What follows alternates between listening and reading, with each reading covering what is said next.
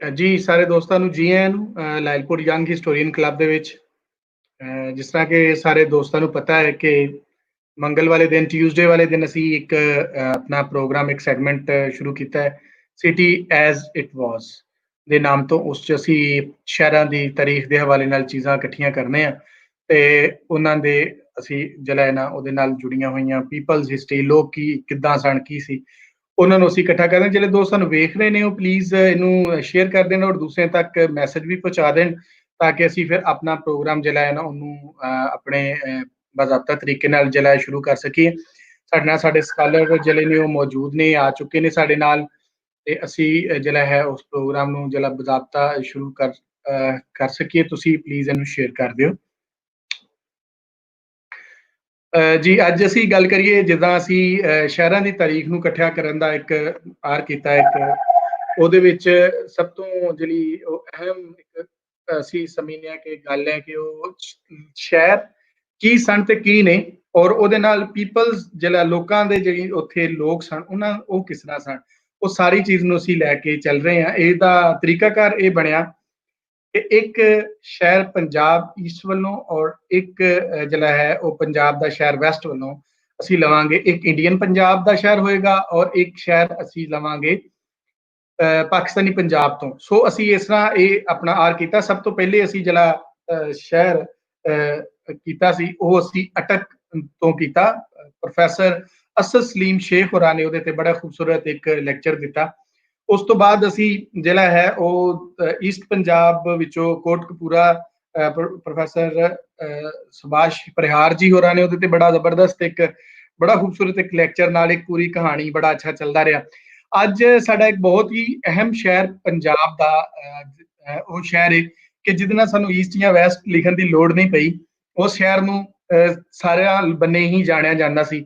ਉਹ ਸ਼ਹਿਰ ਹੈ ਸਿਆਲਕੋਟ। ਤੇ ਸਿਆਲਕੋਟ ਦੀ ਤਾਰੀਖ ਦੇ ਹਵਾਲੇ ਨਾਲ ਅਸੀਂ ਬਹੁਤ ਕਦੀਮ ਇੱਕ ਤਾਰੀਖ ਹੈ ਔਰ ਉਹਦਾ ਕਿਸ ਤਰ੍ਹਾਂ ਉਹਦਾ ਜਿਹੜਾ ਸਾਰੇ ਉਹ ਜਿਹੜੇ ਟ੍ਰੇਡ ਰੂਟ ਸਨ ਔਰ ਸਾਰਾ, ਔਰ ਉੱਥੇ ਲੋਕ ਕਿੱਦਾਂ ਸਨ, ਕਲੋਨੀਅਲ ਪੰਜਾਬ 'ਚ ਕਿਸ ਤਰ੍ਹਾਂ ਸੀ, ਉਹ ਸਾਰੀ ਤਾਰੀਖ ਅੱਜ ਸਾਡੇ ਨਾਲ ਜਿਹੜੇ ਸਾਡੇ ਬੜੇ ਹੀ ਸੀਨੀਅਰ ਸਾਡੇ ਸਕਾਲਰ ਔਰ ਸਿਆਲਕੋਟ ਨੂੰ ਲੈ ਕੇ ਉਹਨਾਂ ਦਾ ਬਹੁਤ ਖੂਬਸੂਰਤ ਕੰਮ ਜਨਾਬ ਦਾਊਦ ਜ਼ਫਰ ਨਦੀਮ ਸਾਹਿਬ, ਉਹਨਾਂ ਦੀ ਕਿਤਾਬ ਤਰੀਕੇ ਸਿਆਲਕੋਟ ਬੜੀ ਖੂਬਸੂਰਤ ਕਿਤਾਬ, ਔਰ ਉਸ ਤੋਂ ਬਾਅਦ ਉਹਨਾਂ ਦੀਆਂ ਹੋਰ ਵੀ ਕਿਤਾਬਾਂ।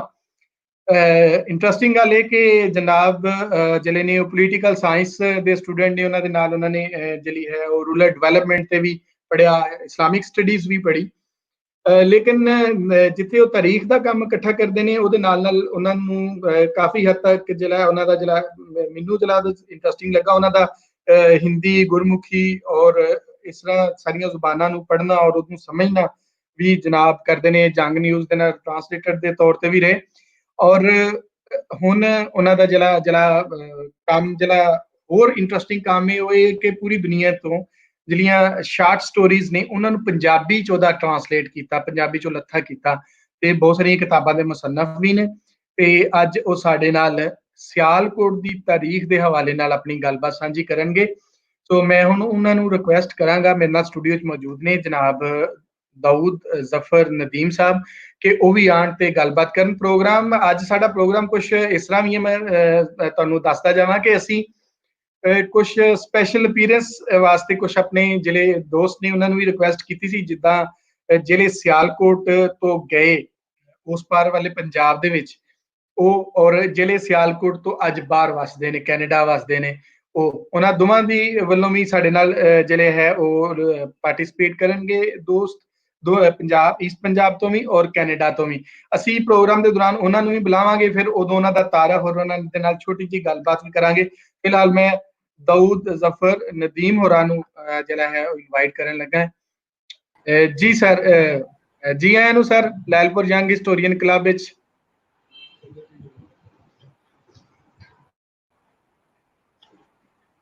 ਸਰ ਮੇਰੀ ਆਵਾਜ਼ ਤੁਹਾਨੂੰ ਆ ਰਹੀ?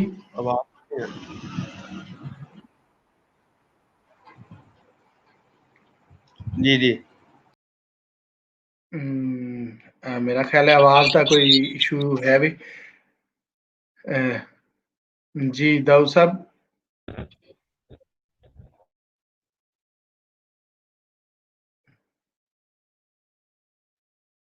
जी मेरी आवाज आ रही है सर?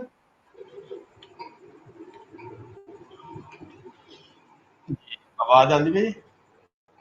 जी मेरे वाल आवाज आ रही है, ਤੁਹਾਨੂੰ मेरी आवाज आ रही है?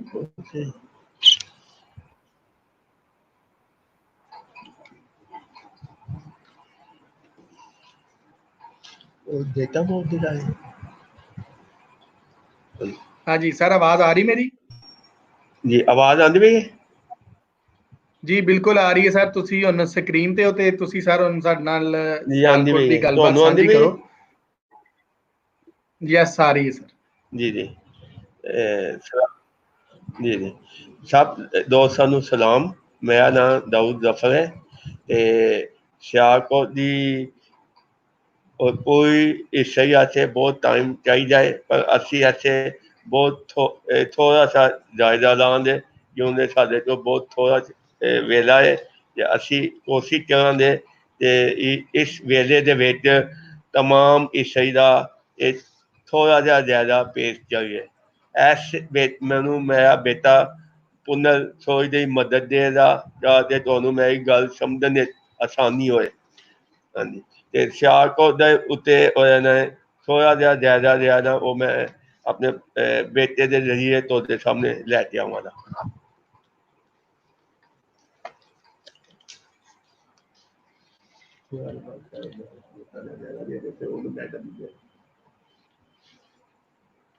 सभी बुजुर्गों नू, सभी यारां बेलियां नू सलाम, सत श्री अकाल, जी आया नू।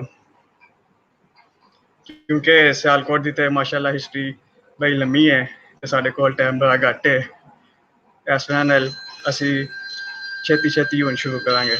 मैं आसानी लई तुहाडे लई अपनी स्क्रीन शेयर करना वा ताकि आसानी होए।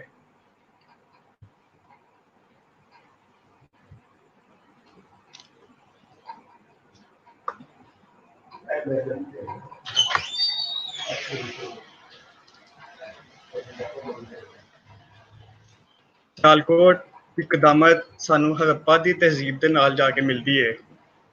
सियालकोट की ना सानू ना हड़प्पा दे नाल जाके मिलता है, नाले एदा जिक्र महाभारत दे विच भी आया है। सियालकोट अपने हुनरमंदा दी वजह नाल बड़ा मशहूर रहा है। इत्थों दे हुनरमंद, इत्थों दे लोहार, इत्थों दे कुम्हार बड़े मशहूर ने क्योंकि उन्होंने हमेशा तो ही अपना अलग नां पैदा किया है। फिर एदा ब्राह्मणी ख्याल ना हमेशा तो इत्थे मुखालफत रही है क्योंकि इत्थे हमेशा तो पेशे दी बुनियाद ते जातां रहियां ने। हमेशा तो इत्थे कदी भी ब्राह्मणी जिहड़ा जात पात दा निज़ाम है उन्होंने कबूल नहीं किया गया, ਉਹਦੇ खिलाफ हमेशा मुखालफत ही रही है। जे असी सियालकोट दा वेखिए तो इत्थे हमेशा तो ही ना। फिर दूसरे नंबर ते इत्थे जो आर्य लोगों के आने के बावजूद भी उन्होंने दे आन मगरों भी इत्थे हमेशा तो ही जो मर्दां दी बालदस्ती भी हो गई, उस तो बाद भी इत्थे सियालकोट दी जनानी दी तगवी शनाख्त हमेशा तो कायम रही क्योंकि ਇਹਦੇ सबूत ऐसे तो मिलता है कि सियालकोट दी राजकुमारी सावित्री उन्हें मौत के देवता के नाल लड़ाई की ते अपने पति की जान बचाई ते ओदे नां दे उत्ते ही अज भी पूरे बड़े सगीर दे विच ओदे नां दा त्यौहार मनाया जाता है। दूसरे नंबर ते राजा सल जो कि सियालकोट दे सब नालों मशहूर राजा दे विचों एक हन, उन्हां दा तस्करा महाभारत दे विच भी आया है। ते जे राजा सल दे जमाने दे विच सियालकोट दा नां सकाला सी ते सकाला मद्रा देश दा दारुल हुकूमत सी ते जेह्ड़ा मद्रा देश है ना ओह दरियाए रावी ते दरियाए चनाब दे दरम्याने दा नां सी। फिर सिकंदर दा सब नालों वड्डा जिहा टाका, सब नालों वड्डी जिही जंग होई सी ओह पंजाब दे विच सियालकोट दे इलाके दे विच होई सी। नाले उस जंग दे विच हज़ारां लोग मारे गए ते जंग जितन मगरों यूनानियां ने सारा सियालकोट साफ दिता, सारा शहर साफ दिता, नाले कतलेआम किया। पंजाब दे विच अपनी नौईयत दा वाहिद आइंदा कतलेआम सी, पर साडे तारीखदान इस गल नूं नहीं दसदे, इन्ना इहदे ते नहीं एम्फसाइज करदे। ਫਿਰ ਸਿਆਲਕੋਟ ਦੇ ਵਿੱਚ ਬੜੇ ਜ਼ਿਆਦਾ ਦੇਰ ਤੱਕ ਬਾਹਰ ਦੇ ਹੁਕਮਰਾਨਾਂ ਨੇ ਵੀ ਹਕੂਮਤ ਕੀਤੀ ਹੈ। ਇਹਨੇ ਹੁਕਮਰਾਨਾਂ ਦੇ ਵਿੱਚ ਇਹਨਾਂ ਦਾ ਵੀ ਨਾਂ ਆਉਂਦਾ ਹੈ ਹਨ ਦਾ, ਸਫੇਦ ਹਨਾਂ ਦਾ, ਪਰ ਉਹਨਾਂ ਦਾ ਜਾਂਦਾ ਕਿ ਉਹ ਬੜੇ ਹੀ ਜ਼ਾਲਮ ਹੁਕਮਰਾਨ ਹਨ। ਪਰ ਉਹਨਾਂ ਦੇ ਜ਼ਮਾਨੇ ਦੇ ਵਿੱਚ ਹੀ ਇੱਕ ਚੀਨੀ ਸਿਆਹ ਨੇ ਸਿਆਲਕੋਟ ਦਾ ਦੌਰਾ ਕੀਤਾ ਤੇ ਉਹਨੇ ਇੱਥੋਂ ਦੇ ਬ੍ਰਾਹਮਣੀ ਤਹਿਜ਼ੀਬ ਦਾ ਬੜਾ ਉਹਨੇ ਇਹਨੂੰ ਤਾਰੀਫ ਕੀਤੀ, ਨਾਲੇ ਉਹਨੇ ਬੜੇ ਇੱਥੋਂ ਦਾ ਕੀਤਾ। ਬੁੱਧ ਮਤ ਨੂੰ ਵੀ ਇੱਥੇ ਬੜੀ ਕਬੂਲੀਅਤ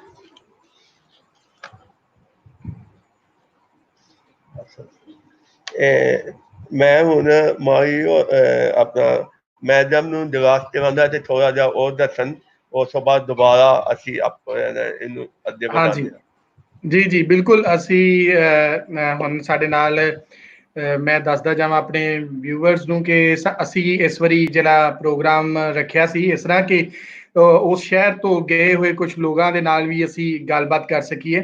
ਸੋ ਅੱਜ ਅਸੀਂ ਸਿਆਲਕੋਟ ਤੋਂ ਸਿਆਲਕੋਟ ਦੇ ਜਿਹੜਾ ਇੱਕ ਬਹੁਤ ਵੱਡਾ ਨਾਂ ਸਿਆਲਕੋਟ ਦੇ ਨਾਲ ਜਿਹੜਾ ਡਸਕਾ ਹੈ ਉਹਦੇ ਤੋਂ ਗਏ ਹੋਏ ਕੁਝ ਬਹੁਤ ਵੱਡੇ ਨਾਮ ਜਿਹੜੇ ਸਨ, ਉਹਨਾਂ 'ਚ ਜ਼ੈਲਦਾਰਾਂ ਦਾ ਇੱਕ ਟੱਬਰ ਸੀ। ਮੈਂ ਅੱਜ ਬੜਾ ਸਾਨੂੰ ਖੁਸ਼ੀ ਹੈ ਕਿ ਜਿਹੜੇ ਹੈ ਸਰਦਾਰ ਅਮਰ ਸਿੰਘ ਸਾਈ ਹੋਰੀ ਜ਼ੈਲਦਾਰ ਸਾਹਿਬ, ਉਹਨਾਂ ਦੇ ਜਿਹੜੇ ਪਰਿਵਾਰ ਵਿੱਚੋਂ ਮਿਸ ਰੋਜ਼ੀ ਜੀ ਅੱਜ ਸਾਡੇ ਸਾਈ ਜੀ ਅੱਜ ਸਾਡੇ ਨਾਲ ਨੇ ਤੇ ਉਹਨਾਂ ਦਾ ਸਿਆਲਕੋਟ ਦੇ ਨਾਲ ਬੜਾ ਤਲਕ, ਬੜਾ ਰਿਸ਼ਤਾ, ਉਸ ਪੂਰੀ ਫੈਮਿਲੀ ਦਾ ਜਿਹੜਾ ਹੈ ਉਹ ਇੱਕ ਉੱਥੇ ਅਜੇ ਵੀ ਉਹਨਾਂ ਨੂੰ ਯਾਦ ਕੀਤਾ ਜਾਂਦਾ। ਅੱਜ ਉਹ ਸਾਡੇ ਨਾਲ ਨੇ, ਮੈਂ ਉਹਨਾਂ ਨੂੰ ਇਨਵਾਈਟ ਕਰਨਾ ਕਿ ਉਹ ਵੀ ਆਣ। ਜੀ ਮੈਡਮ ਜੀ, ਜੀ ਆਇਆਂ ਨੂੰ। ਥੈਂਕ ਯੂ ਜੀ, ਸਤਿ ਸ਼੍ਰੀ ਅਕਾਲ ਜੀ, ਸਲਾਮ। ਸਤਿ ਸ਼੍ਰੀ ਅਕਾਲ ਜੀ, ਵਾਲੇਕੁਮ ਸਲਾਮ। ਅੱਜ ਤੁਹਾਨੂੰ ਅਸੀਂ ਜੀ ਆਇਆਂ ਨੂੰ ਕਹਿੰਦੇ ਸਾਡੇ ਲਾਇਲਪੁਰ ਯੰਗ ਹਿਸਟੋਰੀਅਨ ਕਲੱਬ ਵਿੱਚ। ਅਸੀਂ ਅੱਜ ਲਾਇਲਪੁਰ ਤੇ ਆਪਣਾ ਸਿਆਲਕੋਟ ਦੇ ਹਵਾਲੇ ਨਾਲ ਗੱਲਬਾਤ ਕਰ ਰਹੇ ਸਾਂ ਤੁਹਾਡੇ ਨਾਲ ਵੀ। ਬੜੇ ਸ਼ਾਰਟ ਨੋਟਿਸ ਤੇ ਤੁਸੀਂ ਬੜੀ ਮਿਹਰਬਾਨੀ ਕੀਤੀ ਕਿ ਤੁਸੀਂ ਕਿਹਾ ਨਹੀਂ ਮੈਂ ਆ ਕੇ ਜ਼ਰੂਰ ਗੱਲ ਕਰਾਂਗੀ। ਤੇ ਡਸਕਾ ਦਾ ਜਦੋਂ ਅਸੀਂ ਨਾਮ ਲੈਂਦੇ ਤੇ ਉੱਥੇ ਜਿਹੜੀ ਸਾਈ ਫੈਮਿਲੀ ਦਾ ਇੱਕ ਕਿਰਦਾਰ, ਉੱਥੇ ਦੀ ਬਹੁਤ ਸਾਰੇ ਸਕੂਲ, ਹਸਪੀਟਲ, ਉੱਥੇ ਇੰਨਾ ਸਾਰਾ ਕੰਮ, ਆਪਣੀ ਜ਼ਮੀਨ ਡੋਨੇਟ ਕਰਨਾ, ਤੇ ਉਸ ਪੂਰੀ ਫੈਮਿਲੀ ਦਾ ਜਿਹੜਾ ਤੁਹਾਡੀ ਉਸ ਪੂਰੀ ਫੈਮਿਲੀ ਦੇ ਹਵਾਲੇ ਨਾਲ ਅਸੀਂ ਥੋੜਾ ਜਿਹਾ ਸੁਣਨਾ ਚਾਹਾਂਗੇ ਕਿ ਤੁਸੀਂ ਕਿੱਦਾਂ ਯਾਦ ਕਰਦੇ ਹੋ ਆਪਣੇ ਪੁਰਾਣੇ ਦੇਸ਼ ਨੂੰ ਤੇ ਕਿਸ ਤਰ੍ਹਾਂ ਤੁਹਾਡੇ ਗੱਲਾਂ ਬਾਤਾਂ ਹੁੰਦੀਆਂ ਜੀ।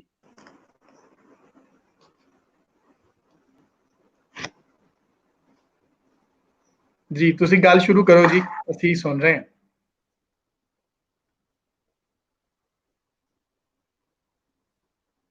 ਹੈਲੋ, ਹਾਂਜੀ ਰੋਜ਼ੀ ਜੀ ਤੁਸੀਂ ਗੱਲ ਸ਼ੁਰੂ ਕਰੋ, ਅਸੀਂ ਸੁਣ ਰਹੇ ਹਾਂ।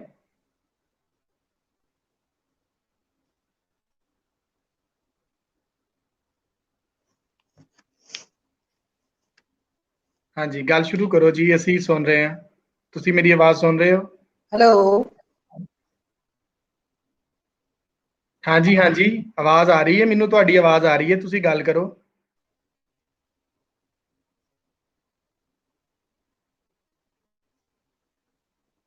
ਹੈਲੋ ਹੈਲੋ ਹੈਲੋ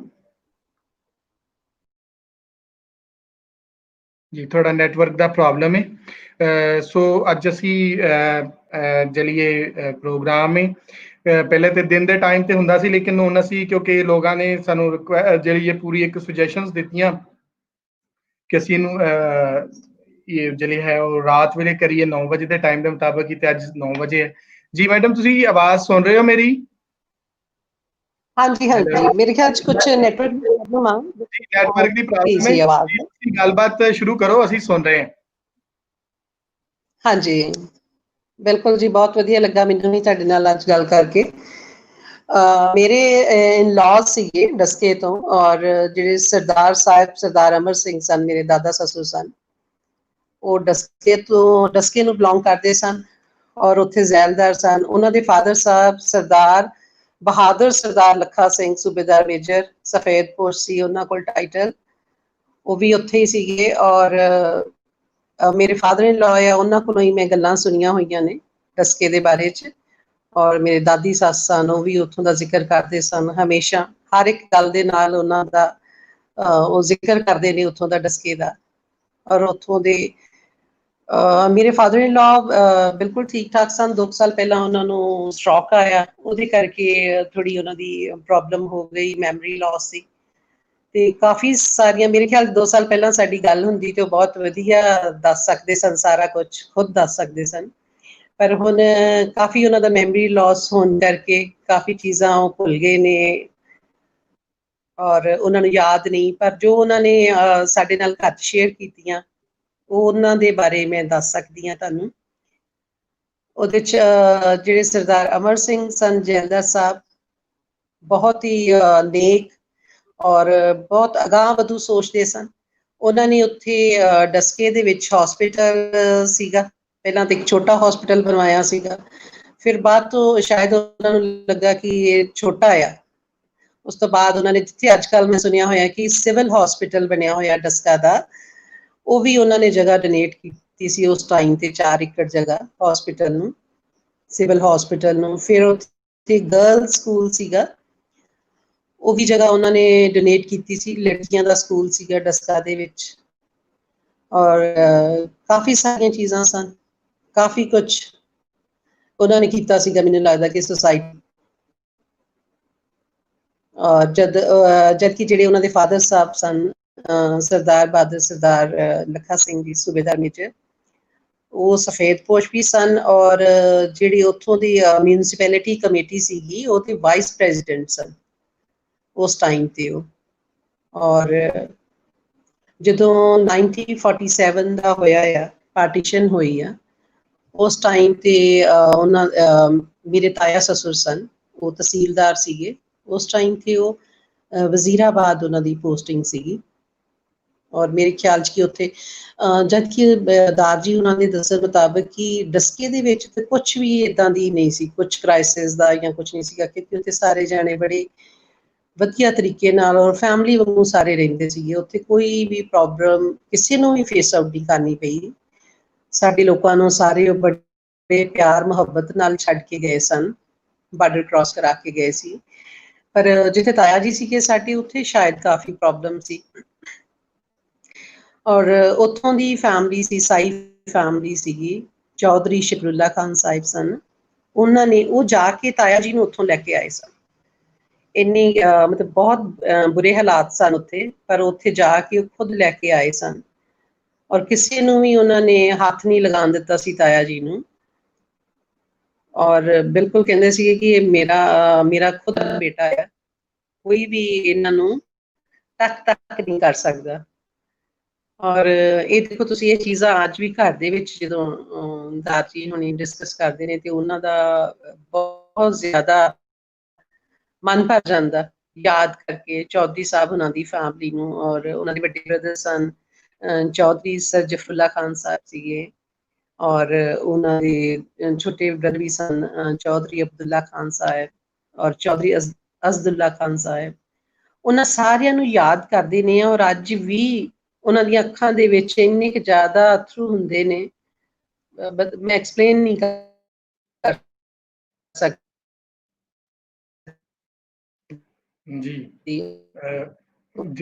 ਕੋਈ ਉੱਥੇ ਦੇ ਹਵਾਲੇ ਨਾਲ ਕੋਈ ਗੱਲ ਕਰਦੇ ਹੋ ਜਦੋਂ ਉਹਨਾਂ ਨੇ ਸਕੂਲ ਵਾਸਤੇ ਜਗ੍ਹਾ ਦਿੱਤੀ ਸੀ ਜਾਂ ਉਸ ਹਸਪੀਟਲ ਵਾਸਤੇ ਜਿਹੜਾ ਸਿਵਲ ਹਸਪਤਾਲ ਹੈ ਡਸਕੇ ਦਾ, ਉਹਦੇ ਹਵਾਲੇ ਨਾਲ ਕੋਈ ਉਹਨਾਂ ਨੇ ਕਦੀ ਗੱਲ ਕੋਈ ਸਾਂਝੀ ਕੀਤੀ ਹੋਈ ਕਿ ਕੀ ਅਸੀਂ ਸੋਚ ਕੇ ਇਹ ਕੀਤਾ ਸੀ?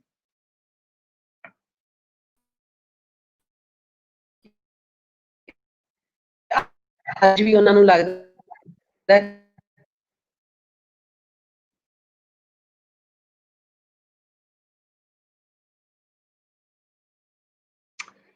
ਜੀ ਮੇਰਾ ਖਿਆਲ ਰੋਜ਼ੀ ਹੋਰਾਂ ਵੱਲ ਥੋੜਾ ਨੈਟ ਦਾ ਪ੍ਰੋਬਲਮ ਚੱਲ ਰਿਹਾ, ਸੋ ਅਸੀਂ ਜਿਹੜਾ ਹੈ ਵਾਪਸ ਦਾਊਦ ਜ਼ਫਰ ਨਦੀਮ ਹੋਰਾਂ ਵੱਲ ਚੱਲਨੇ ਆ। ਉਹਨਾਂ ਕੋਲੋਂ ਅਸੀਂ ਜਿਹੜਾ ਹੈ ਉਹਨਾਂ ਦੇ ਇੰਟਰਨੈਟ ਦਾ ਵੀ ਥੋੜਾ ਇਸ਼ੂ ਚੱਲ ਰਿਹਾ ਸੀ ਔਰ ਉਹਨਾਂ ਦਾ ਥੋੜਾ ਪ੍ਰੋਬਲਮ ਸੀ, ਤੇ ਅਸੀਂ ਹੁਣ ਜਿਹੜਾ ਹੈ ਉਹ ਉਹਨਾਂ ਵੱਲ ਚੱਲਨੇ ਆ ਦੁਬਾਰਾ, ਉਹਨਾਂ ਕੋਲੋਂ ਜਿਹੜਾ ਹੈ ਉਹ ਹਿਸਟਰੀ ਦੇ ਹਵਾਲੇ ਨਾਲ ਜਿਹੜੀ ਗੱਲਬਾਤ ਸ਼ੁਰੂ ਕਰਨੇ ਆ। ਜੀ ਦਾਊਦ ਜ਼ਫਰ ਨਦੀਮ ਸਾਹਿਬ। जी ਜੀ ਸਰ।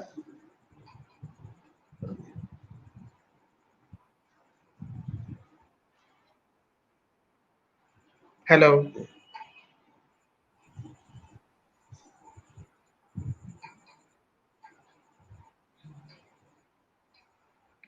हेलो, मेरी आवाज आ रही है? जी सलाम। हाँ जी जी जी, ਤੁਹਾਨੂੰ ਆਉਂਦੀ ਪਈ ਆਵਾਜ਼? हाँ जी, तुसी शुरू करो जी गलबात। जी आवाज आਉਂਦੀ ਪਈ ਜੇ? जी बिल्कुल ठीक, आवाज आ रही है, तुसी गलबात शुरू करो। जी जी, ਸਭ ਨਾਲ ਪਹਿਲੇ ਤੇ ਅਸਾਂ ਮੱਧਪ੍ਰਦੇਸ਼ ਦਾ ਜ਼ਿਕਰ ਕੀਤਾ ਹੈ। ਮੱਧਪ੍ਰਦੇਸ਼ ਰਾਵੀ ਤੇ ਚਨਾਬ ਦੇ ਵਿੱਚ ਜਿਹੜਾ ਇਲਾਕਾ ਨਾ ਉਹਨੂੰ ਕਿਹਾ ਜਾਂਦਾ ਸੀ। ਇਹ ਇੱਕ ਹਕੂਮਤ ਸੀ ਮੱਧਪ੍ਰਦੇਸ਼ ਜਿਹਦਾ ਸਪਨਾ ਜਿਹੜਾ ਮੱਧਰਾ ਨੇ ਅੰਨੋ ਕਬੀਲੇ ਦਾ ਮੱਧਰੇ ਨਾਂ ਦੇ ਰਾਜੇ ਨੇ ਕਾਇਮ ਕੀਤੀ ਸੀ। ਇਹਦੀ ਔਲਾਦ ਦੇ ਵਿੱਚੋਂ ਰਾਜਾ ਸਲ ਬੜਾ ਮਸ਼ਹੂਰ ਰਾਜਾ ਸੀ। ਇਹ ਪਾਂਡੂਆਂ ਦਾ ਮਾਮਾ ਸੀ, ਪਰ ਇਹਨੇ ਲੜਾਈ ਵਿੱਚ ਕੌਰਵਾਂ ਦਾ ਸਾਥ ਦਿੱਤਾ ਸੀ। ਇਹ ਮਹਾਭਾਰਤ ਦੇ ਵਿੱਚ ਇਹਦੀ ਬਹੁਤ ਤਾਰੀਫ ਕੀਤੀ ਗਈ ਹੈ। ਇਹਨੇ ਲੜਾਈ ਦੇ ਵਿੱਚ ਬੜਾ 17ਵੇਂ ਦਿਨ ਇਹ ਛਿਪਾ ਸਲਾਰ ਵੀ ਬਣਿਆ ਸੀ ਇਹਦਾ ਮਹਾਭਾਰਤ ਵਿੱਚ। ਤੇ ਇਹਨੇ ਬਹੁਤ ਬਹਾਦਰੀ ਦੇ ਨਾਲ ਪਾਂਡੂਆਂ ਨਾਲ ਲੜਾਈ ਕੀਤੀ। ਫਿਰ ਇਹਦੇ ਉੱਤੇ ਇਹ ਪਾਂਡੂਆਂ ਦਾ ਬਾਦਸ਼ਾਹ ਸੀ, ਉਹਦੇ ਹੱਥੋਂ ਮਾਰਾ ਗਿਆ। ਪਾਂਡੂਆਂ ਦਾ ਜਿਹੜਾ ਛੋਟੇ ਭਾਈ ਸੀ ਨਚੋਲਾ, ਉਹ ਇਹਦਾ ਭਾਂਜਾ ਸੀ। ਇਹਦੇ ਬਾਅਦ ਉਹ ਸਿਆਲਕੋਟ ਦਾ ਰਾਜਾ ਬਣਿਆ ਮੱਧਪ੍ਰਦੇਸ਼ ਦਾ। ਮੱਧਪ੍ਰਦੇਸ਼ ਕੋਈ 2000 ਸਾਲ ਕਾਇਮ ਰਹੀ ਹੈ। ਉਹ ਮਨ ਕਹਿੰਦੇ ਨੇ ਬਹੁਤ ਵਾਜੇ ਸਿੰਘ ਵੀ ਮੌਜੂਦ ਸੀ, ਉਸ ਤੋਂ ਬਾਅਦ ਵੀ ਮੌਜੂਦ ਸੀ। ਸਿਕੰਦਰ ਦੇ ਆਉਣ ਤੋਂ ਪਹਿਲੇ ਖਤਮ ਹੋਈ ਹੈ। ਪਰ ਅਗਰ ਅਸੀਂ ਹਿਸਾਬ ਲਾਈਏ ਤੇ ਗੁਰੂ ਗੋਬਿੰਦ ਸਿੰਘ ਨੇ ਵੀ ਆਪਣੇ ਕਲਾਮ ਦੇ ਵਿੱਚ ਮੱਧਪ੍ਰਦੇਸ਼ ਦਾ ਨਾਂ ਲਿਆ ਹੈ। ਤੇ ਮੱਧਪ੍ਰਦੇਸ਼ ਦਾ ਨਾਂ 18ਵੀਂ ਸਦੀ ਤੱਕ ਮੌਜੂਦ ਸੀ। ਮੱਧਪ੍ਰਦੇਸ਼ ਤੋਂ ਬਾਅਦ ਜਿਹੜਾ ਨਾਂ ਆਉਂਦਾ ਹੈ ਉਹ ਯੂਨਾਨੀਆਂ ਦੇ ਵੇਲੇ ਆਉਂਦਾ ਹੈ। ਉਹ ਨਾਂ ਹੈ ਸਾਗਲਾ।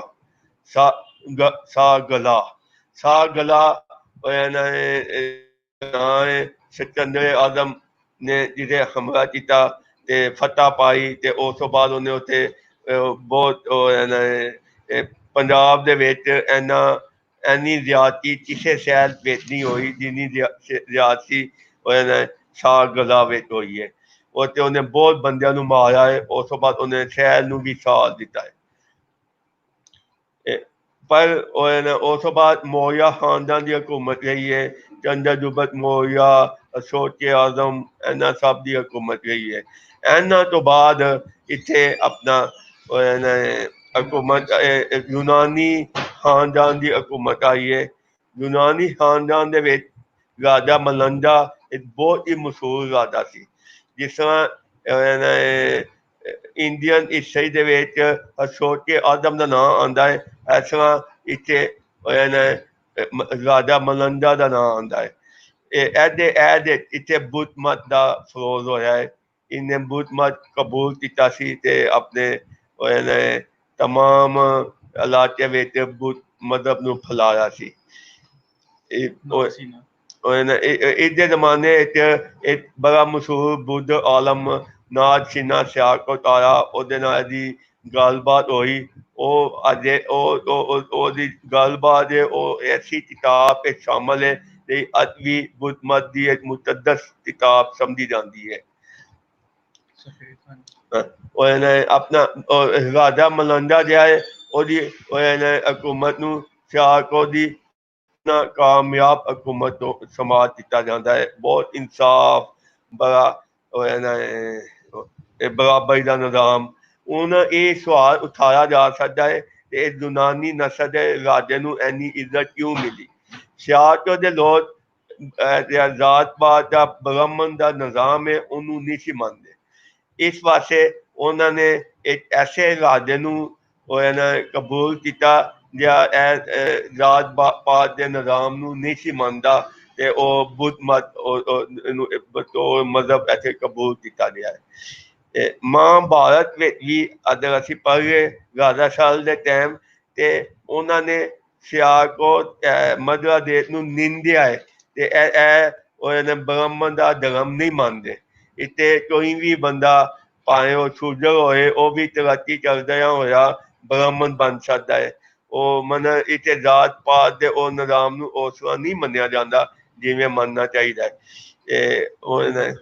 ਇਹ ਆਖਿਆ ਜਾਂਦਾ ਹੈ ਤੇ ਇਹ ਜੇ ਉਹ ਸਾਡੇ ਗਾਨ ਵਜਾਉਣ ਵਾਲੇ ਲੋਕ ਸਨ ਨਾ ਸਿਆਲਕੋਟ ਦੇ, ਉਹ ਆਪਣੀ ਅੱਛੀ ਆਵਾਜ਼ ਮੌਸੀਕੀ ਦੀ ਵਜ੍ਹਾ ਨਾਲ ਬ੍ਰਾਹਮਣ ਬਣਦੇ ਸਨ। ਉਹ ਇਹ ਗੱਲ ਉੱਥੋਂ ਦੇ ਗੰਗਾ ਜਮਨਾ ਦੇ ਬ੍ਰਾਹਮਣ ਨੂੰ ਪਸੰਦ ਨਹੀਂ ਸੀ ਤੇ ਇਹ ਪੁਰਾਣੇ ਸਾਡੇ ਹੜੱਪਾ ਤਹਿਜ਼ੀਬ ਦੇ ਬੰਦੇ ਨੇ ਉਹ ਗਾਨ ਵਜਾਉਣ ਵਾਲੇ ਉਹਨਾਂ ਨੂੰ ਉੱਥੇ ਬ੍ਰਾਹਮਣ ਬਣਾ ਦਿੱਤਾ ਗਿਆ। ਉਹ ਉੱਥੇ ਸ਼ੂਦਰ ਸਮਝੇ ਜਾਂਦੇ ਸਨ, ਇੱਥੇ ਉਹ ਬ੍ਰਾਹਮਣ ਬਣਦੇ। ਇਹਦੇ ਨਾਲ ਉਹਨਾਂ ਦੀ ਬੜੀ ਬਿਸ਼ਤੀ ਹੁੰਦੀ ਸੀ ਉਹਨਾਂ ਬ੍ਰਾਹਮਣਾਂ ਦੀ। ਤੇ ਇੱਥੇ ਹੁਨਰ ਨੂੰ ਬਹੁਤ ਅਹਿਮੀਅਤ ਹੈ। ਇੱਥੇ ਜਦੋਂ ਲੋਹਾ ਆਇਆ ਹੈ ਤੇ ਲੋਹੇ ਦੇ ਬੇਹਤਰੀਨ ਹੁਨਰਮੰਦ ਪੈਦਾ ਹੋਏ ਨੇ। ਉਹਨਾਂ ਹੁਨਰਮੰਦਾਂ ਨੇ ਬੜੀ ਪਛਾਣ ਬਣਾਈ ਹੈ। ਇੱਥੇ ਅਸਲਾ ਸਾਜ਼ੀ ਦਾ ਕੰਮ ਸ਼ੁਰੂ ਹੋਇਆ ਹੈ ਜਾਂ ਬਾਅਦ ਤਮਾਮ ਮੁਸਲਮਾਨ ਦੌਰ ਵੀ ਕਾਇਮ ਹੋਇਆ ਹੈ। ਉਸ ਤੋਂ ਬਾਅਦ ਰਾਜਾ ਰਣਜੀਤ ਸਿੰਘ ਵੀ ਇੱਥੋਂ ਹੀ ਅਸਲਾ ਲੈਂਦਾ ਸੀ। ਅੰਗਰੇਜ਼ ਦੌਰ ਵੀ ਇੱਥੇ ਹੀ ਅਸਲਾ ਬਣਦਾ ਰਿਹਾ ਹੈ। ਕਹਿੰਦੇ ਨੇ ਕਬਾਇਲੀ ਇਲਾਕੇ ਦਾ ਅਸਲੇ ਦਾ ਕੰਮ ਦਿਆ ਹੈ ਉਹ ਵੀ ਇੱਥੋਂ ਹੀ ਦਿਆ ਹੈ। ਦੀ ਵਾਹ ਫੈਕਟਰੀ ਹੈ ਉਹ ਵੀ ਪਹਿਲੇ ਇੱਥੇ ਹੀ ਬਣੀ ਸੀ, ਪਾਕਿਸਤਾਨ ਅਸਲਾ ਸਾਜ਼ ਫੈਕਟਰੀ 1952 ਦੇ ਤੋਂ ਬਾਅਦ ਇੱਥੋਂ ਅੰਸਰ ਹੋਈ। ਉਸ ਤੋਂ ਬਾਅਦ ਛਿੱਕੇ ਇੱਥੇ ਸਾਲ ਜੀ ਇੱਥੇ ਰਾਜਾ ਮਲੰਦਾ ਦੇ ਛਿੱਕੇ ਪਾਏ ਜਾਂਦੇ ਨੇ ਉਹਦੇ ਨਾਂ ਦੇ। ਉਹ ਇੱਥੇ ਯੂਨਾਨੀ ਅਸਾਰ ਅੰਗਰੇਜ਼ ਦੌਰ ਦੇ ਵਿੱਚ ਲੱਭੇ ਸਨ ਤੇ ਉਹਨਾਂ ਨੂੰ ਕਈ ਚੀਜ਼ਾਂ ਇਹਨਾਂ ਨੇ ਤੋਹਫੇ ਦੇ ਤੌਰ ਤੇ ਜਾਪਾਨ ਦੇ ਮਿਊਜ਼ੀਅਮ ਵਿੱਚ ਨੂੰ ਵੀ ਦਿੱਤੀਆਂ ਨੇ। ਕੁਝ ਚੀਜ਼ਾਂ ਬਰਤਾਨੀਆ ਵਿੱਚ ਮੌਜੂਦ ਨੇ ਅਤੇ ਇੱਥੋਂ ਦੇ ਅਸਾਰ ਦੀ ਤਮਾਮ ਉਹ ਨਹੀਂ ਉਹਨਾਂ ਨੇ ਖੁਦਾਈ ਕੀਤੀ ਤੇ ਉਹ ਨਹੀਂ ਲੈ ਗਏ। ਉਸ ਤੋਂ ਬਾਅਦ ਯੂਨਾਨੀਆਂ ਤੋਂ ਬਾਅਦ ਜਿਹੜਾ ਇੱਥੇ ਅਹਿਮ ਵਾਕਿਆ ਹੋਇਆ ਹੈ ਉਹ ਸਫੇਦ ਖਾਨਾਂ ਦਾ ਹੈ। ਸਫੇਦ ਖਾਨਾਂ ਨੇ ਇੱਥੇ ਹਕੂਮਤ ਕੀਤੀ ਹੈ। ਉਹਨਾਂ ਨੇ ਵੀ ਇਹਨੂੰ ਜ਼ਾਲਮ ਹਕੂਮਤ ਬਣਾਇਆ ਹੈ। ਉਹਨਾਂ ਨੂੰ ਬੜਾ ਜ਼ਾਲਮ ਆਦਮੀ ਸਮਝਿਆ ਜਾਂਦਾ ਉਹਨਾਂ ਦੇ ਰਾਜਾ ਨੂੰ। ਉਸੇ ਦੌਰ ਦੇ ਵਿੱਚ ਚੀਨ ਦਾ ਸਿਆਹ ਇੱਥੇ ਆਇਆ ਹੈ। ਉਹਨੇ ਇੱਥੋਂ ਦੇ ਬੁੱਧ ਇਮਾਰਤਾਂ ਨੂੰ ਦੇਖਿਆ ਹੈ, ਬੁੱਧ ਇਬਾਦਤ ਗਾਹਾਂ ਨੂੰ ਦੇਖਿਆ ਹੈ। ਉਹਨੇ ਬੜੀ ਤਾਰੀਫ ਕੀਤੀ ਹੈ ਸ਼ਹਿਰ ਦੀ। ਉਹਨੇ ਸ਼ਹਿਰ ਦਾ ਬੜਾ ਵਿਊ ਪੇਸ਼ ਕੀਤਾ ਹੈ। ਸਫੇਦ ਖਾਨਾਂ ਤੋਂ ਬਾਅਦ ਇੱਥੇ ਆਪਣਾ ਜਿਹੜੀ ਅਹਿਮ ਗੱਲ ਹੈ ਜਿਹਨੂੰ ਸਮਝਣ ਵਾਲੀ ਗੱਲ ਹੈ ਉਹ ਪੂਰਨ ਬਜਟ ਤੇ ਰਾਜਾ ਰਸਾਲੂ ਦਾ ਕੈਰੈਕਟਰ ਹੈ। ਅਸੀਂ ਪੂਰਨ ਦਾ ਕੈਰੈਕਟਰ ਹੈ ਉਹ ਇਹ ਦੱਸਦਾ ਕਿ ਅਸੀਂ ਉਹਦਾ ਇੰਦਰਾ ਦਾ ਕੈਰੈਕਟਰ ਸੀ ਜਾਂ ਇੰਡੀਅਨ ਦਿਓਤਾ ਦਾ ਕੈਰੈਕਟਰ ਸੀ ਉਹਨੂੰ ਨਹੀਂ ਮੰਨਿਆ। ਅਸੀਂ ਉਹਦੇ ਥਾਂ ਆਪਣਾ ਕੈਰੈਕਟਰ ਲੱਭਿਆ ਹੈ ਜਿਹੜਾ ਪੂਰਨ ਦਾ ਕੈਰੈਕਟਰ ਹੈ ਤੇ ਆਪਣਾ ਹੀਰੋ ਲੱਭਿਆ ਹੈ ਰਾਜਾ ਰਸਾਲੂ। ਸਾਡੇ ਜਾਤ ਪਾਤ ਦੇ ਨਿਜ਼ਾਮ ਨੂੰ ਨਹੀਂ ਸੀ ਮੰਨਦੇ। ਇਹਨਾਂ ਦਾ ਪਿਓ ਰਾਜਾ ਸਾਲਬਾਨ ਹੈ ਜਿਹਨੂੰ ਸਿਆਲਕੋਟ ਦਾ ਬਹੁਤ ਵੱਡਾ ਰਾਜਾ ਸਮਝਿਆ ਜਾਂਦਾ ਹੈ, ਜਿਹਨੇ ਅਜੇ ਕਿਲ੍ਹਾ ਵੀ ਬਣਾਇਆ ਜਾਂ ਹੁਣ ਤੱਕ ਮੌਜੂਦ ਹੈ। ਉਹ ਇੱਥੋਂ ਦੇ ਮਕਾਮੀ ਬੰਦੇ ਦਾ ਪੁੱਤਰ ਸੀ, ਮਤਲਬ ਨਾਦ ਦਿਓਤਾ ਨੂੰ ਮੰਨਣ ਵਾਲੇ ਦਾ।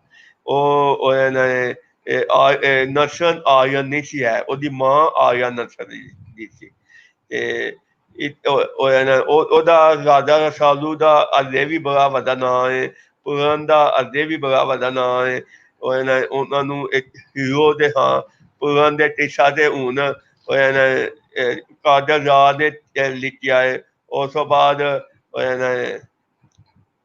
ਹੁਣ ਮੌਜੂਦਾ ਦੌਰ ਦੀ ਬੇਸ਼ੁਮਾਰ ਸ਼ਿਵ ਕੁਮਾਰ ਬਟਾਲਵੀ ਨੇ ਕਿਸੇ ਨੂੰ ਦੁਬਾਰਾ ਲਿਖਿਆ ਹੈ। ਮਤਲਬ ਸ਼ਿਵ ਕੁਮਾਰ ਬਟਾਲਵੀ ਜੇ ਇਲਾਕੇ ਪੈਦਾ ਹੋਇਆ ਸੀ ਉਹ ਇਲਾਕਾ ਬਾਅਦ ਸਿਆਲਕੋਟ ਦਾ ਹਿੱਸਾ ਰਿਹਾ ਹੈ। ਜਿਸ ਤਰ੍ਹਾਂ ਅਲਾਮਾ ਇਕਬਾਲ ਤੇ ਫੈਜ਼ ਨੂੰ ਅਸੀਂ ਮੰਨਦੇ ਹਾਂ ਕਿ ਉਹ ਸਾਡੇ ਨੇ, ਉਸ ਤਰ੍ਹਾਂ ਅਸੀਂ ਸ਼ਿਵ ਕੁਮਾਰ ਬਟਾਲਵੀ ਨੂੰ ਵੀ ਮੰਨਦੇ ਹਾਂ ਕਿ ਉਹ ਵੀ ਸਾਡੇ ਇਲਾਕੇ ਦਾ ਉਹ ਸੀ ਤੇ ਸਾਨੂੰ ਉਹਦੇ ਉੱਤੇ ਵੀ ਬੜਾ ਫਰਕ ਹੈ। ਸਿਆਲਕੋਟ ਇੱਕ ਜਿਹਨੂੰ ਇਹਦਾ ਗੋਰਿਆਂ ਦਾ ਕਬਜ਼ਾ ਹੋਇਆ, ਉਸ ਤੋਂ ਪਹਿਲੇ ਰਾਜਪੂਤਾਂ ਦਾ ਕਬਜ਼ਾ ਹੋਇਆ। ਰਾਜਪੂਤਾਂ ਦੇ ਆਉਣ ਤੋਂ ਬਾਅਦ ਇੱਥੇ ਬੁੱਧ ਮਤ ਦੇ ਮੰਨਣ ਵਾਲੇ ਉੱਤੇ ਉਹਨਾਂ ਨੂੰ ਫਤਹ ਹਾਸਲ ਹੋਈ, ਪਰ ਆਵਾਮ ਉਹਨਾਂ ਦੇ ਨਾਲ ਨਹੀਂ ਸੀ। ਆਵਾਮ ਨੇ ਕਦੀ ਵੀ ਉਹਨਾਂ ਦੇ ਬ੍ਰਾਹਮਣ ਦੇ ਨਿਜ਼ਾਮ ਨੂੰ ਨਹੀਂ ਮੰਨਿਆ। ਇਸ ਪਾਸੇ ਅਸੀਂ ਮਹਿਮੂਦ ਗੋਰੀ ਨੂੰ ਵਿਲਨ ਤੇ ਮੰਨਦੇ ਹਾਂ, ਪਰ ਇਹ ਵੀ ਦੇਖਦੇ ਹਾਂ ਕਿ ਉਹ ਇੱਕ ਐਸੇ ਰਾਜੇ ਦੇ ਨਾਲ ਲੜਨ ਆਇਆ ਸੀ ਜਿਹਨੂੰ ਆਵਾਮ ਦੀ ਹਮਾਇਤ ਅਸਰ ਨਹੀਂ ਸੀ ਹੈ, ਜਿਹਨੂੰ ਬੁੱਧ ਮਤ ਦੇ ਮੰਨਣ ਵਾਲੇ ਆਵਾਮ ਪਸੰਦ ਨਹੀਂ ਸੀ ਕਰਦੇ।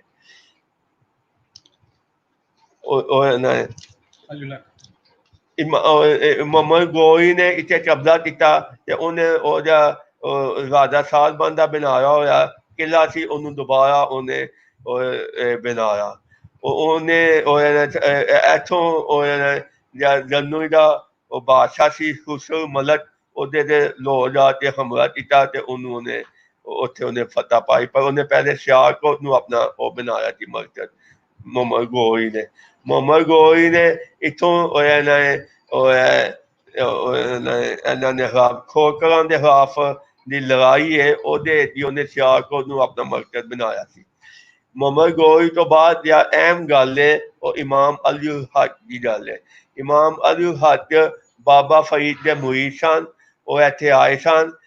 ਉਸ ਦੌਰ ਦੇ ਵਿੱਚ ਜਿਹੜਾ ਇੱਥੋਂ ਦਾ ਰਾਜਾ ਸੀ, ਉਹਨੇ ਆਪਣੇ ਭਾਂਜੇ ਨੂੰ ਕਤਲ ਕੀਤਾ ਸੀ। ਉਹਦੀ ਵਜ੍ਹਾ ਨਾਲ ਉਹਦੀ ਭੈਣ ਉਹਦੇ ਨਾਲ ਨਾਰਾਜ਼ ਸੀ। ਉਹਨੇ ਆਪਣੇ ਭਾਈ ਤੋਂ ਬਦਲਾ ਲੈਣ ਵਾਸਤੇ ਉਹਦੇ ਜ਼ੁਲਮ ਦੇ ਖਿਲਾਫ ਆਵਾਜ਼ ਉਠਾਈ। ਉਹਨੇ ਆਪਣੀ ਫੌਜ ਜਮ੍ਹਾਂ ਕੀਤੀ, ਇੱਥੇ ਲੜਾਈ ਹੋਈ। ਉਹ ਲੜਾਈ ਦੇ ਅਸਾਰ ਹੁਣ ਤੱਕ ਮੌਜੂਦ ਨੇ। ਉਹ ਲੜਾਈ ਦੇ ਮੁਸਲਮਾਨ ਦੇ ਬੰਦੇ ਉਹ ਲੜਾਈ ਉਹਨਾਂ ਨੇ ਉਹਦਾ ਸਾਥ ਦਿੱਤਾ, ਹਿੰਦੂਆਂ ਨੇ ਵੀ ਉਹਦਾ ਸਾਥ ਦਿੱਤਾ ਤੇ ਇਹ ਲੜਾਈ ਦੇ ਉਹਨੇ ਫਤਹ ਪਾਈ ਤੇ ਉਹਨੇ ਸਿਆਲਕੋਟ ਵਿੱਚ ਨਵੀਂ ਹਕੂਮਤ ਸ਼ੁਰੂ ਹੋਈ। ਪਰ ਇਹ ਗੱਲ ਬਹੁਤ ਵੱਧੋਂ-ਵੱਧ ਗੱਲ ਹੈ ਤੇ ਬਿਹੋਰ ਲੋਧੀ ਤੋਂ ਪਹਿਲੇ ਸਿਆਲਕੋਟ ਦਿੱਲੀ ਦਾ ਹਿੱਸਾ ਨਹੀਂ ਸੀ ਬਣਿਆ। ਇਹ ਦਿੱਲੀ ਤੋਂ ਅਲੱਗਾ ਸੀ ਤੇ ਇਹ ਦਿੱਲੀ ਸ਼ਾਮਲ ਉਹਨੂੰ ਹੋਇਆ ਹੈ ਜਿਹਨੂੰ ਬਿਹੋਰ ਲੋਧੀ ਨੇ ਇਸੇ ਦਰਸ਼ਨ ਖੋਖਰ ਨੂੰ ਮਾਰਿਆ ਹੈ ਤੇ ਪੰਜਾਬ ਦੇ ਕਬਜ਼ਾ ਕੀਤਾ ਹੈ। ਉਸ ਤੋਂ ਬਾਅਦ ਸਿਆਲਕੋਟ ਬਕਾਇਦਾ ਦਿੱਲੀ ਵਿੱਚ ਸ਼ਾਮਲ ਹੋਇਆ ਹੈ। ਇਹ ਲੋਧੀਆਂ ਦੇ ਦੌਰ ਤੋਂ ਬਾਅਦ ਮੁਗਲਾਂ ਦਾ ਦੌਰ ਆਇਆ ਹੈ, ਉਹਨੂੰ ਇੱਥੇ ਬਾਬਾ ਜੀ ਆਏ ਨੇ, ਬਾਬਾ ਗੁਰੂ ਨਾਨਕ ਆਏ ਨੇ। ਉਹਨੇ ਇੱਥੇ ਆਪਣਾ ਆਪਣੇ ਅਫਕਾਰ ਸੀ ਉਹਨਾਂ ਨੂੰ ਫੈਲਾਇਆ ਹੈ। ਉਸੇ ਦੌਰ ਵਿੱਚ ਇੱਕ ਸੂਫੀ ਬਜ਼ੁਰਗ ਦਾਊਦ ਬੰਦਗੀ ਨੇ ਇੱਥੇ ਕਬੀਲਿਆਂ ਨੂੰ, ਜੱਟਾਂ ਦੇ ਕਬੀਲਿਆਂ ਨੂੰ ਮੁਸਲਮਾਨ ਕੀਤਾ ਹੈ। ਉਸੇ ਦੌਰ ਦੇ ਵਿੱਚ ਮੁਸਲਮਾਨਾਂ ਦੀ ਤਾਦਾਦ ਵਿੱਚ ਵਾਧਾ ਹੋਇਆ ਹੈ। ਉਸ ਤੋਂ ਪਹਿਲੇ ਇੱਥੇ ਮੁਸਲਮਾਨਾਂ ਦੀ ਤਾਦਾਦ ਇੰਨੀ ਜ਼ਿਆਦਾ ਨਹੀਂ ਸੀ। ਇੱਥੇ ਤਾਲੀਮੀ ਉੱਥੇ ਕਸ਼ਮੀਰ ਦੇ ਵਿੱਚ ਸ਼ੀਆ ਹਕੂਮਤ ਕਾਇਮ ਹੋ ਰਹੀ ਸੀ ਜ਼ੈਨੁਲ ਆਬਦੀਨ ਦੀ। ਉਹ ਹਕੂਮਤ ਦੇ ਵਿੱਚ ਉੱਥੇ ਮੁਸਲਮਾਨ ਦੇ ਸੁੰਨੀ ਮੁਸਲਮਾਨ ਸੀ, ਉਹਨਾਂ ਨੂੰ ਤੰਗ ਕੀਤਾ ਗਿਆ। ਉਹ ਇੱਥੇ ਟ੍ਰਾਂਸਫਰ ਹੋ ਗਏ ਸਿਆਲਕੋਟ। ਉਸ ਤੋਂ ਇਲਾਵਾ ਉੱਥੇ ਟੈਟ ਵੀ ਪਿਆ ਸੀ, ਉਹਦੀ ਵਜ੍ਹਾ ਨਾਲ ਵੀ ਬੜੇ ਕਸ਼ਮੀਰੀ ਸਿਆਲਕੋਟ ਦੇ ਆ ਗਏ। ਇੱਥੇ ਉੱਥੇ ਪੇਪਰ ਬਣਾਉਣ ਵਾਲੇ ਦੇ ਲੋਕ ਸਨ, ਉਹ ਇੱਥੇ ਆ ਗਏ। ਉਹਨਾਂ ਨੇ ਇੱਥੇ ਆ ਕੇ ਪੇਪਰ ਬਣਾਉਣਾ ਸ਼ੁਰੂ ਕਰ ਦਿੱਤਾ। ਅਕਬਰ ਆਜ਼ਮ ਨੇ ਇੱਥੇ ਸਿਆਲਕੋਟ ਮਾਨ ਸਿੰਘ ਨੂੰ ਦੇ ਦਿੱਤਾ ਸੀ। ਮਾਨ ਸਿੰਘ ਨੇ ਪੇਪਰ ਬਣਾਉਣ ਵਾਲਿਆਂ ਦੀ ਬੜੀ ਇੱਜ਼ਤ ਅਫਜ਼ਾਈ ਕੀਤੀ। ਉਹਨੇ ਚਾਵਲਾਂ ਦਾ ਉਗਾਉਣ ਵਾਲਿਆਂ ਦੀ ਵੀ ਬੜੀ ਹੌਸਲਾ ਅਫਜ਼ਾਈ ਕੀਤੀ। ਮਾਨ ਸਿੰਘ ਦੀ ਤਵੱਜੋ ਦੀ ਵਜ੍ਹਾ ਨਾਲ ਇੱਥੇ ਬਿਹਤਰੀਨ ਪੇਪਰ ਬਣਨ ਲੱਗ ਪਿਆ, ਜਿਹਨੂੰ ਸਿਆਲਕੋਟੀ ਪੇਪਰ ਕਿਹਾ ਜਾਂਦਾ ਸੀ। ਇਹ ਪੇਪਰ ਅੰਗਰੇਜ਼ਾਂ ਦੇ ਦੌਰ ਤੱਕ ਬਸ, ਉਸ ਤੋਂ ਬਾਅਦ ਵੀ ਥੋੜ੍ਹਾ ਬਹੁਤਾ ਬਣਦਾ ਹੈ, ਪਰ ਅੰਗਰੇਜ਼ਾਂ ਨੇ ਪੇਪਰ ਬਣਾਉਣ ਵਾਲਿਆਂ ਨੂੰ ਜੇਲੇ ਪਾ ਦਿੱਤਾ। ਉਹਨਾਂ ਨੇ ਇਹ ਪੇਪਰ ਨੂੰ ਖਤਮ ਹੀ ਕਰ ਦਿੱਤਾ ਸੀ। ਉਸ ਤੋਂ ਬਾਅਦ ਆਪਣਾ ਉੱਥੇ ਦੌਰ ਵਿੱਚ ਇੰਨੀ ਤਾਲੀਮ ਸੀ ਤੇ ਇੱਥੋਂ ਤਾਲੀਮ ਹਾਸਲ ਕਰਨ ਵਾਸਤੇ ਮੁਜੱਦਦ ਅਲਫਸਾਨੀ ਇੱਥੇ ਆਏ, ਸ਼ਾਹ ਚਨੋਤੀ ਇੱਥੇ ਆਏ। ਸ਼ਾਹ ਚਨੋਤੀ ਇੱਥੇ ਮੁੱਲਾ ਅਬਦੁਲ ਹਕੀਮ ਸਿਆਲਕੋਟ ਤੋਂ ਉਹਨਾਂ ਦੇ ਕਲਾਸ ਫੈਲੋ ਸਨ। जिन्हों शाह तिनोती वजीर आजम बने इंडिया के पूरे भारत के इंदर खान के और शाहजहां के दौर ते उन्होंने मुला अब्दुल हकीम नूं उत्थे बुलाया दिल्ली मुला अब्दुल हकीम ने उत्थे जाके अपना बड़ा नाम पैदा किया कहा जाता है कि इंडिया इंदर खान ने मुसलमान दौर है ਉਹਦੇ ਵਿੱਚ मुला अब्दुल हकीम तो वड्डा फरासर पैदा नहीं होया ਉਹਨਾਂ ਦੀਆਂ ਕਿਤਾਬਾਂ ਮਿਸਰ ਵਿੱਚ ਯੂਨੀਵਰਸਿਟੀਆਂ ਵਿੱਚ ਪੜ੍ਹਾਈਆਂ ਜਾਂਦੀਆਂ ਸਨ ਉਹਨਾਂ ਨੂੰ ਸਭ ਨਾਲ ਵੱਡਾ ਮੁਸਲਮਾਨ ਫਰਾਸਰ ਸਮਝਿਆ ਜਾਂਦਾ ਹੈ ਉਸ ਤੋਂ ਬਾਅਦ ਦੌਰ ਆਇਆ ਹੈ ਉਹਦੇ ਵਿੱਚ ਇੱਕ ਬੜਾ ਹੀ ਵਾਕਿਆ ਹੋਇਆ ਹਕੀਕਤ ਰਾਏ ਦਾ ਹਕੀਕਤ ਰਾਏ ਨੂੰ ਇੱਕ ਮੁਕੱਦਮੇ ਦੇ ਵਿੱਚ ਸਜ਼ਾ ਦਿੱਤੀ ਗਈ ਇਹਨੇ ਉਹ ਹਿੰਦੂ ਤੇ ਮੁਸਲਮਾਨਾਂ ਇੱਕ ਤਫਰਕੇ ਦਾ ਬੁਨਿਆਦ ਬਣਿਆ ਉਹ ਹਕੀਕਤ ਰਾਏ ਉਹਨੂੰ ਲਾਹੌਰ ਦੇ ਵਿੱਚ ਸਜ਼ਾ ਦਿੱਤੀ ਗਈ ਵਾਕਿਆ ਸਿਆਲਕੋਟ ਹੋਇਆ ਸੀ ਪਰ ਉਹਦੇ ਬਾਵਜੂਦ ਇਹ ਹਿੰਦੂ ਮੁਸਲਿਮ ਨਫ਼ਰਤ ਇੰਨੀ ਜ਼ਿਆਦਾ ਨਹੀਂ ਸੀ ਹੋਈ ਜਿੰਨੀ ਬਾਅਦ ਵਿੱਚ ਅੰਗਰੇਜ਼ਾਂ ਦੇ ਆਉਣ ਤੋਂ ਬਾਅਦ ਹਕੀਕਤ ਰਾਏ ਨੂੰ ਇੱਕ ਹੀਰੋ ਦੇ ਤੌਰ ਤੇ ਪੇਸ਼ ਕੀਤਾ ਗਿਆ ਉਹਨੂੰ ਇੱਕ ਹੀਰੋ ਬਣਾ ਦਿੱਤਾ ਗਿਆ ਉਹਦੀ ਬੜੀ ਤਾਰੀਫਾਂ ਕੀਤੀਆਂ ਗਈਆਂ ਤੇ ਮੁਸਲਮਾਨਾਂ ਉਹਦੇ ਤੋਂ ਮੁਸਲਮਾਨ ਉਹਦੇ ਕੋਲੋਂ ਨਫ਼ਰਤ ਨਹੀਂ ਕਰਦੇ ਮੁਸਲਮਾਨ ਸਮਝਦੇ ਕਿ ਉਹ ਬੱਚਾ ਹੈ ਉਹ ਬੱਚੇ ਨਾਲ ਜ਼ਿਆਦਤੀ ਹੋਈ ਹੈ ਪਰ ਹੁਣ ਉਹਨੂੰ ਇੱਕ ਮੁਸਲਮਾਨ ਹਿੰਦੂ ਮੁਸਲਮਾਨ ਡਿਵੀਜ਼ਨ ਦਾ ਸਬਬ ਬਣਾ ਦਿੱਤਾ ਗਿਆ ਉਸ ਤੋਂ ਬਾਅਦ ਉੱਥੇ ਅਬਦਾਲੀ ਦੇ ਹਮਲੇ ਹੋਏ ਤੇ ਨਹੀਂ ਦੱਸਿਆ ਜਾਂਦਾ ਤੇ ਅਬਦਾਲੀ ਦੀਆਂ ਫੌਜਾਂ ਦੇ ਖਿਲਾਫ 2 ਵੱਡੀਆਂ ਲੜਾਈਆਂ ਸਿਆਲਕੋਟ ਦੇ ਵਿੱਚ ਹੋਈਆਂ ਸਨ ਇਹਦੇ ਵਿੱਚ ਮਹਾਰਾਜੇ ਦੇ ਦਾਦੇ ਨੇ ਅਬਦਾਲੀ ਦੀਆਂ ਫੌਜਾਂ ਨੂੰ ਸਿੱਖੀ ਦਿੱਤੀ ਸੀ ਇਹ ਗੱਲ ਐਨੀ ਉਹ ਨਹੀਂ ਦੱਸੀ ਜਾਂਦੀ ਉਸੇ ਦੌਰ ਵਿੱਚ ਇੱਥੇ ਬਾਬਾ ਜੀ ਦੀ ਵਾਸਤੇ ਬਾਬੇ ਦੀ ਬੇਈ ਬਣਾਈ ਗਈ ਮਹਾਰਾਜੇ ਨੇ ਬਣਾਈ ਮਹਾਰਾਜੇ ਦੀ ਹਕੂਮਤ ਆਈ ਮਹਾਰਾਜਾ ਇਮਾਮ ਅਲੀ ਹੱਦ ਦਾ ਮੰਨਣ ਵਾਲਾ ਸੀ ਉਹ ਕਈ ਦਫਾ ਸਿਆਲਕੋਟ ਆਇਆ ਉਹਨੂੰ ਸਿਆਲਕੋਟ ਨਾਲ ਕਾਫੀ ਮੁਹੱਬਤ ਸੀ ਤੇ ਉਹਨੇ ਇਹਦਾ ਬੜਾ ਖਿਆਲ ਕੀਤਾ ਸਿਆਲਕੋਟ ਦਾ ਜਿਹਨੂੰ ਇੱਥੇ ਅੰਗਰੇਜ਼ਾਂ ਦਾ ਕਬਜ਼ਾ ਹੋਇਆ ਹੈ ਤੇ ਈਸਟ ਇੰਡੀਆ ਕੰਪਨੀ ਆਈ ਹੈ ਈਸਟ ਇੰਡੀਆ ਕੰਪਨੀ ਦੇ ਆਉਣ ਤੋਂ ਬਾਅਦ ਇੱਥੇ ਛੋਨੀ ਦੀ ਬੁਨਿਆਦ ਰੱਖੀ ਗਈ ਹੈ ਹਸਪਤਾਲ ਦੀ ਬੁਨਿਆਦ ਰੱਖੀ ਗਈ ਹੈ ਪਹਿਲਾ ਹਸਪਤਾਲ ਬਣਿਆ ਹੈ ਉਹ ਈਸਟ ਇੰਡੀਆ ਕੰਪਨੀ ਦੇ ਵੇਲੇ ਹੀ ਇੱਥੇ ਸਰਜੀਕਲ ਦੀ ਸਨਅਤ ਦੀ ਬੁਨਿਆਦ ਰੱਖੀ ਗਈ ਉਹ ਪਹਿਲੇ ਉਹਨਾਂ ਦੇ ਹਸਪਤਾਲ ਦੀਆਂ ਜ਼ਰੂਰਤਾਂ ਵਾਸਤੇ ਇੱਥੇ ਚੀਜ਼ਾਂ ਬਣਨੀਆਂ ਸ਼ੁਰੂ ਹੋਈਆਂ ਨੇ ਜਦੋਂ ਇੱਥੇ ਅੰਗਰੇਜ਼ਾਂ ਦਾ ਕਬਜ਼ਾ ਹੋ ਗਿਆ ਤੇ ਉਹ ਚੀਜ਼ਾਂ ਪੂਰੇ ਹਿੰਦੁਸਤਾਨ ਦੇ ਵਿਕਣੀਆਂ ਸ਼ੁਰੂ ਹੋ ਗਈਆਂ ਜਿੱਥੇ ਕਿਸੇ ਮਿਸ਼ਨ ਦਾ ਹਸਪਤਾਲ ਸੀ ਉੱਥੇ ਉਹ ਚੀਜ਼ਾਂ ਵਿਕੀਆਂ ਪਹਿਲੀ ਜੰਗੀਆਂ ਰੀਮ ਵਿੱਚ ਅੰਗਰੇਜ਼ ਫੌਜ ਨੂੰ ਆਪਣੇ ਪੂਰੇ ਇਲਾਕੇ 'ਚ ਉਹਨਾਂ ਚੀਜ਼ਾਂ ਦੀ ਜ਼ਰੂਰਤ ਪਈ ਉਹ ਉੱਥੇ ਵਿਕੀਆਂ ਉਸ ਤੋਂ ਬਾਅਦ ਦੂਜੀ ਜੰਗੀਆਂ ਰੀਮ ਵਿੱਚ ਜ਼ਰੂਰਤ ਪਈ ਇੱਥੋਂ ਦੇ ਲੋਹਾਰ ਪਹਿਲੇ ਹੀ ਬੜੇ ਮਿਹਨਤੀ ਸਨ ਉਹਨਾਂ ਨੇ ਜਨਾਬ ਆਪਣੇ ਆਪ ਨੂੰ ਸਰਜੀਕਲ ਦਾ ਉਹ ਬਿਹਤਰੀਨ ਹੁਨਰਮੰਦ ਬਣਾਇਆ ਤੇ ਇਹ ਸਨਅਤ ਮੁਸਲਮਾਨਾਂ ਦੀ ਸਨਅਤ ਸੀ ਇਹ ਸਨਅਤ ਦੇ ਨਾਲ ਜ਼ਿਆਦਾ ਮੁਸਲਮਾਨ ਸਨ ਤੇ ਹੁਣ ਵੀ ਇਹ ਸਿਆਲਕੋਟ ਦੀ ਇੱਕ ਬਹੁਤ ਵੱਡੀ ਸਨਅਤ ਹੈ ਪਰ ਇਹਦੇ ਨਾਲ ਖੇਡਾਂ ਦੀ ਸਨਅਤ ਸੀ ਖੇਡਾਂ ਦੇ ਵਿੱਚ ਹਿੰਦੂ ਤੇ ਸਿੱਖ ਵੀ ਮੌਜੂਦ ਸਨ ਉਹਨਾਂ ਦੀਆਂ ਵੱਡੀਆਂ ਵੱਡੀਆਂ ਫੈਕਟਰੀਆਂ ਸਨ ਉਹਨਾਂ ਨੇ ਇੱਥੇ ਬੜੇ ਕੰਮ ਕੀਤੇ ਇਹ ਵੀ ਅੰਗਰੇਜ਼ ਦੌਰ ਵਿੱਚ ਸ਼ੁਰੂ ਹੋਈ ਇਹਦੇ ਈਸਟ ਇੰਡੀਆ ਕੰਪਨੀ ਜਿਹਨੂੰ ਇੱਥੇ ਬਜ਼ਾਵਤ ਹੋਈ ਹੈ 1857 ਦੀ ਤੇ ਸਿਆਲਕੋਟ ਉਹਦਾ ਬਹੁਤ ਵੱਡਾ ਉਹ ਸੈਂਟਰ ਸੀ ਉਹ ਬਜ਼ਾਵਤ ਦਾ ਇੱਥੇ ਬਹੁਤ ਜ਼ਿਆਦਾ ਮਜ਼ਾਮਤ ਹੋਈ ਹੈ ਹੁਣ ਵੀ ਬਰਤਾਨੀਆ ਦੇ ਵਿੱਚ ਆਲਮਬੇਗ ਦਾ ਖੋਪਈ ਬਾਅਦ ਦੇ ਵਿੱਚ ਮੌਜੂਦ ਹੈ ਜਿਹੜੀ ਸਿਆਲਕੋਟ ਤੋਂ ਲੈ ਕੇ ਗਏ ਸਨ ਤੇ ਆਲਮਬੇਗ ਨੇ ਮਜ਼ਾਮਤ ਦੀ ਕਿਆਦਤ ਕੀਤੀ ਸੀ ਇਹਨਾਂ ਦੇ ਖਿਲਾਫ ਅੰਗਰੇਜ਼ਾਂ ਦੇ ਖਿਲਾਫ ਹੁਰਮਤ ਖਾਨ ਦਾ ਬੜਾ ਨਾਂ ਹੈ ਕਹਿੰਦੇ ਨੇ ਦਿਆ ਹੋਇਆ ਨਾ ਸਿਆਲਕੋਟ ਵਿੱਚ ਇੱਕ ਮਜ਼ਾਰ ਹੈ ਪੀਰ ਸੋਲਾ ਸ਼ਹੀਦ, ਉਹ ਅਸਲ ਵਿੱਚ ਆਲਮਬੇਗ ਦਾ ਮਜ਼ਾਰ ਹੈ, ਜਿਹਨੇ ਅੰਗਰੇਜ਼ਾਂ ਦੇ ਖਿਲਾਫ ਲੜਾਈ ਕੀਤੀ। ਅੰਗਰੇਜ਼ਾਂ ਨੇ ਉਹਨੂੰ ਉਹ ਇੱਕ ਬਿਆਨਾ ਸੀ ਜਿਹਦੇ ਉਹਨੂੰ ਸੁੱਟ ਦਿੱਤਾ, ਤੇ ਉਹ ਬਿਆਨੇ ਫਿਰ ਉੱਥੇ ਤਵਾਇਫਾ ਨੇ ਉਹਨੂੰ ਦਫਨਾਇਆ ਤੇ ਉਹਨਾਂ ਨੇ ਉਹਦੀ ਕਬਰ ਬਣਾਈ। ਅੰਗਰੇਜ਼ਾਂ ਦੇ ਦੋ ਦਿਨੋਂ ਅਮਨ ਕਾਇਮ ਹੋ ਗਿਆ ਤੇ ਫਿਰ ਉਹ ਕਬਰ ਨੂੰ ਓਪਨ ਕੀਤਾ ਗਿਆ। ਉਹ ਕਬਰ ਫਿਰ ਉਹ ਹੁਣ ਇੱਕ ਜ਼ਿਆਰਤ ਗਾਹ ਬਣਦੀ ਹੋਈ ਹੈ। ਹਾਂਜੀ, ਅੰਗਰੇਜ਼ ਦੌਰ ਇੱਥੇ ਬੜੀ ਤਰੱਕੀ ਹੋਈ ਹੈ। ਇੱਥੇ ਟ੍ਰੇਨ ਆਈ ਹੈ, ਇੱਥੇ ਬਿਜਲੀ ਆਈ ਹੈ, ਇੱਥੇ ਖੇਡਾਂ ਦੀ ਸਨਅਤ ਕਾਇਮ ਹੋਈ ਹੈ।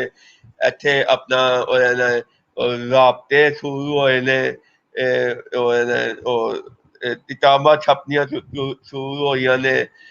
ਇੱਥੇ ਸਿਆਲਕੋਟ ਦੇ ਕਿਤਾਬਾਂ ਛਪਣ ਦਾ ਕੰਮ ਵੀ ਬਹੁਤ ਪਹਿਲੇ ਤੋਂ ਸ਼ੁਰੂ ਹੋਇਆ ਹੈ। ਸਿਆਲਕੋਟ ਇਹਨਾਂ ਦੇ ਆਪ ਮਜ਼ਾਮਤ ਵੀ ਬਹੁਤ ਹੋਈ ਹੈ।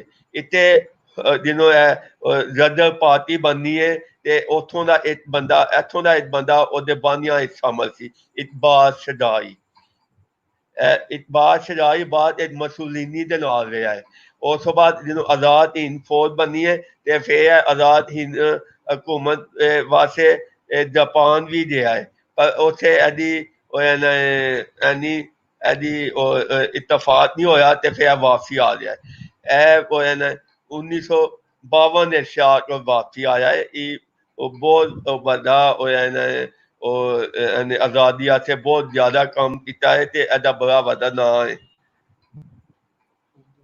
ਜੀ ਸਰ, ਸਾਡੇ ਨਾਲ ਬਾਬਰ ਨਸਰੁੱਲਾ ਖਾਨ ਸਾਈਜ਼ ਜੀ ਵੀ ਆ ਗਏ ਨੇ, ਤੇ ਹੁਣ ਤੁਸੀਂ ਅੰਗਰੇਜ਼ ਪੀਰੀਅਡ ਚ ਆਏ ਹੋ ਤੇ ਉਹਨਾਂ ਕੋਲ ਥੋੜਾ ਜਿਹਾ ਕਲੋਨੀਅਲ ਜਿਹੜੀ ਪੋਲਿਟਿਕਸ ਸੀ ਉਸ ਵੇਲੇ ਦੀ, ਅਗਰ ਤੁਸੀਂ ਕਹੋ ਤੇ ਅਸੀਂ ਉਹਨਾਂ ਨੂੰ ਵੀ ਸ਼ਾਮਲ ਕਰ ਲਈਏ ਤੇ ਉਹਨਾਂ ਨਾਲ ਵੀ ਗੱਲਬਾਤ ਕਰ ਲਈਏ। ਜੀ ਜੀ ਤੁਸੀਂ ਕਰ ਲਓ। ਦੋ ਤਿੰਨ ਚੀਜ਼ਾਂ ਹੋਰ ਦੱਸ ਦਿਆਂ। ਜੀ ਜੀ ਸਰ। ਆਜ਼ਾਦ ਹਿੰਦ ਫੌਜ ਦਾ ਸਿਪਾ ਸਲਾਰ ਸੀ ਨਾ, ਉਹ ਸਿਆਲਕੋਟ ਦਾ ਸੀ।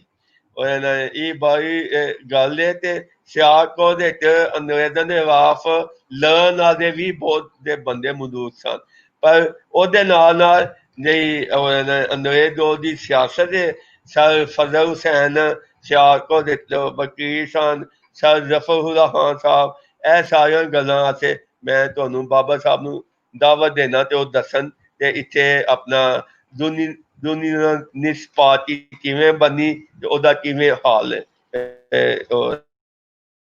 ਜੀ ਜੀ ਸਰ। ਜੀ ਸਾਡੇ ਨਾਲ ਰਣਜੀਤ ਸਿੰਘ ਬਾਜਵਾ ਜੀ ਵੀ ਆ ਗਏ ਨੇ, ਤੇ ਅਸੀਂ ਪਹਿਲਾਂ ਬਾਬਰ ਨਸਰੁੱਲਾ ਖਾਨ ਸਾਈ ਜੀ ਹੋਰਾਂ ਦੇ ਨਾਲ ਆਪਣੀ ਗੱਲਬਾਤ ਸਾਂਝੀ ਕਰਨੀ। ਮੈਂ ਥੋੜਾ ਉਹਨਾਂ ਦਾ ਤਾਰਫ ਕਰਵਾਉਂਦਾ ਜਾਵਾਂ। ਅੱਜ ਉਹ ਕੈਨੇਡਾ 'ਚ ਰਹਿੰਦੇ ਨੇ ਤੇ ਅੱਜ ਕਾਫੀ ਮਸਰੂਫ ਸੀ ਉਹਨਾਂ ਦਾ ਦਿਨ, ਲੇਕਿਨ ਮੇਰੀ ਕਾਲ ਤੇ ਉਹਨਾਂ ਨੇ ਬੜੇ ਸ਼ਾਰਟ ਨੋਟਿਸ ਤੇ ਉਹਨਾਂ ਨੇ ਟਾਈਮ ਦਿੱਤਾ ਔਰ ਗੱਲਬਾਤ ਕਰਨ ਵਾਸਤੇ ਆਏ। ਖਾਸ ਡਸਕਾ ਸ਼ਹਿਰ ਤੋਂ ਜ਼ੈਲਦਾਰਾਂ ਦੀ ਫੈਮਿਲੀ, ਮੈਂ ਥੋੜਾ ਜਿਹਾ ਦੱਸਦਾ ਜਾਵਾਂ ਕਿ ਚੋਰੀ ਮੁਨੱਵਰ ਨਸਰੁੱਲਾ ਖਾਨ ਵਾਲਦ ਸਾਹਿਬ, ਇਹਨਾਂ ਨੇ ਦਾਦਾ ਸ਼ੁਕਰੁੱਲਾ ਖਾਨ ਸਾਹਿਬ, ਇਹ ਸਾਰੇ ਚੋਰੀ ਜ਼ਫਰੁੱਲਾ ਖਾਨ, ਪੂਰੀ ਫੈਮਿਲੀ ਜਿਹੜੀ ਹੈ ਸਾਡੇ ਪਾਕਿਸਤਾਨ 'ਚ ਬੜੀ ਫੇਮਸ ਹੈ ਇਹਨਾਂ ਦਾ ਕੰਮਕਾਰ, ਬਲਕਿ ਇੰਡੀਆ ਪੂਰੇ ਦੇ ਵਿੱਚ। ਅੱਜ ਸਾਡੇ ਨਾਲ ਉਹਨਾਂ ਨੇ ਬੜਾ ਟਾਈਮ ਕੱਢਿਆ ਹੈ। ਮੈਂ ਚੋਰ ਸਾਹਿਬ ਨੂੰ ਕਹਾਂਗਾ ਕਿ ਆ ਕੇ ਥੋੜੀ ਜਿਹੀ ਆਪਣੀ ਗੱਲਬਾਤ ਸਾਡੇ ਨਾਲ ਉਹ ਸਾਂਝੀ ਕਰਨ। ਜੀ ਚੋਰ ਸਾਹਿਬ, ਜੀ ਆਇਆਂ ਨੂੰ ਲੈਲਪੁਰ ਯੰਗ ਹਿਸਟੋਰੀਅਨ ਕਲੱਬ ਵਿੱਚ। ਜੀ ਬਾਬਰ ਸਾਹਿਬ, ਮੇਰੀ ਆਵਾਜ਼ ਤੁਹਾਨੂੰ ਆ ਰਹੀ ਹੈ?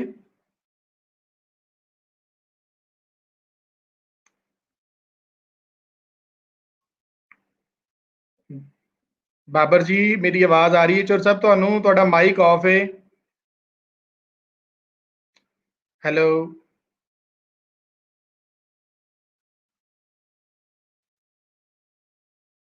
ਸਰ, ਤੁਹਾਡੀ ਆਵਾਜ਼ ਨਹੀਂ ਆ ਰਹੀ।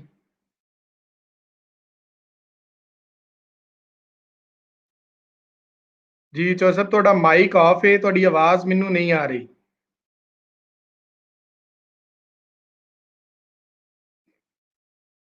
ਹੈਲੋ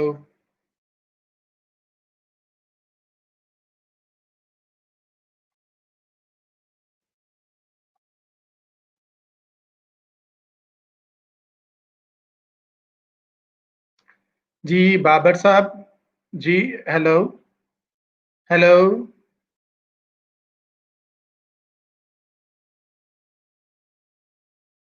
जी, ਬਾਬਰ ਸਾਹਿਬ ਨਾਲ ਸਾਡਾ ਰਾਬਤਾ ਨਹੀਂ ਹੋ ਪਾ ਰਿਹਾ। ਜੀ ਸਾਡੇ ਨਾਲ ਸਾਡੇ ਗੈਸਟ ਰਣਜੀਤ ਸਿੰਘ ਬਾਜਵਾ ਜੀ ਨੇ, ਅੱਜ ਅਸੀਂ ਉਹਨਾਂ ਨੂੰ ਬੁਲਾਣੇ ਜੀ। ਬਾਜਵਾ ਸਾਹਿਬ ਜੀ ਆਇਆਂ ਨੂੰ। अस्सलामुअलैकुम साहब। ਵਾਲੇਕੁਮ ਸਲਾਮ ਜੀ। ਸਰ ਤੁਸੀਂ ਆਪਣੀ ਕੋਈ ਯਾਦ ਸ਼ੇਅਰ ਕਰਨਾ ਚਾਹੋ ਸਿਆਲਕੋਟ ਦੇ ਹਵਾਲੇ ਨਾਲ? यादां ਤਾਂ बहुत ने जी। मैं दरअसल 4 नवंबर 1946 ਨੂੰ ਪੈਦਾ ਹੋਇਆ। ਸਾਡਾ ਪਿੰਡ ਹੈ ਸਿਆਲਕੋਟ ਕਲਾਸਵਾਲਾ ਜੀ। ਕਲਾਸਵਾਲਾ ਤੋਂ ਇੱਥੇ ਸਾਡੇ ਨਾਲ ਕੁਝ ਸਾਡੇ ਦੋਸਤ ਨੇ, ਰਾਂਝਨਾ ਮਹਾਜਨ ਹੋਰੀ, ਉਹਨਾਂ ਦਾ ਪੂਰਾ ਖਾਨਦਾਨ ਉੱਥੋਂ ਕਲਾਸ ਵਾਲੇ ਤੋਂ ਆਇਆ। ਉਹਨਾਂ ਨੂੰ ਵੀ ਮੈਂ ਦੱਸਦਾ ਜਾਵਾਂ, ਉਹਨਾਂ ਦਾ ਨਾਂ ਲੈਣਾ ਸੀ ਜੀ। ਸਰ ਤੁਸੀਂ ਸ਼ੁਰੂ ਰੱਖੋ। ਤੇ ਮੇਰੇ ਵਾਲਦ ਸਾਹਿਬ ਦਾ ਨਾਮ ਸੀ ਸਰਦਾਰ ਹਰਚਰਨ ਸਿੰਘ ਬਾਜਵਾ ਤੇ ਉਹ ਪੋਲੀਟੀਕਲ ਲੀਡਰ ਸਨ। ਉਹਨਾਂ ਦਾ ਜਿਹੜਾ ਸਾਰਾ ਕੈਰੀਅਰ ਹੈ, ਬੜੇ ਯੰਗ ਏਜ ਤੋਂ ਉਹ ਪੋਲੀਟੀਕਲ ਪੋਲਿਟਿਕਸ ਦੇ ਵਿੱਚ ਆ ਗਏ ਸੀਗੇ। ਤੇ ਮੇਰੇ ਗ੍ਰੈਂਡਫਾਦਰ ਜਿਹੜੇ ਸੀ, ਉਹਨਾਂ ਨੇ ਫਸਟ ਵਰਲਡ ਵਾਰ ਲੜੀ ਸੀ ਤੇ ਉਹਨਾਂ ਨੂੰ ਲੈਲਪੁਰ ਦੇ ਵਿੱਚ 2 ਮੁਰੱਬੇ ਐਜ਼ ਅ ਨਾਮ ਜੇ ਸਨ ਮਿਲੇ ਸਨ ਤੇ ਉੱਥੇ ਸੈਟਲ ਹੋ ਗਏ ਸਨ। ਮੇਰੇ ਗ੍ਰੇਟ ਗ੍ਰੈਂਡਫਾਦਰ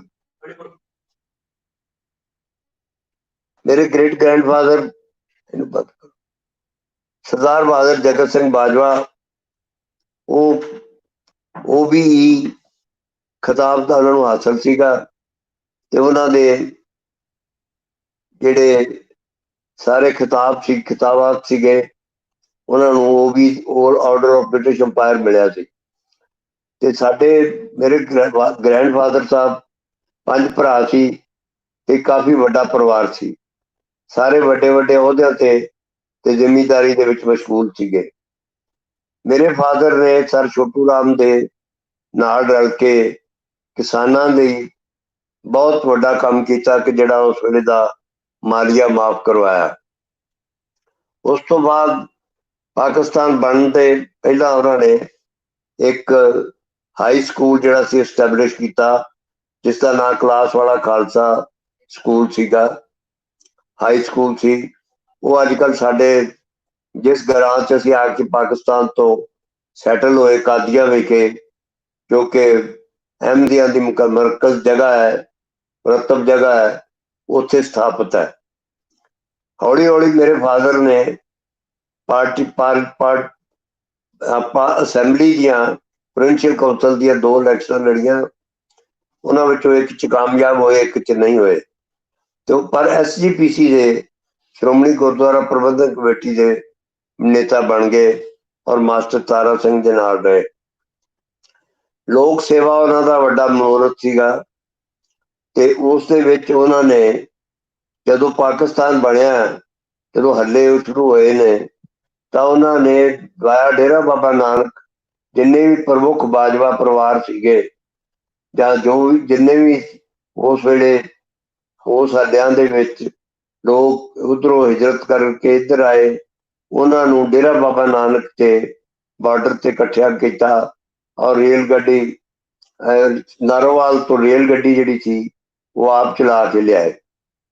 ਤੇ ਇੱਥੇ ਆ ਕੇ ਮਹਾਰਾਜ ਨੌਸ਼ਹਿਰੇ ਵਾਲੇ, ਜਿਨ੍ਹਾਂ ਦਾ ਨਾਮ ਸਰਦਾਰ ਬਾਬਾ ਰਾਮ ਸਿੰਘ ਸੀ, ਉਹਨਾਂ ਨੇ ਆਪਣੇ ਘਰਾਂ ਤੋਂ ਜਿਹੜੇ ਨਾਲ ਲੋਕ ਲਿਆਂਦੇ ਸੀਗੇ, ਉਹਨਾਂ ਨੇ ਕੈਂਪ ਲਾ ਕੇ ਗੁਰਦਾਸਪੁਰ ਦੇ ਵਿੱਚ ਲੋਕਾਂ ਦੀ ਸੇਵਾ ਕੀਤੀ ਤੇ ਉਹਨਾਂ ਨੂੰ ਥਾਂ ਥਾਈਂ ਠਹਿਰਾਇਆ। ਬਹੁਤ ਸਾਰੇ ਕੰਮ ਐਸੇ ਸੀਗੇ ਜਿਹੜੇ ਕਿ ਉਸ ਵੇਲੇ ਲੋਕਾਂ ਦੇ ਮੁੜ ਸੇਵੇ ਨਾਲ ਸੰਬੰਧਿਤ ਸੀ, ਪਰ ਮੇਰੇ ਵਾਲਦ ਸਾਹਿਬ ਨੇ ਤੇ ਮੇਰੇ ਪਰਿਵਾਰ ਦੇ ਹੋਰ ਬਹੁਤ ਜੀਆਂ ਨੇ ਉਹ ਕੰਮ ਜਿਹੜੇ ਸੀਗੇ ਨਿਭਾਏ ਔਰ ਲੋਕਾਂ ਨੂੰ ਜ਼ਮੀਨਾਂ ਅਲਾਟ ਕਰਵਾਈਆਂ ਔਰ ਆਪਣੇ ਸ਼ਹਿਰ ਵਿੱਚ ਖਾਸ ਤੌਰ ਤੇ ਕਾਦੀਆਂ ਦੇ ਆਲੇ ਦੁਆਲੇ ਤੇ ਪਿੰਡਾਂ ਵਿੱਚ ਲੋਕਾਂ ਨੂੰ, ਬਰਾਦਰੀਆਂ ਨੂੰ ਸੈਟਲ ਕੀਤਾ ਔਰ ਹੋਰਨਾਂ ਬਰਾਦਰੀਆਂ ਨੂੰ ਵੀ ਉਹਨਾਂ ਨੇ ਪੂਰੀ ਤਰਜੀਹ ਦਿੱਤੀ ਔਰ ਉਸ ਤੋਂ ਬਾਅਦ ਉਹਨਾਂ ਨੇ ਆਪਣਾ ਪੋਲੀਟੀਕਲ ਕੈਰੀਅਰ ਜਾਰੀ ਰੱਖਿਆ। ਉਹਨਾਂ ਦੀ ਇੱਕ ਬੜੀ ਮਹੱਤਵਪੂਰਨ ਪੁਸਤਕ ਹੈ 50 years of Punjab politics, ਜਿਹੜੀ ਕਿ ਉਹਨਾਂ ਦੀ ਪੋਲੀਟੀਕਲ ਡਾਇਰੀ ਹੈ। ਔਰ ਉਸ ਡਾਇਰੀ ਦੇ ਵਿੱਚ ਉਹ, ਕਿਉਂਕਿ ਇਸ ਵੇਲੇ ਮੇਰੇ ਕੋਲ ਉਹਦੀ ਕਾਪੀ ਅਵੇਲੇਬਲ ਨਹੀਂ, ਪਰ ਅਸੀਂ ਉਹਨੂੰ ਦੁਬਾਰਾ ਛਾਇਆ ਕਰਨ ਦੀ ਕੋਸ਼ਿਸ਼ ਕਰ ਰਹੇ ਹਾਂ ਜੀ ਕਿ ਜੋ ਗੱਲਾਂ, ਜੋ ਫੈਕਟਸ ਪੰਜਾਬ ਦੀ ਸਿਆਸਤ ਬਾਰੇ ਉਸ ਕਿਤਾਬ ਵਿੱਚ ਲਿਖੀਆਂ ਨੇ, ਉਹ ਬਹੁਤ ਘੱਟ, ਕਿਸੇ ਉਹਨਾਂ ਦੇ ਸੋਰਸਿਸ ਬਹੁਤ ਘੱਟ ਮਿਲਦੇ ਨੇ। ਜੀ ਜੀ ਤੁਸੀਂ ਗੱਲ ਕਰ ਰਹੇ ਸੀ ਕਿਤਾਬ ਦੀ, ਔਰ ਕਿਤਾਬ ਤੁਸੀਂ ਜ਼ਰੂਰ ਉਹਨੂੰ ਦੁਬਾਰਾ ਪਬਲਿਸ਼ ਹੋਣਾ ਚਾਹੀਦਾ ਹੈ, ਅੱਛੀ ਹੋਏਗੀ ਕਿਤਾਬ। ਤੇ ਅਸੀਂ, ਤੁਸੀਂ ਸਾਡੇ ਨਾਲ ਰਹਿਣਾ, ਅਸੀਂ ਗੱਲਬਾਤ ਅਜੇ ਕਰ ਰਹੇ ਹਾਂ। ਤੇ ਬਾਬਰ ਨਸਰੁੱਲਾ ਖਾਨ ਜੀ ਵੀ ਆ ਗਏ ਨੇ, ਅਸੀਂ ਉਹਨਾਂ ਦੀ ਗੱਲਬਾਤ ਵੀ ਜ਼ਰਾ ਸੁਣ ਲਈਏ, ਤੇ ਤੁਸੀਂ ਸਾਡੇ ਨਾਲ ਹੀ ਰਹਿਣਾ, ਅਸੀਂ ਫਿਰ ਤੁਹਾਡੇ ਨਾਲ ਗੱਲ ਕਰਾਂਗੇ। ਜੀ ਬਾਬਰ ਨਸਰੁੱਲਾ ਖਾਨ ਸਰ, ਚੌਰ ਸਾਹਿਬ, ਮੇਰੀ ਆਵਾਜ਼ ਆ ਰਹੀ ਹੈ? ਜੀ ਜੀ ਆ ਰਹੀ ਹੈ। ਹੁਣ ਤੁਹਾਨੂੰ ਮੇਰੀ ਆਵਾਜ਼ ਆ ਰਹੀ ਹੈ?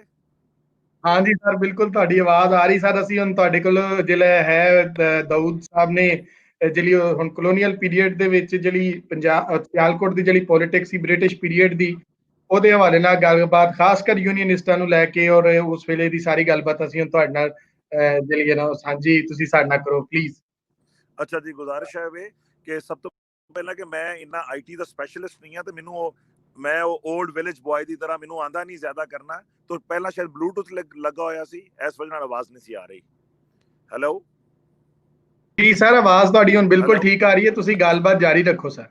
जी जी जी नंबर 1 है कि तमाम दोस्तों को सलाम और सत श्री अकाल और नमस्ते। मेरे तमाम दोस्त मैं देख रहा कि पाकिस्तान और इंडिया तो काफ़ी दोस्त बैठे हुए हैं, सब नूं मेरा सलाम और सत श्री अकाल, अस्सलाम वालेकुम। मैं गुजारिश करना सब तो पहला भी कि तुसां जिहड़ी एक मेरा तारुफ करवाया है, उहदे विच तुसां एक मैं तसहीह, मैं समझना कि खामोश नहीं रहना चाहिए। अगर कोई गल गलत हो जाए गलती ना, तो उहदी तसहीह कर देनी चाहिए है। तुसां मेरा तारुफ करवाया कि मैं डस्का दे ज़ैलदार खानदान विचों हाँ। नहीं, मैं ज़ैलदार खानदान विचों नहीं हाँ, लेकिन मेरे वड्डे ज़ैलदार नहीं सन, लेकिन साडे अजीज़ 2 खानदान ज़ैलदार सन। सरदार अमर सिंह साहब ज़ैलदार सन, और नवे डस्के तो और पुराने डस्के तो सरदार तारा सिंह साहब ज़ैलदार सन। दोवें साडे जिहड़े ने मेरे बजुर्गां दे कज़न सन और अजीज सन। लेकिन मेरे दादा जी जिहड़े 4 भरा सन, सब तो वड्डे सन चौधरी सर जफरुल्ला खान, जिन्हां नूं सर दा खिताब मिलिया सी, और ਉਹ ਪ੍ਰੀ ਪਾਰਟੀਸ਼ਨ ਉਹ ਵॉइस MLA ਹੁੰਦੇ ਸਨ, और वॉइस ਰਾਏ ਦੀ ਐਗਜ਼ੈਕਟਿਵ ਕਾਉਂਸਲ ਦੇ ਮੈਂਬਰ ਸਨ। और उस जमाने च वॉइस राय दी एग्जैक्टिव काउंसिल दा जिहड़ी स्ट्रेंथ सी सिर्फ 8 मैंबर्स ते हुंदी सी, जिन्हां विचों 5 मैंबर्स जिहड़े सन वो गोरे हुंदे सन, जिन्हां विचों एक मैंबर वॉइस राय साहब खुद हुंदे सन, और दूसरे मैंबर जिहड़े आर्म्ड फोर्सेस दे चीफ सन वो हुंदे सन, और बाकी 3 ब्रिटिश होर मैंबर्स हुंदे सन। सिर्फ 3 मैंबर्स इंडियन हुंदे सन, जिन्हां विचों एक मुसलमान मैंबर सन और 2 जिहड़े सन नॉन मुस्लिम मैंबर्स हुंदे सन। ते उन्हां मुस्लिम मैंबर्स विचों मेरे दादा जी चौधरी सर जफरुल्ला खान जिहड़े ने, वड्डे दादा जी चौधरी सर जफरुल्ला खान जिहड़े ने, वो एग्जैक्टिव काउंसिल दे मैंबर रहे ने। उस तो पहला मुसलमान सीट दे उत्ते सर फजले हुसैन साहब, मोहतरम सर फजले हुसैन साहब और मोहतरम सर मोहम्मद शफी साहब भी इस जगह ते मैंबर रहे ने। चौधरी सर जफरुल्ला खान साहब जिहड़े सन वो सब तो कम उम्र तरीन वॉइस राय एग्जैक्टिव काउंसिल दे होने वाले मैंबर सन। उस तो बाद उन्होंने काफ़ी वजारतां मिलियां, जिन्हां विचों एक रेलवे मिनिस्टर सी, रेल मंत्री उन्होंने कहते सन, और नाल महकमा डाक भी सी, और मवासलात भी सी, और शायद कुछ साइंस के शोबे भी सन।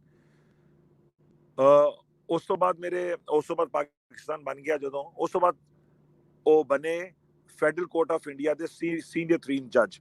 उदों इंडियन सुप्रीम कोर्ट नूं सुप्रीम कोर्ट ऑफ इंडिया नहीं सी कहा जाता, जदों मुतहदा हिंदुस्तान सी उन्होंने फैडरल कोर्ट आते सन। उस तो बाद अलावा नवाब भोपाल के एडवाइजर भी रहे, मिनिस्टर भी रहे, और जिहड़ी प्रिंसली स्टेट्स ऑफ इंडिया का जिहड़ा चैंबर ऑफ प्रिंसेस सी उहदे एडवाइजर भी रहे, जो नवाब हमीदुल्ला खान साहब भोपाल वाले चैंबर दे प्रेजिडेंट सन या चेयरमैन सन चैंबर ऑफ प्रिंसेस दे। ते उस तो बाद जो पाकिस्तान बनिया तो फिर पहले वजीर खारजा होए पाकिस्तान दे, फिर यूनाइटेड नेशंस दी जनरल असेंबली दे प्रेजिडेंट होए, international court of justice they president होए, और चीफ जस्टिस नूं प्रेजिडेंट कहंदे ने उत्थे। उस तो बाद जिस तरह मैं दस्सिया मेरे दादे 4 भरा सन, चौधरी जफरुल्ला खान साहब सब तो वड्डे सन, फिर मेरे दादा जी सन चौधरी शकरुल्ला खान साहब, रईस चौधरी शकरुल्ला खान, रईस आजम डस्का। उस तो बाद चौधरी अब्दुल्ला खान साहब सन। उस तो बाद सब तो छोटे सन चौधरी असदुल्ला खान साई साहब, वो भी बैरिस्टर सन। ਔਰ ਉਹ ਵੀ ਐਮਐਲਏ ਰਹੇ। ਮੇਰੇ ਦੋਵੇਂ ਦਾਦੇ, ਸਭ ਤੋਂ ਵੱਡੇ ਦਾਦਾ ਜੀ ਚੌਧਰੀ ਸਰ ਜ਼ਫਰੁल्ला खान ਸਾਹਿਬ ਔਰ ਸਭ ਤੋਂ ਛੋਟੇ ਦਾਦਾ ਜੀ ਚੌਧਰੀ ਸਤੁल्ला खान ਸਾਹਿਬ ਬੈਕ ਵਕਤ 1930 ਵਿੱਚ ਦੋਵੇਂ ਹੀ ਐਮਐਲਏਜ਼ ਰਹੇ ਔਰ ਬੈਕ ਵਕਤ ਇੱਕ ਹੀ ਅਸੈਂਬਲੀ ਤੋਂ ਦੋਵੇਂ ਭਰਾ ਇਲੈਕਟਿਡ ਮੈਂਬਰਸ ਰਹੇ, ਜਿਹੜੇ ਤੁਹਾਨੂੰ ਪ੍ਰੀ ਪਾਰਟੀਸ਼ਨ ਕਿਤੇ ਵੀ ਮਿਸਾਲ ਦੋ ਸਕਿਆਂ ਭਰਾਵਾਂ ਦੀ ਅਸੈਂਬਲੀ ਵਿੱਚ ਇਲੈਕਟਿਡ ਮੈਂਬਰਸ ਦੀ ਨਹੀਂ ਰਹੀ, ਕਿਉਂਕਿ ਨੋਮੀਨੇਟਡ ਮੈਂਬਰਸ ਵੀ ਹੁੰਦੇ ਸਨ, ਨਹੀਂ ਰਹੀ। ਤੇ ਉਸ ਤੋਂ ਬਾਅਦ ਤੁਸੀਂ ਜਿਸ ਤਰ੍ਹਾਂ ਜ਼ਿਕਰ ਕੀਤਾ ਕਿ ਸਿਆਲਕੋਟ ਪ੍ਰੀ ਪਾਰਟੀਸ਼ਨ 1947, ਕਿਉਂਕਿ ਮੈਂ ਡਸਕਾ ਸ਼ਹਿਰ ਦਾ ਰਹਿਣ ਵਾਲਾ, ਡਸਕਾ ਤਹਿਸੀਲ ਡਸਕਾ ਸੀ, ਜ਼ਿਲ੍ਹਾ ਸਿਆਲਕੋਟ, ਦਾਊਦ ਸਾਹਿਬ ਤੇ ਸ਼ਹਿਰ ਸਿਆਲਕੋਟ ਦੇ ਰਹਿਣ ਵਾਲੇ ਨੇ, ਤੇ ਮੇਰਾ ਖਿਆਲ ਹੈ ਮੈਂ ਸ਼ਾਇਦ ਸ਼ਹਿਰ ਸਿਆਲਕੋਟ ਤੋਂ ਇਲਾਵਾ ਦੂਸਰੇ ਵੀ ਚੀਜ਼ਾਂ ਦਾ ਵੀ ਜ਼ਿਕਰ ਕਰਨਾ ਚਾਹਾਂਗਾ। ਜੀ ਤੋਈ ਸਾਹਿਬ ਠੀਕ ਗੱਲ ਹੈ ਚਟਾ ਸਾਹਿਬ? ਹੈਲੋ ਜੀ ਸਰ, ਬਿਲਕੁਲ ਠੀਕ ਸਰ, ਤੁਸੀਂ ਬਿਲਕੁਲ ਠੀਕ, ਤੁਸੀਂ ਸਰ ਗੱਲ ਕਰੋ। ਅੱਛਾ ਠੀਕ ਹੈ ਜੀ। ਤੇ ਮੈਂ ਦੂਸਰਾ ਮੈਂ ਇਤਫਾਕਨ ਬਾਜਵਾ ਸਾਹਿਬ ਨੂੰ ਤੁਸੀਂ ਆਨਲਾਈਨ ਲਿਆ ਹੋਇਆ ਹੈ ਉੱਥੋਂ ਗੁਰਦਾਸਪੁਰ ਕਾਦੀਆਨ ਤੋਂ, ਤੇ ਬਾਜਵਾ ਸਾਹਿਬ ਨਾਲ ਇੱਕ ਮੇਰੀ ਸਾਂਝ ਵੀ ਹੈ ਕਿ ਇਹਨਾਂ ਦੇ ਸ਼ਹਿਰ ਕਾਦੀਆਂ ਵਿੱਚ ਹੀ ਸਾਡੀ ਕੋਠੀ ਵੀ ਸੀ। ਅੱਜ ਵੀ ਉਹਨੂੰ ਰੇਲ ਮੰਤਰੀ ਦੀ ਕੋਠੀ ਕਹਿੰਦੇ ਨੇ, ਜਾਂ ਉਹ ਹੁਣ ਤੇ ਸੁਣਿਆ ਪੰਜਾਬ ਇਲੈਕਟ੍ਰਿਸਿਟੀ ਬੋਰਡ ਦਾ ਦਫ਼ਤਰ ਬਣ ਗਿਆ। ਬੜੀ ਵੱਡੀ ਕੋਠੀ ਸੀ ਮੇਰੇ ਵੱਡੇ ਦਾਦਾ ਜੀ ਦੀ, ਔਰ ਮੇਰੇ ਵਾਲਿਦ ਸਾਹਿਬ ਬਚਪਨ 'ਚ ਔਰ ਸਾਰੇ ਜਾਂਦੇ ਰਹੇ ਨੇ। ਪਿਛਲੇ ਕੁਝ ਸਾਲ ਪਹਿਲਾਂ ਮੇਰਾ ਛੋਟਾ ਭਾਈ ਮੁਹੰਮਦ ਨਸरुल्ला खान ਐਡਵੋਕੇਟ ਹੈ, ਉਹ ਗਿਆ ਸੀ ਇੰਡੀਆ, ਤੇ ਉਹ ਵੀ ਚੂੰਕਿ ਮੇਰੇ ਪੜਦਾਦਾ ਜੀ ਚੌਧਰੀ ਨਸरुल्ला खान ਸਾਹਿਬ ਔਰ ਮੇਰੀ ਪੜਦਾਦੀ ਜੀ ਹੁਸੈਨ ਬੀਬੀ ਸਾਹਿਬਾ, ਜਿਨ੍ਹਾਂ ਦੀ ਆਪਣੀ ਜ਼ਾਤ ਬਾਜਵੇ ਜੱਟ ਸਨ, ਉਹ ਉੱਥੇ ਦਫਨ ਨੇ, ਤੇ ਉੱਥੇ ਵੀ ਗਿਆ ਸੀ, ਤੇ ਉਹ ਫਿਰ ਕੋਠੀ ਵੇਖਣ ਵੀ ਗਿਆ ਸੀ। ਤੇ ਬਾਜਵਾ ਸਾਹਿਬ ਕਲਾਸ ਵਾਲੇ ਦੇ ਨੇ, ਮੈਂ ਇਹਨੂੰ ਖਾਸ ਸਲਾਮ ਕਰਨਾ। ਕਲਾਸ ਵਾਲੇ ਸਰਦਾਰਾਂ ਨਾਲ ਸਾਡਾ ਬੜਾ ਪੁਰਾਣਾ ਤਾਲੁਕ ਸੀ। ਸਰਦਾਰ ਰਣਧੀਰ ਸਿੰਘ ਬਾਜਵਾ ਸਾਹਿਬ ਹੁੰਦੇ ਸਨ ਕਲਾਸ ਵਾਲੇ ਦੇ, ਰਈਸੇ ਕਲਾਸ ਵਾਲਾ ਸਨ, ਆਨਰਰੀ ਮੈਜਿਸਟ੍ਰੇਟ ਵੀ ਸਨ। ਉਹਨਾਂ ਦੇ ਨਾਲ ਐਮਐਲਏ ਵੀ ਰਹੇ ਨੇ। ਉਹ ਬਹੁਤ ਪਹਿਲਾਂ ਮੇਰੇ ਦਾਦਿਆਂ ਦੇ ਨਾਲ, ਉਦੋਂ ਪਹਿਲਾਂ ਵੀ ਉਹ ਮੇਰੇ ਦਾਦਿਆਂ ਤੋਂ ਕਦਰੇ ਉਮਰ 'ਚ ਥੋੜੇ ਜਿਹੇ ਵੱਡੇ ਸਨ, ਮੇਰੇ ਪੜਦਾਦਾ ਜੀ ਦੇ ਬੜੇ ਦੋਸਤ ਸਨ। ਤੇ ਉਹਨਾਂ ਦਾ ਮੇਰੇ ਖਿਆਲ ਖਾਨਦਾਨ ਸ਼ਾਇਦ ਉੱਥੇ ਜਾ ਕੇ ਬੈਠਾ ਹੈ ਕਾਦੀਆਂ। ਜਦੋਂ ਮੇਰਾ ਭਰਾ ਗਿਆ ਸੀ ਇੰਡੀਆ ਕਾਦੀਆਂ, ਤੇ ਉਹ ਸਰਦਾਰ ਤ੍ਰਿਪਤ ਸਿੰਘ ਬਾਜਵਾ ਸਾਹਿਬ ਦੇ ਘਰ ਠਹਿਰਿਆ ਸੀ, ਜਿਹੜੇ ਇਸ ਵੇਲੇ ਮਿਨਿਸਟਰ ਨੇ ਕਾਂਗਰਸ ਦੇ, ਸਰਦਾਰ ਤ੍ਰਿਪਤ ਸਿੰਘ ਬਾਜਵਾ ਸਾਹਿਬ, ਔਰ ਉਹਨਾਂ ਦਾ ਬੇਟਾ ਜਿਹੜਾ ਹੈ ਉਹ ਇਸ ਵੇਲੇ ਮੈਂ ਡਿਸਟ੍ਰਿਕਟ ਬੋਰਡ ਦਾ ਚੇਅਰਮੈਨ ਹੈ, ਉਹਨਾਂ ਘਰ ਠਹਿਰਿਆ ਸੀ। ਸਰਦਾਰ ਤ੍ਰਿਪਤ ਸਿੰਘ ਬਾਜਵਾ ਸਾਹਿਬ ਜਿਹੜੇ ਸਨ, ਉਹ ਉਹਨਾਂ ਦੇ ਨਾਨਕੇ ਡਸਕੇ ਸਨ। ਉਹਨਾਂ ਦੇ ਵਾਲਿਦ ਸਾਹਿਬ ਸਰਦਾਰ ਗੁਰਬਚਨ ਸਿੰਘ ਬਾਜਵਾ ਸਾਹਿਬ ਕੋਟਲੀ ਬਾਜਵੇ ਦੇ ਸਨ, ਤਹਿਸੀਲ ਪਸਰੂਰ ਵਿੱਚ ਉਹਨਾਂ ਦਾ ਪਿੰਡ ਸੀ, ਤੇ ਉਹ ਵੀ ਪ੍ਰੀ ਪਾਰਟੀਸ਼ਨ ਐਮਐਲਏ ਹੁੰਦੇ ਸਨ, ਔਰ ਵਾਈਸ ਚੇਅਰਮੈਨ ਜ਼ਿਲ੍ਹਾ ਕੌਂਸਲ ਸਿਆਲਕੋਟ ਵੀ ਹੋਏ ਸਨ। ਬਲਕਿ ਉਹ ਮੈਨੂੰ ਵਾਕਿਆ ਵੀ ਯਾਦ ਹੈ, ਜਦੋਂ ਉਹਨਾਂ ਦੀ ਪੋਲੀਟੀਕਲ ਅੰਡਰਸਟੈਂਡਿੰਗ ਇੱਥੇ ਡਸਕਾਈ ਸਰਦਾਰ ਅਮਰ ਸਿੰਘ ਸਾਹਿਬ ਜ਼ੈਲਦਾਰ ਸਨ, ਉਹਨਾਂ ਦੇ ਡੇਰੇ ਬਹਿ ਕੇ ਹੋਈ ਸੀ। ਉਹ ਖੈਰ ਗੱਲ ਵਾਕਿਆ ਦੂਰ ਚਲਾ ਜਾਏਗਾ, ਅਗਰ ਤੁਸੀਂ ਪੁੱਛੋਗੇ ਤਾਂ ਮੈਂ ਉਹ ਵਾਕਿਆ ਬਾਅਦ ਸੁਣਾ ਵੀ ਦਿਆਂਗਾ। ਤੇ ਸਰਦਾਰ ਗੁਰਬਚਨ ਸਿੰਘ ਸਾਹਿਬ ਜਿਹੜੇ ਸਨ, ਉਹਨਾਂ ਡਸਕੇ ਸ਼ਾਦੀ ਸਾਰੇ ਡਸਕੇ ਸਾਡੀ ਬਰਾਦਰੀ ਵਿੱਚ ਹੋਈ ਸੀ। ਬਲਕਿ ਸਰਦਾਰ ਅਮਰ ਸਿੰਘ ਸਾਹਿਬ ਜ਼ੈਲਦਾਰ ਦੇ ਉਹ ਕਜ਼ਨ ਵੱਲ ਵਿਆਹੇ ਸਨ ਜਿਹੜੇ ਸਨ, ਕਿਉਂਕਿ ਜਿਹੜੇ ਸਾਡੇ ਉਹਨਾਂ ਦੇ ਕਜ਼ਨ ਦੇ ਬੇਟੇ ਸਰਦਾਰ ਅਮਰਜੀਤ ਸਿੰਘ ਸਾਹਿਬ ਸਾਈ, ਇਹ ਵੀ ਦਸੂਬੇ ਤੋਂ ਐਮਐਲਏ ਹੋਏ ਸਨ, ਇਹ ਵੀ ਡਸਕਾ ਦੇ ਸਨ, ਤੇ ਅਮਰ ਸਿੰਘ ਸਾਹਿਬ ਦੇ ਕਜ਼ਨ ਦੇ ਬੇਟੇ ਸਨ। ਤੇ ਸਰਦਾਰ ਅਮਰਜੀਤ ਸਿੰਘ ਸਾਈ ਸਾਹਿਬ ਦੀ ਫੁੱਫੀ ਵਿਆਹੀ ਸੀ ਉਹਨਾਂ ਵੱਲ, ਤੇ ਉਹ ਵੀ ਬਾਜਵੇ ਸਨ। ਸਾਡੇ ਕੋਲ ਜਿਹੜੇ ਕਲਾਸ ਵਾਲੇ ਬਾਜਵੇ ਨੇ, ਬਹੁਤ ਅੱਛੇ ਖਾਨਦਾਨ ਸਨ। ਕਲਾਸ ਵਾਲੇ ਬਾਜਵੇ ਵਾਲੇ ਬੜੇ ਖਾਨਦਾਨੀ ਲੋਕ ਸਨ ਔਰ ਅੱਛੇ ਲੋਕ ਸਨ, ਸਾਡੇ ਨਾਲ ਇਹਨਾਂ ਦਾ ਬਹੁਤ ਤਾਲੁਕ ਸੀ। ਫਿਰ ਸਾਡੇ ਕੋਲ ਡਸਕੇ ਦੇ ਨਾਲ ਇੱਕ ਪਿੰਡ ਸੀ ਸਿਰਾਂ ਵਾਲੀ, ਉਹ ਸੰਧੂ ਜੱਟਾਂ ਦਾ ਪਿੰਡ ਸੀ, ਸੰਧੂਆਂ ਦਾ। ਤੋ ਸਿਰਾਂ ਵਾਲੀ ਦੇ ਸਰਦਾਰ ਜਿਹੜੇ ਸਨ, ਉਹ ਵੀ ਬੜੇ ਅੱਛੇ ਖਾਨਦਾਨੀ ਲੋਕ ਸਨ। ਔਰ ਉਹ ਸਰਦਾਰ ਸ਼ਿਵਦੇਵ ਸਿੰਘ ਸੰਧੂ ਉਹਨਾਂ ਦਾ ਨਾਂ ਸੀ। ਉਹ ਮਹਾਰਾਜਾ ਰਣਜੀਤ ਸਿੰਘ ਸਾਹਿਬ ਦਾ ਰਿਸ਼ਤੇਦਾਰ ਸਨ। ਮਹਾਰਾਜਾ ਸਾਹਿਬ ਦੇ ਉਹ ਆਨਰਰੀ ਮੈਜਿਸਟ੍ਰੇਟ ਵੀ ਸਨ, ਔਰ ਮਹਾਰਾਜਾ ਸਾਹਿਬ ਦੇ ਮਹਾਰਾਜਾ ਰਣਜੀਤ ਸਿੰਘ ਸਾਹਿਬ ਦਾ ਬੇਟਾ ਵੀ ਉਹਨਾਂ ਵੱਲ ਵਿਆਹਿਆ ਸੀ। ਉਹਨਾਂ ਆਨਰਰੀ ਮੈਜਿਸਟ੍ਰੇਟ ਸਨ। ਬੜੀ ਉੱਥੇ ਉਹਨਾਂ ਦੀ ਪੁਰਾਣੀਆਂ ਹਵੇਲੀਆਂ ਸਨ, ਬੜੀ ਅੱਛੀਆਂ, ਜਿਹੜੀਆਂ ਢਹਿ ਗਈਆਂ ਨੇ ਹਲੇ। ਉਹਨਾਂ ਦੇ ਅਗਰ ਖੰਡਰਾਤ ਵੀ ਵੇਖੋ ਤੇ ਉਹਦੇ ਨੇ ਕਿ ਖੰਡਰ ਬਤਾਤੇ ਹੈ ਇਮਾਰਤ ਅਜ਼ੀਮ ਥੀ। ਉਹਨਾਂ ਦੀ ਕਚਹਿਰੀ ਵੀ ਸੀ ਉੱਥੇ। ਸਾਡੇ ਨਾਲ ਉਹਨਾਂ ਦਾ ਬਹੁਤ ਜ਼ਿਆਦਾ ਤਾਲੁਕ ਸੀ, ਮੇਰੇ ਦਾਦਿਆਂ ਨਾਲ ਔਰ ਪੜਦਾਦਿਆਂ ਨਾਲ ਉਹਨਾਂ ਦਾ ਬਹੁਤ ਜ਼ਿਆਦਾ। ਜਿਸ ਤਰ੍ਹਾਂ ਕਲਾਸ ਵਾਲੇ ਬਾਜਵਾ ਨਾਲ ਸਾਡਾ ਬੜਾ ਤਾਲੁਕ ਸੀ, ਕੋਟਲੀ ਬਾਜਵਾ ਨਾਲ ਬੜਾ ਤਾਲੁਕ ਸੀ ਸਾਡਾ ਨਾਲ, ਕਿਉਂਕਿ ਕਲਾਸ ਵਾਲੇ ਵੀ ਐਮਐਲਏ ਰਹੇ ਪਹਿਲਾਂ, ਕੋਟਲੀ ਬਾਜਵੇ ਵਾਲੇ ਵੀ ਐਮਐਲਏ ਰਹੇ।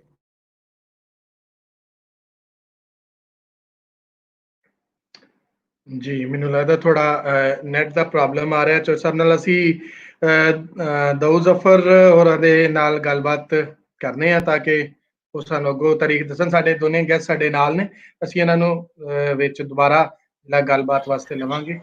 ਜੀ ਦਾਊਦ ਸਾਹਿਬ।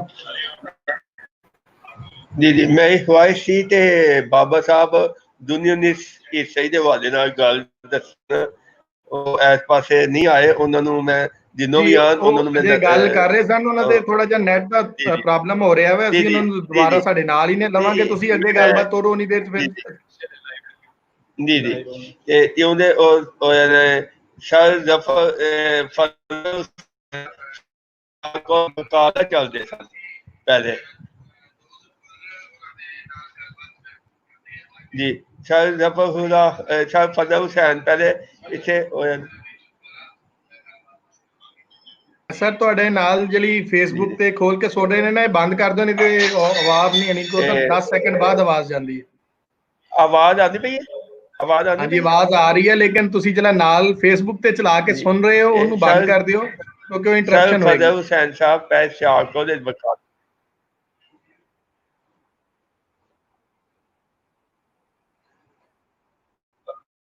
ਫੇਸਬੁੱਕ ਨੂੰ ਬੰਦ ਕਰ ਦੇ। ਸ਼ਾਇਦ ਫਜ਼ਲ ਹੁਸੈਨ ਸਾਹਿਬ ਸਿਆਲਕੋਟ ਦੇ ਵਕਾਲਤ ਚੱਲਦੇ ਸਨ। ਉਹਨਾਂ ਦੀ ਅਲਾਮਾ ਇਕਬਾਲ ਨਾਲ ਬਹੁਤ ਦੋਸਤੀ ਸੀ। ਉਹਨਾਂ ਨੇ ਜਦੋਂ ਯੂਨੀਅਨਿਸਟ ਪਾਰਟੀ ਬਣਾਈ ਹੈ ਤੇ ਅਲਾਮਾ ਇਕਬਾਲ ਉਹਨਾਂ ਦੇ ਨਾਲ ਸਨ। ਅਲਾਮਾ ਇਕਬਾਲ ਇੱਕ ਦਫਾ ਮੈਂਬਰ ਵੀ ਰਹੇ ਨੇ ਪੰਜਾਬ ਵਿੱਚ ਯੂਨੀਅਨਿਸਟ ਪਾਰਟੀ ਦੇ ਵੱਲੋਂ। ਉਸ ਤੋਂ ਬਾਅਦ ਉਹਨਾਂ ਨੇ ਫਲਸਫੀ ਦੀ ਮੁਸਲਿਮ ਲੀਗ ਤੇ ਸ਼ਾਮਲ ਹੋਏ ਨੇ। ਉਹ ਤੇ ਯੂਨੀਅਨਿਸਟ ਪਾਰਟੀ ਨੇ ਸਵਾਬੂਦੀਨ ਜਿੰਨੇ ਵੀ ਇੱਥੇ ਮਸ਼ਹੂਰ ਬੰਦੇ ਸਨ ਸਿਆਲਕੋਟ ਦੇ, ਉਹ ਸਾਰੇ ਯੂਨੀਅਨਿਸਟ ਪਾਰਟੀ ਦੇ ਨਾਲ ਸਨ। ਮੁਸਲਿਮ ਲੀਗ ਜਿਹੜੀ ਹੈ ਉਹ ਇੱਥੇ 1944 ਵਿੱਚ ਆ ਕੇ ਬਣੀ ਹੈ, ਜਦੋਂ ਕਾਇਦੇ ਆਜ਼ਮ ਨੇ ਦੌਰਾ ਕੀਤਾ ਸਿਆਲਕੋਟ ਦਾ ਤੇ ਇੱਥੇ ਆ ਕੇ ਉਹਨਾਂ ਨੇ ਮੁਲਾਕਾਤਾਂ ਕੀਤੀਆਂ ਤੇ ਤਾਂ ਇੱਥੇ ਮੁਸਲਿਮ ਲੀਗ ਦੀ ਬੁਨਿਆਦ ਰਚੀ ਗਈ ਹੈ।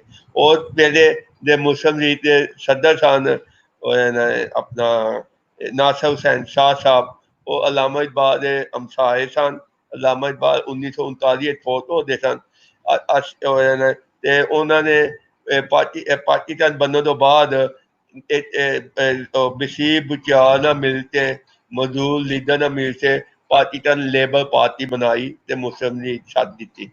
ਪਰ ਪਾਕਿਸਤਾਨ ਲੇਬਰ ਪਾਰਟੀ ਕਾਮਯਾਬ ਨਹੀਂ ਹੋਈ। ਸਿਆਲਕੋਟ ਦੇ ਵਿੱਚ ਆਪਣਾ ਅੰਗਰੇਜ਼ ਦੌਰ ਦੇ ਵਿੱਚ ਕਾਫੀ ਕੰਮ ਹੋਇਆ ਹੈ। ਹਸਪਤਾਲ ਮਿਸ਼ਨ ਹਸਪਤਾਲ ਬਣਿਆ ਹੈ, ਮਰੇ ਕਾਲਜ ਬਣਿਆ ਹੈ, ਤਾਲੀਮ ਫੈਲਾਈ ਗਈ ਹੈ। ਪਰ ਇੱਕ ਚੀਜ਼ ਦੱਸਣ ਵਾਲੀ ਹੈ ਤੇ ਅਲਾਮਾ ਇਕਬਾਲ ਤੋਂ ਪਹਿਲੇ ਸਾਨੂੰ ਪੰਜਾਬ ਦੇ ਵਿੱਚ ਕਿਸੇ ਵੀ ਵੱਡੇ ਉਰਦੂ ਸ਼ਾਇਰ ਦਾ ਨਾਮ ਨਹੀਂ ਮਿਲਦਾ। ਇੱਥੇ ਮੁਹੰਮਦ ਹੁਸੈਨ ਆਜ਼ਾਦ ਨੇ ਉਰਦੂ ਮੁਸ਼ਾਇਰਾ ਸ਼ੁਰੂ ਚਲਾਇਆ, ਪਰ ਅਲਾਮਾ ਇਕਬਾਲ ਪਹਿਲਾ ਵੱਡਾ ਸ਼ਾਇਰ ਸੀ ਜਿਹਨੇ ਉਰਦੂ ਵਿੱਚ ਸ਼ਾਇਰੀ ਨੂੰ ਅਪਣਾਇਆ ਹੈ। ਉਸ ਤੋਂ ਪਹਿਲੇ ਇੱਥੇ ਪੰਜਾਬੀ ਤੇ ਫਾਰਸੀ ਸ਼ਾਇਰ ਮੌਜੂਦ ਸਨ। ਤੇ 1901 ਵਿੱਚ ਮੈਂ ਪਰਦਾਦਾ ਜੀ ਅਸੀਂ ਅਲਾਮਾ ਇਕਬਾਲ ਦੇ ਪੁਰਾਣੇ ਹਮਸਾਏ ਸਾਂ, ਉਹਨਾਂ ਦੇ ਘਰ ਦੇ ਨਾਲ ਰਹਿੰਦੇ ਸਨ। 1901 ਵਿੱਚ ਮੈਂ ਪਰਦਾਦਾ ਜੀ ਨੇ ਇੱਥੇ ਦੇ ਪੀਰ ਮਹਿਰ ਅਲੀ ਸ਼ਾਹ ਸਾਹਿਬ ਦੇ ਮੁਰੀਦ ਸਨ। ਉਹਨਾਂ ਨੇ ਇੱਥੇ ਪੰਜਾਬੀ ਕਿਤਾਬਾਂ ਛਾਪਣੀਆਂ ਸ਼ੁਰੂ ਕੀਤੀਆਂ। ਆਫਤ ਅਬਦੁਲ ਸਾਹਿਬ ਨੇ ਉਹਨਾਂ ਨੇ ਕਈ ਪੰਜਾਬੀ ਦਾਸਤਾਨਾਂ ਛਾਪੀਆਂ ਨੇ ਪੰਜਾਬੀ। ਪਰ ਸਾਡਾ ਸਿਆਲਕੋਟ ਉਹਨੂੰ ਈਸਟ ਪੰਜਾਬ ਦੇ ਨਾਲ ਜ਼ਿਆਦਾ ਲਿੰਕ ਸੀ। ਗੁਰਦਾਸਪੁਰ, ਹੁਸ਼ਿਆਰਪੁਰ, ਆਪਣਾ ਪਠਾਨਕੋਟ, ਬਟਾਲਾ, ਇਹਨਾਂ ਨਾਲ ਜ਼ਿਆਦਾ ਲਿੰਕ ਸੀ ਸਾਡਾ ਬਜਾਏ ਵੈਸਟ ਪੰਜਾਬ ਦੇ। ਸਾਡੀਆਂ ਕਿਤਾਬਾਂ ਛਾਪ ਕੇ ਉੱਥੇ ਜ਼ਿਆਦਾ ਜਾਂਦੀਆਂ ਸਨ। ਤੇ 47 ਤੋਂ ਬਾਅਦ ਇਸ ਪਾਸੇ ਸਾਨੂੰ ਆਪਣੇ ਕਾਰੋਬਾਰ ਦੇ ਵਿੱਚ ਕਾਫੀ ਨੁਕਸਾਨ ਵੀ ਹੋਇਆ। ਸਾਡਾ ਪੰਜਾਬੀ ਕਿਤਾਬਾਂ ਦਾ ਛਾਪਣਾ ਮਹਿਦੂਦ ਹੋ ਗਿਆ, ਪਰ ਅਸੀਂ ਫਿਰ ਵੀ 1990 ਤੱਕ ਇਹ ਕਿਤਾਬਾਂ ਛਾਪੀਆਂ ਨੇ, ਵੇਚੀਆਂ ਨੇ, ਇਹਨੂੰ ਫੈਲਾਇਆ ਹੈ।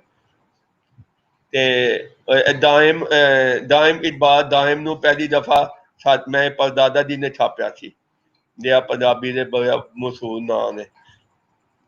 ਤੇ ਜਿਵੇਂ ਮੈਂ ਤੁਹਾਨੂੰ ਦੱਸਿਆ ਹੈ ਤੇ ਇਸੇ ਜਿਹੜੀ ਉਹ ਸਿਆਸਤ ਹੈ ਉਹਦੇ ਦੋ ਹਿੱਸੇ ਨੇ, ਇੱਕ ਮਜ਼ਾਮਤ ਦਾ ਹਿੱਸਾ ਹੈ ਅੰਗਰੇਜ਼ਾਂ ਦੇ ਖਿਲਾਫ, ਉਹ ਤੁਹਾਨੂੰ ਮੈਂ ਦੱਸਿਆ ਹੈ, ਤੇ ਸਿਆਲਕੋਟ ਦੇ ਵਿੱਚ ਜ਼ਦਰ ਪਾਰਟੀ ਦੇ ਇਕਬਾਲ ਸ਼ਜਾਈ ਸਾਹਿਬ, ਆਜ਼ਾਦ ਹਿੰਦ ਫੌਜ ਦੇ ਜਰਨੈਲ ਸਨ, ਚੀਫ ਆਫ ਸਟਾਫ, ਉਹ ਇਹ ਸਭ ਸਿਆਲਕੋਟ ਦੇ ਸਨ। ਉਸ ਤੋਂ ਬਾਅਦ ਜਦੋਂ ਪਾਕਿਸਤਾਨ ਮੂਵਮੈਂਟ ਸ਼ੁਰੂ ਹੋਈ ਹੈ, ਉਹਨੂੰ ਮੁਸਲਿਮ ਲੀਗ ਆਪਣਾ ਇੱਥੇ ਪਹਿਲੀ ਦਫਾ ਉਹ ਆਈ ਹੈ। ਮੁਮਤਾਜ਼ ਦੋਸਤਾਨਾ ਨੇ ਸਿਆਲਕੋਟ ਤੋਂ ਇਲੈਕਸ਼ਨ ਲੜਿਆ ਸੀ, ਸਰ ਸ਼ਹਾਬੂਦੀਨ ਉਹਦੇ ਹਾਲੂ ਸਨ, ਉਹਨਾਂ ਦੀ ਹਮਾਇਤ ਦੇ ਨਾਲ ਉਹਨੇ ਇੱਥੇ ਇਲੈਕਸ਼ਨ ਲੜਿਆ ਸੀ। ਸਰ ਸ਼ਹਾਬੂਦੀਨ ਪੰਜਾਬ ਅਸੈਂਬਲੀ ਦੇ ਸਪੀਕਰ ਸਨ, ਉਹ ਯੂਨੀਅਨਿਸਟ ਪਾਰਟੀ ਦੇ ਵੱਲੋਂ ਹੋਏ ਸਨ, ਤੇ ਉਹ ਜਦੋਂ ਯੂਨੀਅਨਿਸਟ ਦੀ ਹਕੂਮਤ ਸੀ ਉਹ ਬੜਾ ਅਰਸਾ ਇੱਥੇ ਪੰਜਾਬ ਅਸੈਂਬਲੀ ਦੇ ਸਪੀਕਰ ਰਹੇ ਨੇ। ਅੰਗਰੇਜ਼ਾਂ ਤੋਂ ਬਾਅਦ ਜਦੋਂ ਹੋਇਆ ਹੈ ਤੇ ਇੱਥੇ ਬਹੁਤ ਜ਼ਿਆਦਾ ਜਿਨ੍ਹਾਂ ਇਲਾਕਿਆਂ 'ਚ ਬਹੁਤ ਜ਼ਿਆਦਾ ਮੁਹਾਜਰ ਆਏ ਨੇ, ਉਹ ਪਨਾਹ ਜੀ ਆਏ ਨੇ, ਜਿੱਥੇ ਬਹੁਤ ਜ਼ਿਆਦਾ, ਕਿਉਂਕਿ ਇੱਥੇ ਬਹੁਤ ਵੱਡੀ ਆਬਾਦੀ ਹਿੰਦੂਆਂ ਦੇ ਸਿੱਖਾਂ ਦੀ ਸੀ, ਉਹਨਾਂ ਨੂੰ ਤੇ ਜੈਨ ਮਤ ਵਾਲਿਆਂ ਦੀ ਸੀ। ਜੈਨ ਮਤ ਵਾਲਿਆਂ ਨਾਲ ਬਹੁਤ ਜ਼ਿਆਦਤੀ ਹੋਈ, ਉਹਨਾਂ ਨੂੰ ਉਮੀਦ ਸੀ ਤੇ ਉਹ ਇੱਥੋਂ ਨਹੀਂ ਜਾਣਦੇ, ਕਿਉਂਕਿ ਉਹਨਾਂ ਦਾ ਮਤਲਬ ਅਲੱਗ ਹੈ, ਪਰ ਉਹਨਾਂ ਕਿਉਂਕਿ ਉਹਨਾਂ ਦਾ ਕਾਰੋਬਾਰ ਸੀ, ਇਸ ਵਾਲੇ ਫਸਾਦੀਆਂ ਨੇ ਉਹਨਾਂ ਨੂੰ ਬੜਾ ਤੰਗ ਕੀਤਾ ਤੇ ਉਹਨਾਂ ਨੂੰ ਸਿਆਲਕੋਟ ਛੱਡਣਾ ਪਿਆ। ਉਹਨਾਂ ਦੇ ਸਿਆਲਕੋਟ ਦੇ ਬਹੁਤ ਸਾਰੇ ਬੰਦੇ ਹੁਣ ਵੀ ਇਹ ਕਹਿੰਦੇ ਨੇ ਕਿ ਜੈਨ ਮਤ ਵਾਲਿਆਂ ਨਾਲ ਜ਼ਿਆਦਤੀ ਹੋਈ ਸੀ। ਉਹ ਸਿਆਲਕੋਟ ਦੇ ਪੁਰਾਣੇ ਰਹਿਣ ਵਾਲੇ ਸਨ, ਜਿਨ੍ਹਾਂ ਦਾ ਇਹਦੇ ਨਾਲ ਮੁਲਕ ਦੀ ਵੰਡ ਦੇ ਨਾਲ ਕੋਈ ਤਲਕ ਨਹੀਂ ਸੀ ਹੈ, ਤੇ ਉਹਨਾਂ ਨੂੰ ਨਜਾਇਜ਼ ਤੌਰ ਤੇ ਫਸਾਦੀਆਂ ਨੇ ਤੰਗ ਕੀਤਾ ਤੇ ਉਹਨਾਂ ਨੂੰ ਇੱਥੋਂ ਨਿਕਲਣਾ ਪਿਆ। ਉਹ ਬੜੇ ਹੀ ਅਮਨ ਪਸੰਦ ਲੋਕ ਸਨ ਤੇ ਬੜੇ ਪੜ੍ਹੇ ਲਿਖੇ ਆਦਮੀ ਸਨ।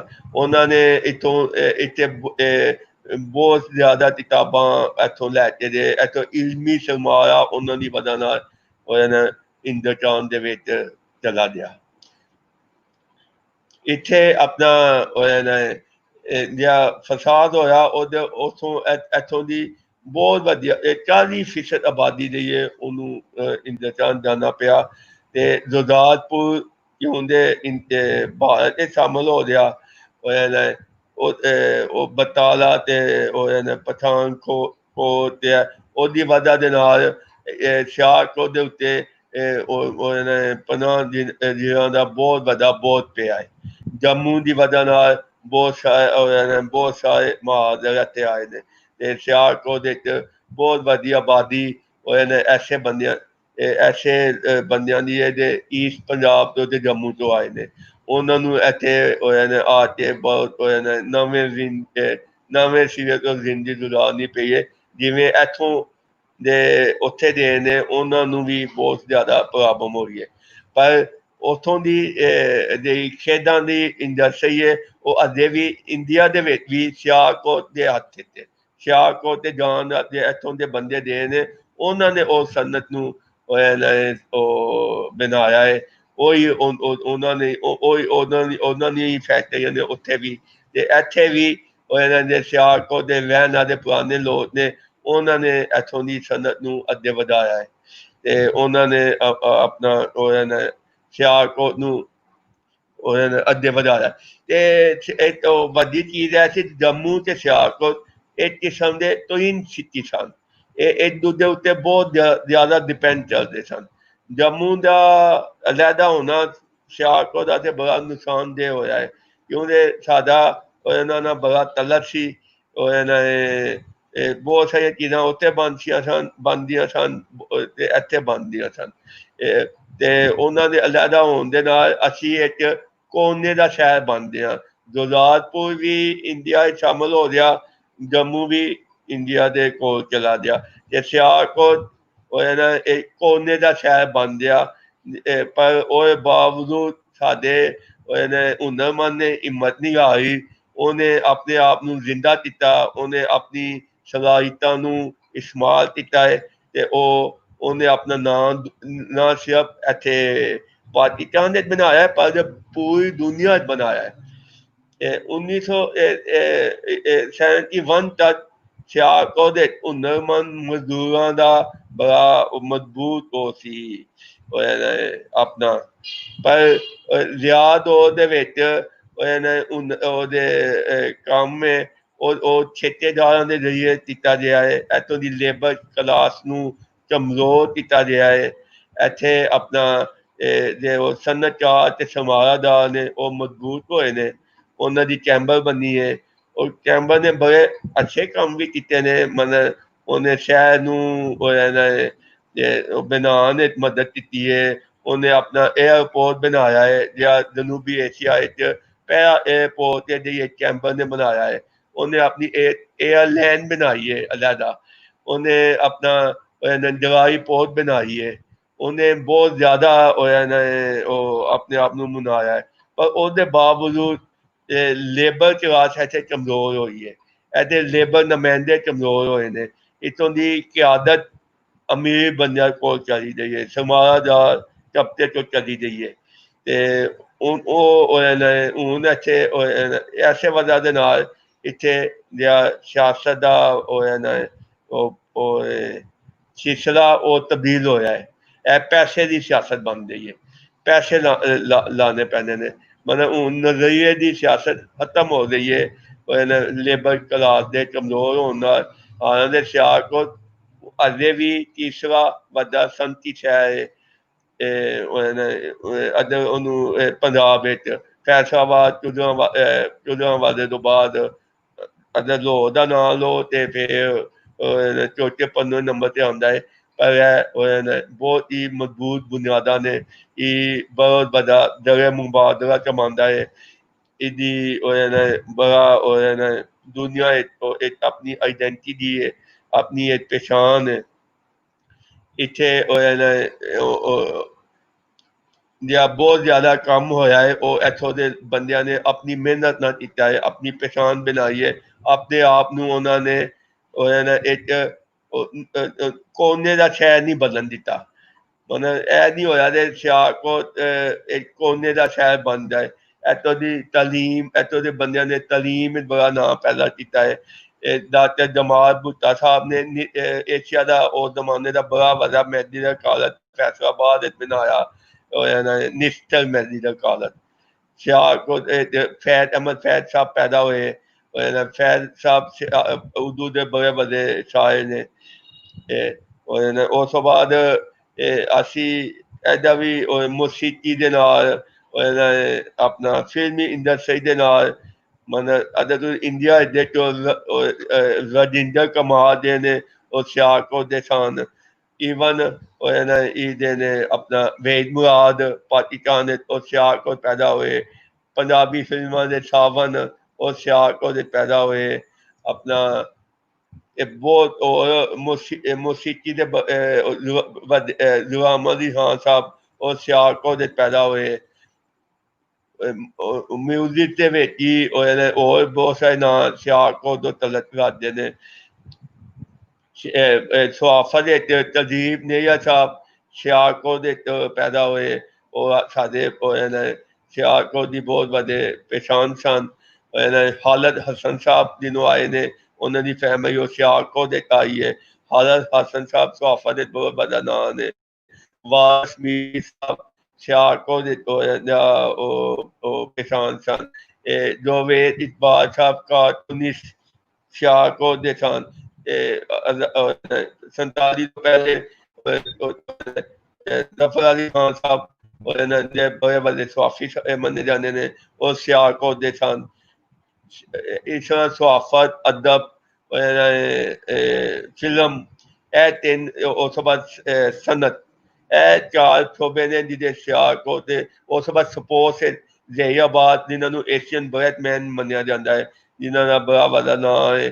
ਸ਼ਨਾਜ਼ ਸ਼ੇਖ ਹਾਕੀ ਦੇ ਵਿੱਚ ਜਿਨ੍ਹਾਂ ਨੂੰ ਬਹੁਤ ਵੱਡੇ ਪਲੇਅਰਾਂ ਦੇ ਵਿੱਚ ਇੱਕ ਪਲੇਅਰ ਮੰਨਿਆ ਜਾਂਦਾ ਹੈ, ਉਹ ਸਿਆਲਕੋਟ ਦੇ ਉਹ ਪਛਾਣ ਬਣੇ।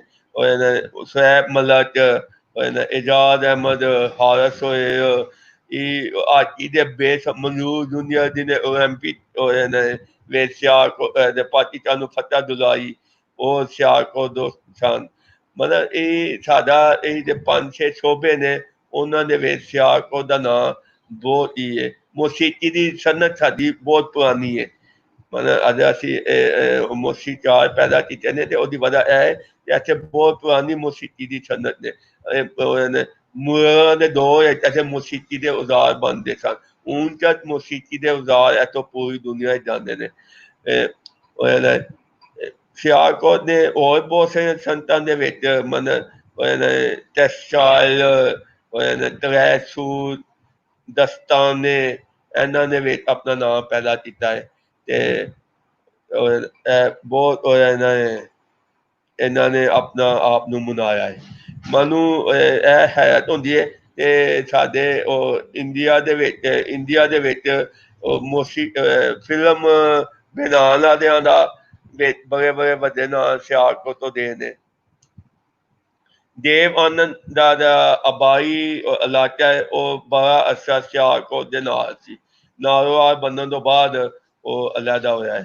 ਤੇ ਉੱਥੇ ਦੇਵ ਆਨੰਦ ਤੇ ਰਾਜਿੰਦਰ ਕੁਮਾਰ ਸੀ, ਤੇ ਵੇਦਮੁਰਾਦ ਸੀ, ਸਾਵੰਤ ਸੀ। ਮਸਰਤ ਨਜ਼ੀਰ ਦੀ ਸ਼ਾਦੀ ਬਾਅਦ ਸਿਆਲਕੋਟ ਹੋਈ ਹੈ, ਪਰ ਉਹਨਾਂ ਦਾ ਆਬਾਈ ਸ਼ਹਿਰ ਵੀ ਸਿਆਲਕੋਟ ਸੀ। ਤੇ ਸਿਆਲਕੋਟ ਦੀ ਤਾਲੀਮ, ਸਿਆਲਕੋਟ ਇੱਕ ਆਪਣਾ ਪੰਜਾਬੀ ਵਿੱਚ ਵੀ ਅਦਰ ਅਸੀਂ ਲਾਈਏ ਤੇ ਆਫਤ ਬਰੋਦਾਰ ਜਿਨ੍ਹਾਂ ਨੇ ਮਿਰਜ਼ਾ ਸਾਹਿਬਾਂ ਲਿਖੀ ਹੈ, ਉਹ ਸਿਆਲਕੋਟ ਉਹਨਾਂ ਨੇ ਬੈਠ ਕੇ ਲਿਖੀ ਹੈ। ਹਾਸ਼ਮ ਸ਼ਾਹ ਦੀ ਸੋਨੀ ਮਹੀਵਾਰ ਸਿਆਲਕੋਟ ਲਿਖੀ ਗਈ ਹੈ। ਆਪਣਾ ਦਾਇਮ ਨੇ ਅਦਰ ਸੇ ਉਹਨਾਂ ਦਾ ਗੁਜਰਾਤ ਤੋਂ ਸੀ, ਪਰ ਸਿਆਲਕੋਟ ਉਹਨਾਂ ਨੇ ਆ ਕੇ ਆਪਣੀ ਇਬਤਦਾ ਕੀਤੀ ਹੈ। ਪੰਜਾਬ ਆਪਣਾ ਸਿਆਲਕੋਟ ਨੂੰ ਤੁਸੀਂ ਅਦਬ ਨਜ਼ਰਅੰਦਾਜ਼ ਨਹੀਂ ਕਰ ਸਕਦੇ। ਮਤਲਬ ਇਹ ਸਾਬਤ ਕੀਤਾ ਸਿਆਲਕੋਟੀਆਂ ਨੇ, ਤੇ ਤੁਸੀਂ ਇਹਨੂੰ ਪਾਕਿਸਤਾਨ ਦੇ ਵਿੱਚ ਉਹਦੇ ਸੰਤੀ, ਸਿਆਸੀ, ਅਦਬੀ, ਤਾਲੀਮੀ ਉਹਦੇ ਮੈਦਾਨ ਉਹਦੇ ਤੁਸੀਂ ਇਹਨੂੰ ਨਜ਼ਰਅੰਦਾਜ਼ ਨਹੀਂ ਕਰ ਸਕਦੇ। ਇੱਦਾਂ ਤੁਹਾਨੂੰ ਅਬੈਦੁੱਲਾ ਸਿੰਧੀ ਦਾ ਨਾਂ ਅਸੀਂ ਭੁੱਲਦੇ ਹਾਂ। ਅਬੈਦੁੱਲਾ ਸਿੰਧੀ ਸਿਆਲਕੋਟ ਦੇ ਸਨ। ਉਹਨਾਂ ਨੇ ਇੱਕ ਕਿ ਆਜ਼ਾਦੀ ਦੇ ਵਿੱਚ ਬੜਾ ਹਿੱਸਾ ਲਿਆ। ਦਿਓਬੰਦ ਆਲਮ ਬਣੇ। ਉਸ ਤੋਂ ਬਾਅਦ ਉਸ ਦੌਰ ਅਫਗਾਨਿਸਤਾਨ ਦੇ, ਰੂਸ ਦੇ, ਉਹਨਾਂ ਨੇ ਆਪਣਾ ਮਜ਼ਹਬ ਦੇ ਉੱਤੇ ਬੜਾ ਨਵਾਂ ਖਿਆਲ ਪੇਸ਼ ਕੀਤਾ। ਤੇ ਇੱਕ ਗਰੀਬ ਬੰਦੇ ਲੇਬਰ ਕਲਾਸ ਦੇ ਨਾਲ ਮਜ਼ਹਬ ਨੂੰ ਜੋੜਨ ਦੀ ਕੋਸ਼ਿਸ਼ ਕੀਤੀ।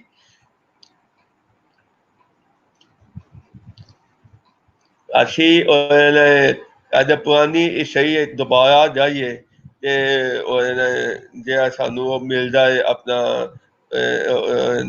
ਤਿੱਬ ਦੇ ਵਿੱਚ ਸਿਆਲਕੋਟ ਦਾ ਜਿਹੜਾ ਨਾਂ ਉਹ ਮਹਾਭਾਰਤ ਵਿੱਚ ਮਿਲਦਾ ਸਾਨੂੰ। ਜਾਂ ਪਾਂਡੂ ਰਾਜਿਆਂ ਦੇ ਛੋਟੇ ਭਾਈ ਸਨ, ਉਹਨਾਂ ਨੇ ਇੱਕ ਆਯੁਰਵੈਦਿਕ ਦਿਓਤਾ ਸੀ, ਉਹਦੀ ਵਜ੍ਹਾ ਨਾਲ ਪੈਦਾ ਹੋਏ ਸਨ। ਤੇ ਉਹ ਦਿਨੋਂ ਨਿਚੋਲਾ ਨੇ ਸਿਆਲਕੋਟ ਆਇਆ ਹੈ, ਸਿਆਲਕੋਟ ਦਾ ਰਾਜਾ ਬਣਿਆ ਹੈ, ਤੇ ਉਹਨੇ ਆਯੁਰਵੈਦਿਕ ਨੂੰ ਇੱਥੇ ਫੈਲਾਇਆ ਹੈ। ਇੱਥੇ 5000 ਸਾਲ ਤੋਂ ਆਯੁਰਵੈਦਿਕ ਤਿੱਬ ਮੌਜੂਦ ਸੀ, ਜਾਂ ਬਾਅਦ ਇੱਥੇ ਦੇਸੀ ਤਿੱਬ ਇਹਨੂੰ ਕਿਹਾ ਗਿਆ ਹੈ। ਤੇ ਇਹ ਜਿਹੜਾ ਯੂਨਾਨੀ ਤਿੱਬ ਹੈ, ਉਹ ਵੀ ਇੱਥੇ ਮੁਸਲਮਾਨਾਂ ਦੇ ਵਜ੍ਹਾ ਨਾਲ ਨਹੀਂ ਆਇਆ। ਜਿਹਨੂੰ ਰਾਜਾ ਮਲੰਦਾ ਯੂਨਾਨੀ ਨਸਲ ਦਾ ਰਾਜਾ ਇੱਥੇ ਰਾਜਾ ਬਣਿਆ, ਉਹਦੇ ਦੌਰ ਇੱਥੇ ਯੂਨਾਨੀ ਤਿੱਬ ਆਇਆ ਹੈ। ਮਤਲਬ ਇੱਥੇ ਯੂਨਾਨੀ ਤਿੱਬ ਵੀ 2-2.5 ਸਾਲ ਤੋਂ ਮੌਜੂਦ ਸੀ। ਸਿਆਲਕੋਟ ਸਾਡੇ ਇੱਥੇ ਜਨੂਬੀ ਏਸ਼ੀਆ ਯੂਨਾਨੀ ਤਿੱਬ ਦੇ ਇਬਤਦਾਈ ਸੈਂਟਰਾਂ ਦੇ ਵਿੱਚ। ਤੇ ਇਹ ਉਹਨੂੰ ਦਾ ਇੱਥੋਂ ਦਾ ਤਬੀਬਾਂ ਦਾ ਨਾਂ ਹੈ। ਇੱਥੋਂ ਦੇ ਤਬੀਬ ਬਾਦਸ਼ਾਹ ਦੇ ਮਹੱਲਾਂ ਦੇ ਨੇ, ਦਰਬਾਰਾਂ ਦੇ ਨੇ। ਤਬੀਬਾਂ ਦਾ ਬੜਾ ਵੱਡਾ ਨਾਮ ਰਿਹਾ ਹੈ। ਉਸ ਤੋਂ ਬਾਅਦ ਬਾਬਾ ਫਰੀਦ ਹੋਈ ਸਿਆਲਕੋਟ ਆਏ, ਇੱਥੋਂ ਦੇ ਇੱਕ ਪਿੰਡ ਆਏ। ਉਹਨਾਂ ਦੇ ਬੇਟੇ ਆਪਣਾ ਬਦਰੁਦੀਨ ਸ਼ਾਹ ਨੇ ਇੱਥੇ ਕਾਮ ਕੀਤਾ। ਉਹਨਾਂ ਦੀ ਔਲਾਦ ਇੱਥੇ ਮੌਜੂਦ ਹੈ। ਹੁਣ ਤੱਕ ਉਹਨਾਂ ਦੇ ਨਾਂ ਨਿਸਬਤ ਉਹਦੀ ਬਾਬਾ ਜੀ ਦੀ ਇੱਥੇ ਬੜੀ ਮੰਨਤਾ ਸੀ ਕਿ ਸਿਆਲਕੋਟ ਨੇ ਉਹ ਨਵੇਂ ਖਿਆਲ ਨੇ ਉਹਨਾਂ ਨੂੰ ਕਬੂਲ ਕੀਤਾ ਹੈ, ਉਹ ਨਵੀਂ ਸੋਚ ਨੂੰ ਕਬੂਲ ਕੀਤਾ ਹੈ। ਇੱਥੇ ਤਾਲੀਮੀ ਸੈਂਟਰ ਬਹੁਤ ਜ਼ਿਆਦਾ ਪਹਿਲੇ ਬਣਿਆ ਹੈ। ਤੇ ਮੈਂ ਹੁਣ ਬਾਬਾ ਸਾਹਿਬ ਨੂੰ ਅਦਰ ਮੌਜੂਦ ਨੇ ਤੇ ਉਹਨਾਂ ਨੂੰ ਦਾਵਾ ਦਾਂਦਾ ਤੇ ਉਹ ਥੋੜ੍ਹਾ ਜਿਹਾ ਯੂਨੀਅਨ ਦੀ ਸਿਆਸਤ ਨਾਲ ਜਾਂ ਉਹ ਆਪਣਾ ਜੀ ਮੈਂ ਬਾਬਰ ਸਾਹਿਬ ਦੇ ਨਾਲ ਆ ਗਏ ਨੇ ਸਾਡੇ ਨਾਲ, ਅਸੀਂ ਉਹਨਾਂ ਨੂੰ ਹੁਣ ਜੀ ਬਾਬਰ ਸਾਹਿਬ ਮੇਰੀ ਆਵਾਜ਼ ਸੁਣ ਰਹੇ ਹੋ? ਜੀ ਜੀ ਆਵਾਜ਼ ਆ ਰਹੀ। ਸੌਰੀ ਮੇਰਾ ਇੰਟਰਨੈਟ ਦਾ ਨਾ ਪਹਿਲਾਂ ਕਨੈਕਸ਼ਨ ਡਿਸਕਨੈਕਟ ਹੋ ਗਿਆ ਸੀ। ਹਾਂ ਜੀ ਜੀ ਸਰ, ਅਸੀਂ ਹੁਣ ਸਿਆਸਤ ਦੇ ਹਵਾਲੇ ਨਾਲ ਸਰ ਤੁਹਾਡੇ ਕੋਲ ਗੱਲ ਸੁਣਾਂਗੇ। ਪ੍ਰੋਗਰਾਮ ਦਾ ਵੇਲਾ ਸਾਡੇ ਕੋਲ ਥੋੜਾ ਹੈ, ਤੁਸੀਂ ਸਰ ਪਲੀਜ਼ ਥੋੜਾ ਜਿਹਾ ਕੰਸਾਈਜ਼ ਕਰਕੇ ਸਰ। ਜੀ ਜੀ ਸਿਆਲਕੋਟ ਦੀ ਸਿਆਸਤ ਦੇ ਅਗਰ 1947 ਤੋਂ ਪਹਿਲਾਂ ਦੀ ਗੱਲ ਕਰੀਏ ਤੇ ਸਰ ਫਜ਼ਲੇ ਹੁਸੈਨ ਸਾਹਿਬ ਜਿਹੜੇ ਸਨ ਉਹ ਆਲਦੋ ਸਿਆਲਕੋਟੀ ਪ੍ਰੋਪਰ ਸਿਆਲਕੋਟ ਚ ਪੈਦਾ ਨਹੀਂ ਸਨ ਹੋਏ। ਉਹਨਾਂ ਦਾ ਪਿੰਡ ਜਿਹੜਾ ਸੀ ਉਹ ਗੁਰਦਾਸਪੁਰ ਸੀ, ਲੇਕਿਨ ਉਹ ਸਿਆਲਕੋਟੀ ਗਿਣੇ ਜਾਂਦੇ ਸਨ ਕਿਉਂਕਿ ਉਹ ਜਦੋਂ ਕਰਕੇ ਆਏ ਸਨ, ਬਾਹਰੋਂ ਪੜ੍ਹ ਕੇ ਆਏ ਸਨ ਤੇ ਉਹ ਆ ਕੇ ਫਿਰ ਸਿਆਲਕੋਟ ਵਿੱਚ ਉਹਨਾਂ ਨੇ 1901 ਤੋਂ ਲੈ ਕੇ 1905 ਤੱਕ ਵਕਾਲਤ ਕੀਤੀ। ਤੇ ਸਰ ਫਜ਼ਲੇ ਹੁਸੈਨ ਨੇ ਬਾਅਦ ਯੂਨੀਅਨਿਸਟ ਪਾਰਟੀ ਦਾ ਬੁਨਿਆਦ ਰੱਖੀ ਔਰ ਸਭ ਕੁਝ ਬਣਾਉਣ ਵਾਲੇ ਸਨ ਤੇ ਉਹਨਾਂ ਦੀ ਸਿਆਸਤ ਦੇ ਵਿੱਚ ਸਿਆਲਕੋਟ ਦੇ ਵਿੱਚ ਜਿਹੜੀ ਰਿਹਾਇਸ਼ ਸੀ ਔਰ ਉਹਨਾਂ ਦੀ ਦੋਸਤੀਆਂ ਉਹ ਸਾਰੀ ਉਮਰ ਬੜੀਆਂ ਉਹਨਾਂ ਦੀ ਸਿਆਸਤ ਵਿੱਚ ਔਰ ਉਹਨਾਂ ਦੇ ਮੁਸਤਕਬਲ ਵਿੱਚ ਐਸੋਸੀਏਸ਼ਨਸ ਵਿੱਚ ਬੜਿਆ ਉਹਨਾਂ ਦਾ ਅਸਰ ਸੀ। ਸਿਆਲਕੋਟ ਵਿੱਚ ਉਸ ਜ਼ਮਾਨੇ ਵਿੱਚ ਬੜੇ ਬੜੇ ਕਾਬਿਲ ਲੋਕ ਰਹਿੰਦੇ ਸਨ ਸਿਆਲਕੋਟੀ, ਜਿਨ੍ਹਾਂ ਵਿੱਚੋਂ ਸਰ ਫਜ਼ਲ ਹੁਸੈਨ ਸਾਹਿਬ ਨੂੰ ਵੀ ਅਸੀਂ ਹੁਣ ਸਿਆਲਕੋਟੀ ਗਿਣਾਂਗੇ ਉਸ ਵਜ੍ਹਾ ਨਾਲ ਮੈਂ ਕਹਿ ਰਿਹਾ, ਲੇਕਿਨ ਆਲਦੋ ਮੈਂ ਵਾਜ਼ੇ ਕਰ ਚੁੱਕਿਆ ਸਿਆਲਕੋਟੀ ਪੈਦਾ ਨਹੀਂ ਸਨ ਹੋਏ। ਉਹ ਉਸ ਵੇਲੇ ਚੌਧਰੀ ਸਰ ਸ਼ਹਾਬੁਦੀਨ ਵਿਰਕ ਸਨ। ਸਰ ਸ਼ਹਾਬੁਦੀਨ ਸਰ ਦਾ ਖਿਤਾਬ ਸੀ, ਉਹ ਵਿਰਕ ਉਹਨਾਂ ਦੀ ਜ਼ਾਤ ਸੀ। ਉਹ ਸਾਡੀ ਪੰਜਾਬ ਅਸੈਂਬਲੀ ਦੇ 4 ਦਫਾ ਸਪੀਕਰ ਹੋਏ। ਪਹਿਲਾਂ ਪੰਜਾਬ ਲੈਜਿਸਲੇਟਿਵ ਕਾਉਂਸਲ ਸੀ ਤੇ ਉਦੋਂ ਸਪੀਕਰ ਨੂੰ ਪ੍ਰੈਜ਼ੀਡੈਂਟ ਕਹਿੰਦੇ ਸਨ।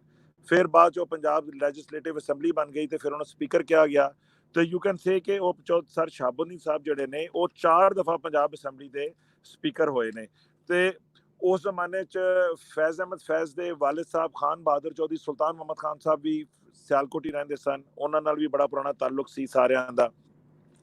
ਫਿਰ ਸਿਆਲਕੋਟ ਦੀ ਸਿਆਸਤ ਦੇ ਹਿਸਾਬ ਦੇ ਵੇਖੀਏ ਤੇ ਸਰ ਸ਼ਹਾਬੁਦੀਨ ਨੂੰ ਸਰ ਦਾ ਖਿਤਾਬ ਸੀ, ਉਹ ਬੜੇ ਐਕਟਿਵ ਰਹੇ। ਸਰ ਅਲਾਮਾ ਇਕਬਾਲ ਨੂੰ ਸਰ ਦਾ ਖਿਤਾਬ ਸੀ। ਉਦੋਂ ਬਾਅਦ ਸਰ ਜ਼ਫਰੁੱਲਾ ਖਾਨ ਨੂੰ ਸਰ ਦਾ ਖਿਤਾਬ ਸੀ। 3 ਬੰਦਿਆਂ ਨੂੰ ਸਰ ਦਾ ਖਿਤਾਬ ਮਿਲਿਆ ਸਿਆਲਕੋਟ ਤੋਂ। ਤੇ ਸਿਆਲਕੋਟ ਸ਼ਹਿਰ ਵਿੱਚੋਂ ਅਲਾਮਾ ਇਕਬਾਲ ਇੰਨੀ ਜ਼ਿਆਦਾ ਸਿਆਸਤ ਨਹੀਂ ਕਰ ਸਕੇ, ਉਹ ਬਾਅਦ ਵਿੱਚ ਸਿਆਸਤ ਵਿੱਚ ਐਕਟਿਵ ਹੋਏ, ਉਦੋਂ ਲਾਹੌਰ ਸ਼ਿਫਟ ਹੋ ਗਏ ਹੋਏ ਸਨ। ਤੇ ਸਰ ਜ਼ਫਰੁੱਲਾ ਖਾਨ ਸਾਹਿਬ ਇੱਥੋਂ ਸਿਆਲਕੋਟ ਤੋਂ ਹੀ MLA ਹੋਏ ਸਨ। ਉਸ ਤੋਂ ਬਾਅਦ ਸਰ ਫਜ਼ਲੇ ਹੁਸੈਨ ਸਾਹਿਬ ਨੇ ਅਸਤੀਫਾ ਦਿੱਤਾ ਐਗਜ਼ੈਕਟਿਵ ਕਾਉਂਸਲ ਦੀ ਮੈਂਬਰਸ਼ਿਪ ਤੋਂ ਤੇ ਉਹਨਾਂ ਨੇ ਸਪੋਰਟ ਕੀਤਾ ਔਰ ਨਾਮ ਰਿਕਮੈਂਡ ਕੀਤਾ ਸਰ ਜ਼ਫਰੁੱਲਾ ਖਾਨ ਦਾ ਐਗਜ਼ੈਕਟਿਵ ਕਾਉਂਸਲ ਦੀ ਮੈਂਬਰਸ਼ਿਪ ਵਾਸਤੇ। ਇਹ ਸਰ ਫਜ਼ਲੇ ਹੁਸੈਨ ਸਾਹਿਬ ਨੇ ਕੀਤਾ ਤੇ ਫਿਰ sir ਜ਼ਫਰੁੱਲਾ Khan Sahib executive council ਦੇ ਮੈਂਬਰ ਹੋਏ। ਔਰ ਉਸ ਤੋਂ ਬਾਅਦ ਜਦੋਂ ਇਹ ਸਾਰੇ ਸਿਲਸਿਲਾ ਚੱਲ ਰਿਹਾ ਸੀ ਉਦੋਂ ਯੂਨੀਅਨਿਸਟ ਜਿਹੜੇ ਸਨ ਉਹ ਬੜੇ ਤਾਕਤਵਰ ਸਨ। ਔਰ ਯੂਨੀਅਨਿਸਟ ਪਾਰਟੀ ਨੂੰ ਵੇਖੋ, ਅਸੀਂ ਬਾਜ਼ ਔਕਾਤ ਚੀਜ਼ਾਂ ਨੂੰ ਤਾਸੁਬ ਦੀ ਨਿਗਾਹ ਨਾਲ ਵੇਖਦੇ ਹਾਂ। ਬਾਜ਼ ਲੋਕਾਂ ਨੂੰ ਸਾਨੂੰ ਜਿਨ੍ਹਾਂ ਲੋਕ we should give the credit where it is due, ਉਹਨਾਂ ਨੂੰ ਕ੍ਰੈਡਿਟ ਦਿਓ। ਯੂਨੀਅਨਿਸਟ ਪਾਰਟੀ ਨੇ ਮਾਸ਼ਰੇ ਵਿੱਚ ਬਹੁਤ ਜ਼ਿਆਦਾ ਹਾਰਮਨੀ ਪੈਦਾ ਕੀਤੀ ਸੀ, ਖਾਸ ਤੌਰ ਤੇ ਰਿਲੀਜੀਅਸ ਔਰ ਕਲਚਰਲ ਹਾਰਮਨੀ। ਯੂਨੀਅਨਿਸਟ ਪਾਰਟੀ ਦੇ ਵਿੱਚ ਮੁਸਲਮਾਨ ਵੀ ਸਨ, ਹਿੰਦੂ ਵੀ ਸਨ, ਸਿੱਖ ਵੀ ਸਨ ਔਰ ਦੂਸਰੇ ਮਜ਼ਾਹਬ ਦੇ ਲੋਕ ਵੀ ਸਨ। ਔਰ ਸਭ ਨੂੰ ਉੱਥੇ ਮਜ਼ਹਬ ਨੂੰ ਨਹੀਂ ਸੀ ਗਿਣਿਆ ਜਾਂਦਾ ਔਰ ਕੋਸ਼ਿਸ਼ ਕੀਤੀ ਜਾਂਦੀ ਸੀ ਕਿ ਪੋਲੀਟੀਕਲ ਹਾਰਮਨੀ ਔਰ ਰਿਲੀਜੀਅਸ ਹਾਰਮਨੀ ਰਹੇ। ਔਰ ਉਹਦੇ ਵਿੱਚ ਸਰ ਫਜ਼ਲੇ ਹੁਸੈਨ ਸਾਹਿਬ ਅੱਗੇ ਸਨ, ਸਰ ਛੋਟੂ ਰਾਮ ਸਾਹਿਬ ਬੜੇ ਅੱਗੇ ਸਨ। ਔਰ ਉਸ ਜ਼ਮਾਨੇ ਦੇ ਵਿੱਚ ਬਾਅਦ ਚ ਖਿਜ਼ਰ ਟਿਵਾਣਾ ਸਾਹਿਬ ਵੀ ਸਨ, ਸਰ ਸਿਕੰਦਰ ਆਯਾਤ ਸਾਹਿਬ ਵੀ ਸਨ। ਔਰ ਇਹਨਾਂ ਲੋਕਾਂ ਨੇ ਉਸ ਜ਼ਮਾਨੇ 'ਚ ਬੜਾ ਇਹਨਾਂ ਦਾ ਕੰਟਰੀਬਿਊਸ਼ਨ ਸੀ। ਲੇਕਿਨ ਅਫਸੋਸ ਹੈ ਵੇ ਕਿ ਸਰ ਫਜ਼ਲੇ ਹੁਸੈਨ ਨੂੰ ਜਾਂ ਯੂਨੀਅਨਿਸਟ ਪਾਰਟੀ ਨੂੰ ਜਿਹੜਾ ਉਹਨਾਂ ਨੂੰ ਮੁਕਾਮ ਮਿਲਣਾ ਚਾਹੀਦਾ ਸੀ ਸਿਆਸੀ ਤੌਰ ਤੇ ਔਰ ਬਾਵਜੂਦ ਇਖਤਲਾਫ ਤੇ ਮੁਸਲਿਮ ਲੀਗ ਔਰ ਕਾਂਗਰਸ ਨੂੰ ਦੇਣਾ ਚਾਹੀਦਾ ਸੀ ਆਫਟਰ ਪਾਰਟੀਸ਼ਨ, ਉਹ ਅਸਾਂ ਨਹੀਂ ਦਿੱਤਾ ਕਿਉਂਕਿ ਯੂਨੀਅਨਿਸਟ ਪਾਰਟੀ ਵਾਹਿਦ ਪਾਰਟੀ ਸੀ ਜਿਹੜੀ ਨਾ ਹੀ ਕਾਂਗਰਸ ਨੂੰ ਚੰਗੀ ਲੱਗਦੀ ਸੀ ਔਰ ਨਾ ਹੀ ਮੁਸਲਿਮ ਲੀਗ ਨੂੰ ਚੰਗੀ ਲੱਗਦੀ ਸੀ। ਮੁਸਲਿਮ ਲੀਗ ਨੂੰ ਵੀ ਚੰਗੇ ਨਹੀਂ ਸਨ ਲੱਗਦੇ ਔਰ ਕਾਂਗਰਸ ਨੂੰ ਵੀ ਚੰਗੇ ਨਹੀਂ ਸਨ ਲੱਗਦੇ ਹੈ। ਲੇਕਿਨ ਇਹਨਾਂ ਨੇ ਪੰਜਾਬ ਵਿੱਚ ਬਹੁਤ ਕੁਝ ਕੀਤਾ। ਤੁਸੀਂ ਅੱਜ ਅਗਰ ਨੋਟ ਕਰਦੇ ਹੋ, ਸੁਣੋ, ਤੁਸੀਂ ਪੁਰਾਣੇ ਮੁਸਲਮਾਨਾਂ ਕੋਲੋਂ, ਪੁਰਾਣੇ ਸਿੱਖਾਂ ਕੋਲੋਂ ਜਿਹੜੇ ਇਵਨ ਮਾਈਗ੍ਰੇਟ ਕਰਕੇ ਵੀ ਚਲੇ ਗਏ, ਉਹ ਜਦੋਂ ਆਪਣੇ ਪਿੰਡਾਂ ਦਾ ਜ਼ਿਕਰ ਕਰਦੇ ਨੇ ਔਰ ਕਹਿੰਦੇ ਨੇ ਸਾਡੇ ਪਿੰਡ ਵਿੱਚ ਉਦੋਂ ਪ੍ਰੀ ਪਾਰਟੀਸ਼ਨ ਪਹਿਲਾਂ ਸਕੂਲ ਸੀ ਜਾਂ ਡੰਗਰਾਂ ਦਾ ਹਸਪਤਾਲ ਸੀ, ਤੇ ਉਹ ਕਿਹਨੇ ਬਣਾਏ ਸਨ? ਉਹ ਇਹਨਾਂ ਹੀ ਯੂਨਿਸਟ ਪਾਰਟੀ ਵਾਲੇ ਬਣਾਏ ਸਨ, ਸਰ ਫਜ਼ਲੇ ਹੁਸੈਨ ਹੋਰਾਂ ਹੀ ਬਣਾਏ ਸਨ, ਉਹਨਾਂ ਸਾਰੇ ਉਹਨਾਂ ਦੀ ਪਾਰਟੀ ਦੇ ਲੋਕਾਂ ਬਣਾਏ ਸਨ। ਲੇਕਿਨ ਅਸੀਂ ਉਹਨਾਂ ਨੂੰ ਉਹਨਾਂ ਦਾ ਜਿਹੜਾ ਮੁਕਾਮ ਜਾਂ ਉਹਨਾਂ ਦਾ ਹੈਸੀਅਤ ਸੀ ਜਿਹੜੀ ਉਹ ਮਿਲਣੀ ਚਾਹੀਦੀ ਸੀ, ਉਹ ਸਾਨੂੰ ਉਹਨੂੰ ਨਹੀਂ ਦਿੱਤੀ।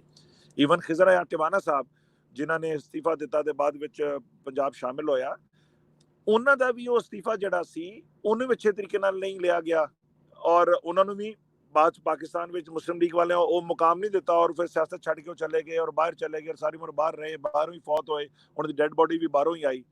ਖੈਰ ਇਹਦੇ ਵਿੱਚ ਕਾਫੀ ਚੀਜ਼ਾਂ ਨੇ, ਸਾਨੂੰ ਥੋੜਾ ਜਿਹਾ ਭਾਵੇਂ ਅਸੀਂ ਮੁਸਲਿਮ ਲੀਗ ਵੱਲ ਪਾਕਿਸਤਾਨ ਵਿੱਚ ਲੋਕ ਉਹਨਾਂ ਦੀ ਹਕੂਮਤ ਬਣ ਗਈ, ਇੰਡੀਆ ਵਿੱਚ ਕਾਂਗਰਸ ਦੀ ਬਣ ਗਈ, ਸਾਨੂੰ ਉਹਨਾਂ ਲੋਕਾਂ ਨੇ ਜਿਨ੍ਹਾਂ ਨੇ ਚੰਗੇ ਕਿਰਦਾਰ ਅਦਾ ਕੀਤੇ ਨੇ, ਸਾਨੂੰ ਮਜ਼ਹਬ ਤੋਂ ਪਿੱਛਾ ਹਟ ਕੇ, ਪਾਰਟੀ ਤੋਂ ਪਿੱਛਾ ਹਟ ਕੇ ਉਹਨਾਂ ਲੋਕਾਂ ਨੂੰ ਟ੍ਰਿਬਿਊਟ ਦੇਣੇ ਚਾਹੀਦੇ ਨੇ, ਉਹਨਾਂ ਦੇ ਚੰਗੇ ਕੰਮਾਂ ਨੂੰ ਸਲਾਮ ਕਰਨਾ ਚਾਹੀਦਾ ਹੈ। ਹਿਸਟਰੀ ਤਾਂ ਹੀ ਸਹੀ ਲਿਖੀ ਜਾਏਗੀ, ਵਰਨਾ ਅਗਰ ਅਸੀਂ ਹਿਸਟਰੀ ਗਲਤ ਲਿਖਾਂਗੇ ਤੇ ਕੁਝ ਅਰਸੇ ਬਾਅਦ ਹਿਸਟਰੀ ਸੱਚੀ ਹਿਸਟਰੀ ਅੱਗੇ ਆ ਜਾਏਗੀ। ਹੁਣ ਸਿਆਲਕੋਟ ਦੇ ਮੁਤਲਕ ਅਗਰ ਗੱਲ ਕਰਦੇ ਹੋ ਤੇ ਸਿਆਲਕੋਟ ਦੀ ਸਿਆਸਤ ਵਿੱਚ ਇੱਕ ਸਾਡਾ ਪੈਰਿਸ ਰੋਡ ਹੈ ਸਿਆਲਕੋਟ ਵਿੱਚ, ਬੜਾ ਮਸ਼ਹੂਰ, ਬੜਾ ਮਾਡਰਨ, ਉਸ ਜ਼ਮਾਨੇ 'ਚ ਉਹਦਾ ਨਾਮ ਪੈਰਿਸ ਰੋਡ ਸੀ, ਤੇ ਉੱਥੇ ਬੜੇ ਬੜੇ ਵੱਡੇ ਘਰ ਸਨ, ਖਾਸ ਕਰ ਹਿੰਦੂਆਂ ਦੇ ਔਰ ਕੁਝ ਸਿੱਖਾਂ ਦੇ ਵੀ। ਤੇ ਸਾਡੇ ਉੱਥੋਂ ਉਸ ਜ਼ਮਾਨੇ 'ਚ MLA ਹੁੰਦੇ ਸਨ, ਉਹਨਾਂ ਦਾ ਨਾਂ ਸੀ ਬੈਰਿਸਟਰ ਮਿਸਟਰ ਸੀ ਰਾਏ, ਬੈਰਿਸਟਰ ਸੀ ਰਾਏ। ਇਹਨਾਂ ਦਾ ਘਰ ਦਾ ਨਾਂ ਸੀ ਆਨੰਦ ਵਿਲਾ, ਬਹੁਤ ਵੱਡਾ ਘਰ ਸੀ ਪੈਰਿਸ ਰੋਡ ਤੇ, ਜਿਹੜਾ ਕਿ ਬਾਅਦ ਵਿੱਚ ਡਿਸਟ੍ਰਿਕਟ ਸੈਸ਼ਨ ਜੱਜ ਹਾਊਸ ਬਣਿਆ ਇਸ ਵੇਲੇ। ਔਰ ਉਹ ਬੈਰਿਸਟਰ ਸੀ ਰਾਏ ਜਿਹੜੇ ਸਨ, ਉਹ ਵੀ ਪੰਜਾਬ ਲੈਜਿਸਲੇਟਿਵ ਅਸੈਂਬਲੀ ਦੇ ਮੈਂਬਰ ਸਨ ਉਸ ਵੇਲੇ, ਜਿਹੜੇ ਬਾਅਦ ਵਿੱਚ ਜਲੰਧਰ ਮੂਵ ਕਰ ਗਏ ਸਾਰੇ, ਔਰ ਇਹਨਾਂ ਦਾ ਘਰ ਸੀ। ਔਰ ਉਸ ਤੋਂ ਬਾਅਦ ਈਵਨ ਸਿਆਲਕੋਟ ਇੱਕ ਐਸਾ ਜ਼ਿਲ੍ਹਾ ਹੈ ਚੱਟਾ ਸਾਹਿਬ, ਸਿਆਲਕੋਟ ਦੇ ਮਤਲਬ ਕਿਹਾ ਜਾ ਸਕਦਾ ਹੈ ਕਿ ਤੁਸੀਂ ਬੰਦੇ ਨੂੰ ਸਿਆਲਕੋਟ ਚੋਂ ਕੱਢ ਸਕਦੇ ਹੋ, ਪਰ ਬੰਦੇ ਦੇ ਵਿੱਚੋਂ ਸਿਆਲਕੋਟ ਨਹੀਂ ਕੱਢ ਸਕਦੇ। ਅੱਜ ਵੀ ਜਿਹੜੇ ਸਿੱਖ ਇੱਥੋਂ ਔਰ ਹਿੰਦੂ ਮਾਈਗ੍ਰੇਟ ਕਰਕੇ ਇੱਥੋਂ ਚਲੇ ਗਏ ਨੇ, ਅੱਜ ਵੀ ਉਹਨਾਂ ਦੀ ਤੀਸਰੀ ਪੁਸ਼ਤ ਹੋ ਗਈ ਉੱਥੇ ਪੈਦਾ ਇੰਡੀਆ ਵਿੱਚ 73 ਸਾਲਾਂ ਵਿੱਚ, ਅੱਜ ਵੀ ਉਹਨਾਂ ਲੋਕ ਸਿਆਲਕੋਟੀ ਕਹਿੰਦੇ ਨੇ, ਉਹ ਆਪਣੇ ਆਪ ਨੂੰ ਤੀਜੀ ਪਾਉਂਦੇ ਨੇ, ਮੁੰਡਾ ਕਿਤੇ ਵਿਆਹ ਸਿਆਲਕੋਟੀਆਂ ਵੱਲ। ਤੇ ਉਹ ਸੀ ਰਾਏ ਸਾਹਿਬ ਦਾ ਉਹਨਾਂ ਦਾ ਇੱਕ ਨਾਮ ਦਾ ਵਜ਼ੀਫਾ ਅੱਜ ਤੱਕ ਉੱਥੇ ਉੱਥੇ ਯੂਨੀਵਰਸਿਟੀ ਵਿੱਚ ਚੱਲਦਾ, ਉਹਦਾ ਨਾਮ ਹੈ ਸੀ Rai barrister of Sialkot memorial scholarship. ਉਹ ਜਿਹੜਾ LLB ਔਰ LLM ਦੇ ਸਟੂਡੈਂਟਸ ਨੂੰ, ਜਿਹੜੇ ਲਾਇਕ ਸਟੂਡੈਂਟਸ ਹੁੰਦੇ ਨੇ, ਉਹਨਾਂ ਨੂੰ ਦਿੱਤਾ ਜਾਂਦਾ ਹੈ। ਤੇ ਇਸ ਤਰ੍ਹਾਂ ਆਪਣਾ ਸਿਆਲਕੋਟ ਪੁਰਾਣੇ ਇੱਕ ਸ਼ਹਿਰ ਵਿੱਚ ਜਾਓ ਤੇ ਇੱਕ ਸ਼ੇਖ ਗੁਲਾਮ ਕਾਦਰ ਸਾਹਿਬ ਦੀ ਫੈਮਿਲੀ ਬੜੀ ਮਸ਼ਹੂਰ ਸੀ, ਮੈਨੂੰ ਨਹੀਂ ਪਤਾ, ਮੈਂ ਸ਼ਾਇਦ ਮਿਸ ਕਰ ਗਿਆ, ਮੈਂ ਸੁਣਿਆ ਨਹੀਂ ਸੀ, ਸ਼ਾਇਦ ਉਹਨਾਂ ਨੇ ਜ਼ਿਕਰ ਕੀਤਾ ਹੋਵੇ ਦਾਊਦ ਸਾਹਿਬ ਦਾ, ਕਿਉਂਕਿ ਦਾਊਦ ਸਾਹਿਬ ਦੀ ਬਹੁਤ ਅੱਛੀ ਗ੍ਰਿਫਤ ਹੈ ਸਿਆਲਕੋਟ ਦੇ ਪੁਰਾਣੇ ਲੋਕਾਂ ਦੇ ਨੌਲੇਜ ਦੇ ਮੁਤਲਕ ਔਰ ਹਿਸਟਰੀ ਦੇ ਮੁਤਲਕ। ਸ਼ੇਖ ਗੁਲਾਮ ਕਾਦਰ ਸਾਹਿਬ ਦੀ ਸ਼ੇਖ ਗੁਲਾਮ ਕਾਦਰ ਐਂਡ ਕੰਪਨੀ ਇੱਕ ਬੜੀ ਮਸ਼ਹੂਰ ਸੀ, ਉਹ ਇੱਕ ਡਿਪਾਰਟਮੈਂਟਲ ਸਟੋਰ ਸੀ ਜਿਹੜਾ ਨਾਰਦਰਨ ਇੰਡੀਆ ਦਾ ਸਭ ਤੋਂ ਵੱਡਾ ਸਟੋਰ ਸੀ। ਵੱਡੇ ਵੱਡੇ ਅਮੀਰ ਲੋਕ ਉੱਥੇ ਜਾਂਦੇ ਸਨ, ਈਵਨ ਮਹਾਰਾਜਾ ਕਸ਼ਮੀਰ ਜਿਹੜੇ ਸਨ ਉਹ ਵੀ ਉੱਥੇ ਖਰੀਦਾਰੀ ਵਾਸਤੇ ਆਉਂਦੇ ਹੁੰਦੇ ਸਨ। ਉਸ ਜ਼ਮਾਨੇ 'ਚ ਗੁਲਾਮ ਕਾਦਰ ਸਾਹਿਬ ਜਿਹੜੇ ਸਨ, ਉਹ ਬਾਹਰੋਂ ਕਰੋਕਰੀ ਇੰਗਲੈਂਡ ਤੋਂ, ਫਰਾਂਸ ਤੋਂ ਔਰ ਉੱਥੋਂ ਮੰਗਾਉਂਦੇ ਸਨ, ਔਰ ਉਹਨਾਂ ਦੇ ਉੱਤੇ ਗੁਲਾਮ ਕਾਦਰ ਐਂਡ ਕੰਪਨੀ ਦੀ ਆਪਣਾ ਮੋਹ ਦੇਖੀ ਹੋਈ ਆਪਣੇ ਘਰ ਵਿੱਚ, ਉਹ ਵਾਲੀ। ਉਹਨਾਂ ਦੇ ਅਜ਼ੀਜ਼ ਸਨ ਜਿਹੜੇ ਬਾਅਦ 'ਚ ਤੁਹਾਡੇ ਜਨਰਲ ਜਹਾਂਗੀਰ ਕਰਾਮਤ ਸਾਹਿਬ ਬਣੇ ਨੇ, ਜਿਨ੍ਹਾਂ ਦੀ ਈਟਮੋਰ ਆਈਸਕ੍ਰੀਮ ਅੱਜ ਵੀ ਹੈ, ਸਿਲਵਰ ਸਪੂਨ ਰੈਸਟੋਰੈਂਟਸ ਨੇ ਸਾਰੇ। ਤੇ ਬਲਕਿ ਕੁਲਦੀਪ ਨਈਅਰ ਸਾਹਿਬ ਦੀ ਫੈਮਿਲੀ ਆਪਣੇ ਨੋਟਸ ਵਿੱਚ ਇਹ ਵੀ ਜ਼ਿਕਰ ਕਰਦੀ ਹੈ ਕਿ ਉਹ ਜਦੋਂ ਉਹਨਾਂ ਦਾ ਸਖਤ ਵੇਲਾ ਆਇਆ ਸੀ 1947 ਦਾ, ਤੇ ਸ਼ੇਖ ਗੁਲਾਮ ਕਾਦਰ ਸਾਹਿਬ ਨੇ ਉਹਨਾਂ ਨੂੰ ਪਨਾਹ ਦਿੱਤੀ ਸੀ ਆਪਣੇ ਘਰ। ਬਾਅਦ ਵਿੱਚ ਉਹਨਾਂ ਨੇ ਇੱਕ ਜੇਲ੍ਹ, ਸਿਆਲਕੋਟ ਜੇਲ੍ਹ ਦੇ ਜੇਲਰਸ ਉਹਨਾਂ ਨੇ ਵੀ ਦਿੱਤੀ ਸੀ। ਸੋ ਸ਼ੇਖ ਗੁਲਾਮ ਕਾਦਰ ਸਾਹਿਬ ਦਾ ਵੀ ਜਿਹੜਾ, ਫਿਰ ਮੈਂ ਸਿਆਲਕੋਟ ਦੀ ਸਿਆਸਤ ਨਾਲ ਇੱਕ ਗੁਲਜ਼ਾਰੀ ਲਾਲ ਨੰਦਾ ਸਾਹਿਬ ਹੁੰਦੇ ਸਨ, ਜਿਹੜੇ ਬਾਅਦ ਚ ਮਾਈਗ੍ਰੇਸ਼ਨ ਕਰਕੇ ਇੰਡੀਆ ਚਲੇ ਗਏ ਸਨ, ਮਾਈਗ੍ਰੇਟ ਕਰਕੇ, ਔਰ ਉਹ ਉੱਥੋਂ ਦੇ ਪ੍ਰਾਈਮ ਮਿਨਿਸਟਰ ਵੀ ਹੋਏ ਨੇ ਇੰਡੀਆ ਵਿੱਚ 2 ਦਫਾ ਸ਼ਾਰਟ ਟਰਮਸ ਵਾਸਤੇ, ਗੁਲਜ਼ਾਰੀ ਲਾਲ ਨੰਦਾ ਸਾਹਿਬ। ਉਹਨਾਂ ਨੇ ਜਿਹੜੀ ਨੰਦਾ ਬੱਸ ਸਰਵਿਸ ਬਣਾਈ ਸੀ, ਉਹ ਇੱਕ ਸਿਆਲਕੋਟੀ ਚੌਧਰੀ ਅਹਿਮਦ ਸਾਹਿਬ ਨਾਲ ਰਲ ਕੇ ਬਣਾਈ ਸੀ, ਜਿਹੜੀ ਲਾਹੌਰ ਅੰਮ੍ਰਿਤਸਰ ਤੋਂ ਕਸ਼ਮੀਰ ਸ੍ਰੀਨਗਰ ਤੱਕ ਚੱਲਦੀ ਸੀ, ਉਹਨੂੰ ਨੰਦਾ ਬੱਸ ਸਰਵਿਸ ਆਉਂਦੇ ਸਨ, ਤੇ ਗੁਲਜ਼ਾਰੀ ਲਾਲ ਨੰਦਾ ਸਾਹਿਬ ਨੇ ਬਣਾਈ ਸੀ। ਕਿਉਂਕਿ ਸਿਆਸਤ ਦੇ ਪੁਰਾਣੇ ਲੋਕਾਂ ਦਾ ਜ਼ਿਕਰ ਕਰੋਗੇ ਤੇ ਮੈਂ ਉਹਨਾਂ ਦਾ ਜ਼ਿਕਰ ਵੀ ਕਰਨਾ ਚਾਹਾਂਗਾ, ਕਿਉਂਕਿ ਉਹ ਇੰਡੀਅਨ ਪ੍ਰਾਈਮ ਮਿਨਿਸਟਰ ਹੋਏ ਸਨ ਬਾਅਦ ਵਿੱਚ ਜਾ ਕੇ। ਤੇ ਉਹਨਾਂ ਦੀ ਰਿਸ਼ਤੇਦਾਰੀ ਜਿਹੜੀ ਸੀ ਉਹ ਦੀਵਾਨ ਕੜਤਲ ਵਾਲੇ ਦੀਵਾਨਾਂ ਨਾਲ ਵੀ ਸੀ, ਔਰ ਗਾਲਿਬਨ ਏਮਨਾਬਾਦ ਵਾਲੇ ਦੀਵਾਨਾਂ ਨਾਲ ਵੀ ਸੀ। ਇਹਦੇ ਵਿੱਚ ਇੱਕ ਹੋਰ ਜ਼ਿਕਰ ਬੜਾ ਆਏਗਾ ਏਮਨਾਬਾਦ ਵਾਲੇ ਦੀਵਾਨਾਂ ਦਾ। ਅਗਰਚੇ ਏਮਨਾਬਾਦ ਜ਼ਿਲ੍ਹਾ ਗੁਜਰਾਂਵਾਲਾ ਵਿੱਚ ਹੈ, ਲੇਕਿਨ ਉਹਨਾਂ ਦਾ ਜ਼ਿਕਰ ਬਹੁਤ ਜ਼ਿਆਦਾ ਹੁੰਦਾ ਸਿਆਲਕੋਟ ਦੀ ਪੁਰਾਣੀ ਤਾਰੀਖ ਵਿੱਚ, ਕਿਉਂਕਿ ਇੱਕ ਦੀਵਾਨਾ ਵਾਲੀ ਸੜਕ ਬਣਾਈ ਗਈ ਸੀ ਏਮਨਾਬਾਦ ਤੋਂ ਲੈ ਕੇ ਕਸ਼ਮੀਰ ਤੱਕ, ਔਰ ਏਮਨਾਬਾਦ ਵਾਲੇ ਦੀਵਾਨਾ ਨੇ ਉਹ ਜ਼ਮੀਨ ਖੁਦ ਜ਼ਾਤੀ ਤੌਰ ਤੇ ਖਰੀਦ ਕੇ ਬਣਾਈ ਸੀ। ਅੱਜ ਵੀ ਉਹਦਾ ਨਾਮ ਦੀਵਾਨਾ ਵਾਲੀ ਸੜਕ ਹੈ। ਉਹ ਕਸ਼ਮੀਰ ਤੱਕ ਜਾਂਦੀ ਹੈ। ਉਹਦਾ ਬੜਾ ਰੋਲ ਸੀ ਸਿਆਲਕੋਟ ਦੀ ਸਨਅਤੀ ਔਰ ਇਸ ਮਾਸ਼ਰਤੀ ਮਾਮਲਾਤ ਵਿੱਚ, ਕਿਉਂਕਿ ਅਸੀਂ ਬੜੇ ਕਨੈਕਟਡ ਸਾਂ ਕਸ਼ਮੀਰ ਨਾਲ। ਕਸ਼ਮੀਰ ਦੇ ਮਹਾਰਾਜੇ ਦਾ summer palace you can say, ਉਹਨੂੰ ਸਰਾਏ ਮਹਾਰਾਜਾ ਕਹਿੰਦੇ ਸਨ, ਉਹ ਵੀ ਸਿਆਲਕੋਟ ਸ਼ਹਿਰ ਵਿੱਚ ਹੈ ਸੀ। ਤੇ ਅਕਸਰ ਉਹ ਗਰਮੀਆਂ ਜਿਹੜੀ ਸਨ ਉਹ ਇੱਥੇ ਗੁਜ਼ਾਰਦੇ ਸਨ, ਸੌਰੀ ਸਰਦੀਆਂ ਜਿਹੜੇ ਸਨ ਉਹ ਵਿੰਟਰਸ ਕਈ ਵਾਰੀ ਇੱਥੇ ਸਿਆਲਕੋਟ ਵੀ ਆ ਜਾਂਦੇ ਸਨ। ਸਰਾਏ ਮਹਾਰਾਜਾ ਵੀ ਹੈ ਸੀ ਉਹਨਾਂ ਦੀ, ਮਹਾਰਾਜਾ ਕਸ਼ਮੀਰ ਦੀ, ਜਿਹਦੀ ਅੱਜ ਵੀ ਸ਼ਾਇਦ ਕੋਈ ਨੁੱਕਰ, ਮੈਂ ਨਿੱਕੇ ਹੁੰਦਿਆਂ ਕਾਫੀ ਹਿੱਸਾ ਉਹਦਾ ਵੇਖਿਆ ਹੋਇਆ, ਲੇਕਿਨ ਸੁਣਿਆ ਹੁਣ ਟੈਟੂ ਗਈ ਹੈ, ਲੇਕਿਨ ਮੈਂ ਦੇਖਿਆ ਹੋਇਆ ਹੈ, ਉਹ ਸਟੇਸ਼ਨ ਦੇ ਬਿਲਕੁਲ ਕਰੀਬ ਹੈ।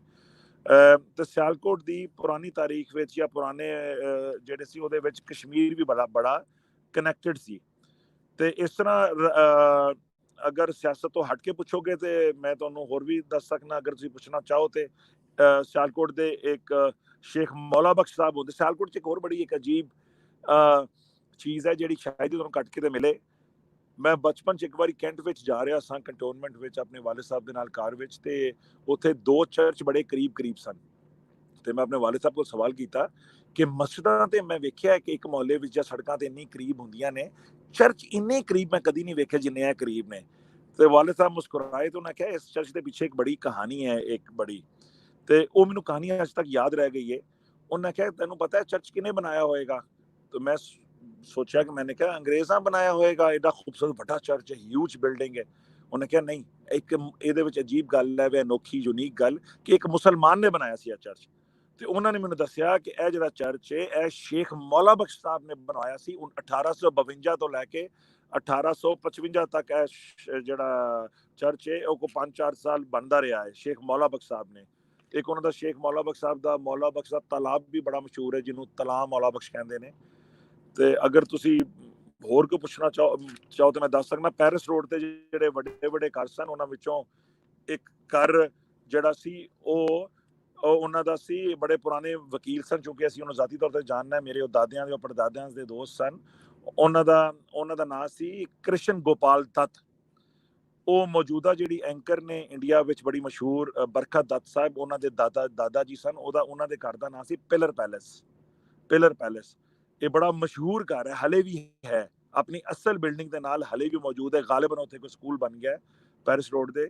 ਤੇ ਇਹ ਕ੍ਰਿਸ਼ਨ ਗੋਪਾਲ ਦੱਤ ਸਾਹਿਬ ਜਿਹੜੇ ਵਕੀਲ ਸਨ, ਲੀਡਿੰਗ ਲਾਇਰ ਸਨ ਉੱਥੇ, ਉਹਨਾਂ ਦਾ ਸੀ। ਕਿਉਂਕਿ ਵਕੀਲਾਂ ਨਾਲ ਸਾਡਾ ਬਹੁਤ ਤਾਲੁਕ ਸੀ। ਮੇਰੇ ਪੜਦਾਦਾ ਜੀ ਰਈਸ ਚੌਧਰੀ ਨਸਰੁੱਲਾ ਖਾਨ ਸਾਹਿਬ ਵੀ ਵਕੀਲ ਸਨ, ਔਰ ਉਹ ਸਿਆਲਕੋਟ ਦੇ, ਤੁਸੀਂ ਸਿਆਸਤ ਦਾ ਜ਼ਿਕਰ ਕੀਤਾ ਤੇ ਮੈਂ ਜ਼ਿਕਰ ਕਰਾਂਗਾ, ਉਹ ਸਿਆਲਕੋਟ ਦੇ ਮੇਅਰ ਵੀ ਰਹੇ ਨੇ ਕਈ ਸਾਲ ਤੱਕ। ਉਸ ਜ਼ਮਾਨੇ 'ਚ ਮੇਅਰ ਨੂੰ ਮੇਅਰ ਨਹੀਂ ਸਨ ਕਹਿੰਦੇ, ਜਿਸ ਤਰ੍ਹਾਂ ਸਪੀਕਰ ਨੂੰ ਪ੍ਰੈਜ਼ੀਡੈਂਟ ਕਹਿੰਦੇ ਸਨ, ਤੇ ਮੇਅਰ ਨੂੰ ਉਸ ਜ਼ਮਾਨੇ 'ਚ ਵਾਈਸ ਪ੍ਰੈਜ਼ੀਡੈਂਟ ਕਹਿੰਦੇ ਸਨ, ਕਿਉਂਕਿ ਜਿਹੜਾ ਪ੍ਰੈਜ਼ੀਡੈਂਟ ਹੁੰਦਾ ਸੀ ਅੰਗਰੇਜ਼ ਡਿਪਟੀ ਕਮਿਸ਼ਨਰ ਹੁੰਦਾ ਸੀ। ਤੇ ਚੌਧਰੀ ਨਸਰੁੱਲਾ ਖਾਨ ਸਾਹਿਬ ਜਿਹੜੇ ਮੇਰੇ ਪੜਦਾਦਾ ਜੀ ਵਕੀਲ ਸਨ, ਉਹ ਸਿਆਲਕੋਟ ਮਿਊਨਿਸਪੈਲਿਟੀ ਤੇ ਬੜੀ ਦੇਰ ਉਹ ਮੇਅਰ ਵੀ ਰਹੇ ਨੇ, ਜਿਨ੍ਹਾਂ ਨੂੰ ਉਸ ਜ਼ਮਾਨੇ 'ਚ ਐਗਜ਼ੈਕਟ ਟਰਮ ਜਿਹੜੀ ਸੀ ਉਹ ਵਾਈਸ ਪ੍ਰੈਜ਼ੀਡੈਂਟ ਦੀ ਸੀ, ਅੰਗਰੇਜ਼ ਡਿਪਟੀ ਕਮਿਸ਼ਨਰ ਪ੍ਰੈਜ਼ੀਡੈਂਟ ਸੀ। ਜੀ ਸਰ। ਜੀ ਸਰ, ਬਾਬਾ ਨਸਰੁੱਲਾ ਖਾਨ ਸਾਹਿਬ, ਬਹੁਤ ਸ਼ੁਕਰੀਆ ਸਰ, ਤੁਸੀਂ ਟਾਈਮ ਦਿੱਤਾ। ਸਾਡੇ ਪ੍ਰੋਗਰਾਮ ਦਾ ਵੇਲਾ ਬੜਾ ਥੋੜਾ ਰਹਿ ਗਿਆ, ਬਲਕਿ ਹੁਣ ਮੁੱਕ ਗਿਆ, ਤੇ ਬਹੁਤ ਸ਼ੁਕਰੀਆ ਸਰ, ਤੁਸੀਂ ਅੱਜ ਰਲੇ ਸਾਡੇ ਨਾਲ ਸਰ, ਬਹੁਤ ਮਿਹਰਬਾਨੀ। ਜੀ ਸਾਰੇ ਦੋਸਤਾਂ ਦਾ ਬਹੁਤ ਸ਼ੁਕਰੀਆ। ਪ੍ਰੋਗਰਾਮ ਦਾ ਟਾਈਮ ਸਾਡਾ ਘੱਟ ਹੈ, ਅਸੀਂ ਹੁਣ ਆਪਣੇ ਜਿਹੜੇ ਗੈਸਟ ਨੇ ਉਹਨਾਂ ਦਾ ਇੱਕ ਦਫਾ ਜੀ ਦਾਊਦ ਸਾਹਿਬ। ਇੱਕ ਛੋਟੀ ਜਿਹੀ ਗੱਲ ਮੈਂ ਕਹਿੰਦਾ ਜੀ ਹੁਕਮ ਸਰ। ਤੋਈ ਸਾਹਿਬ ਜੀ ਸਰ, ਗੱਲ ਕਰੋ। ਤੋਈ ਸਾਹਿਬ ਹਾਂਜੀ ਆਵਾਜ਼ ਆਉਂਦੀ ਪਈ ਜੀ? ਆਵਾਜ਼ ਆ ਰਹੀ ਸਰ, ਤੁਸੀਂ ਗੱਲ ਸਾਹਿਬ, ਆਵਾਜ਼ ਆਉਂਦੀ ਪਈ ਜੀ? ਆ ਰਹੀ ਤੋਈ ਸਾਹਿਬ ਜੀ, ਆ ਰਹੀ ਸਰ, ਆਵਾਜ਼ ਆ ਰਹੀ ਹੈ, ਤੁਸੀਂ ਗੱਲ ਕਰੋ। ਹਾਂਜੀ ਤੁਸੀਂ ਗੱਲ ਕਰੋ ਸਰ।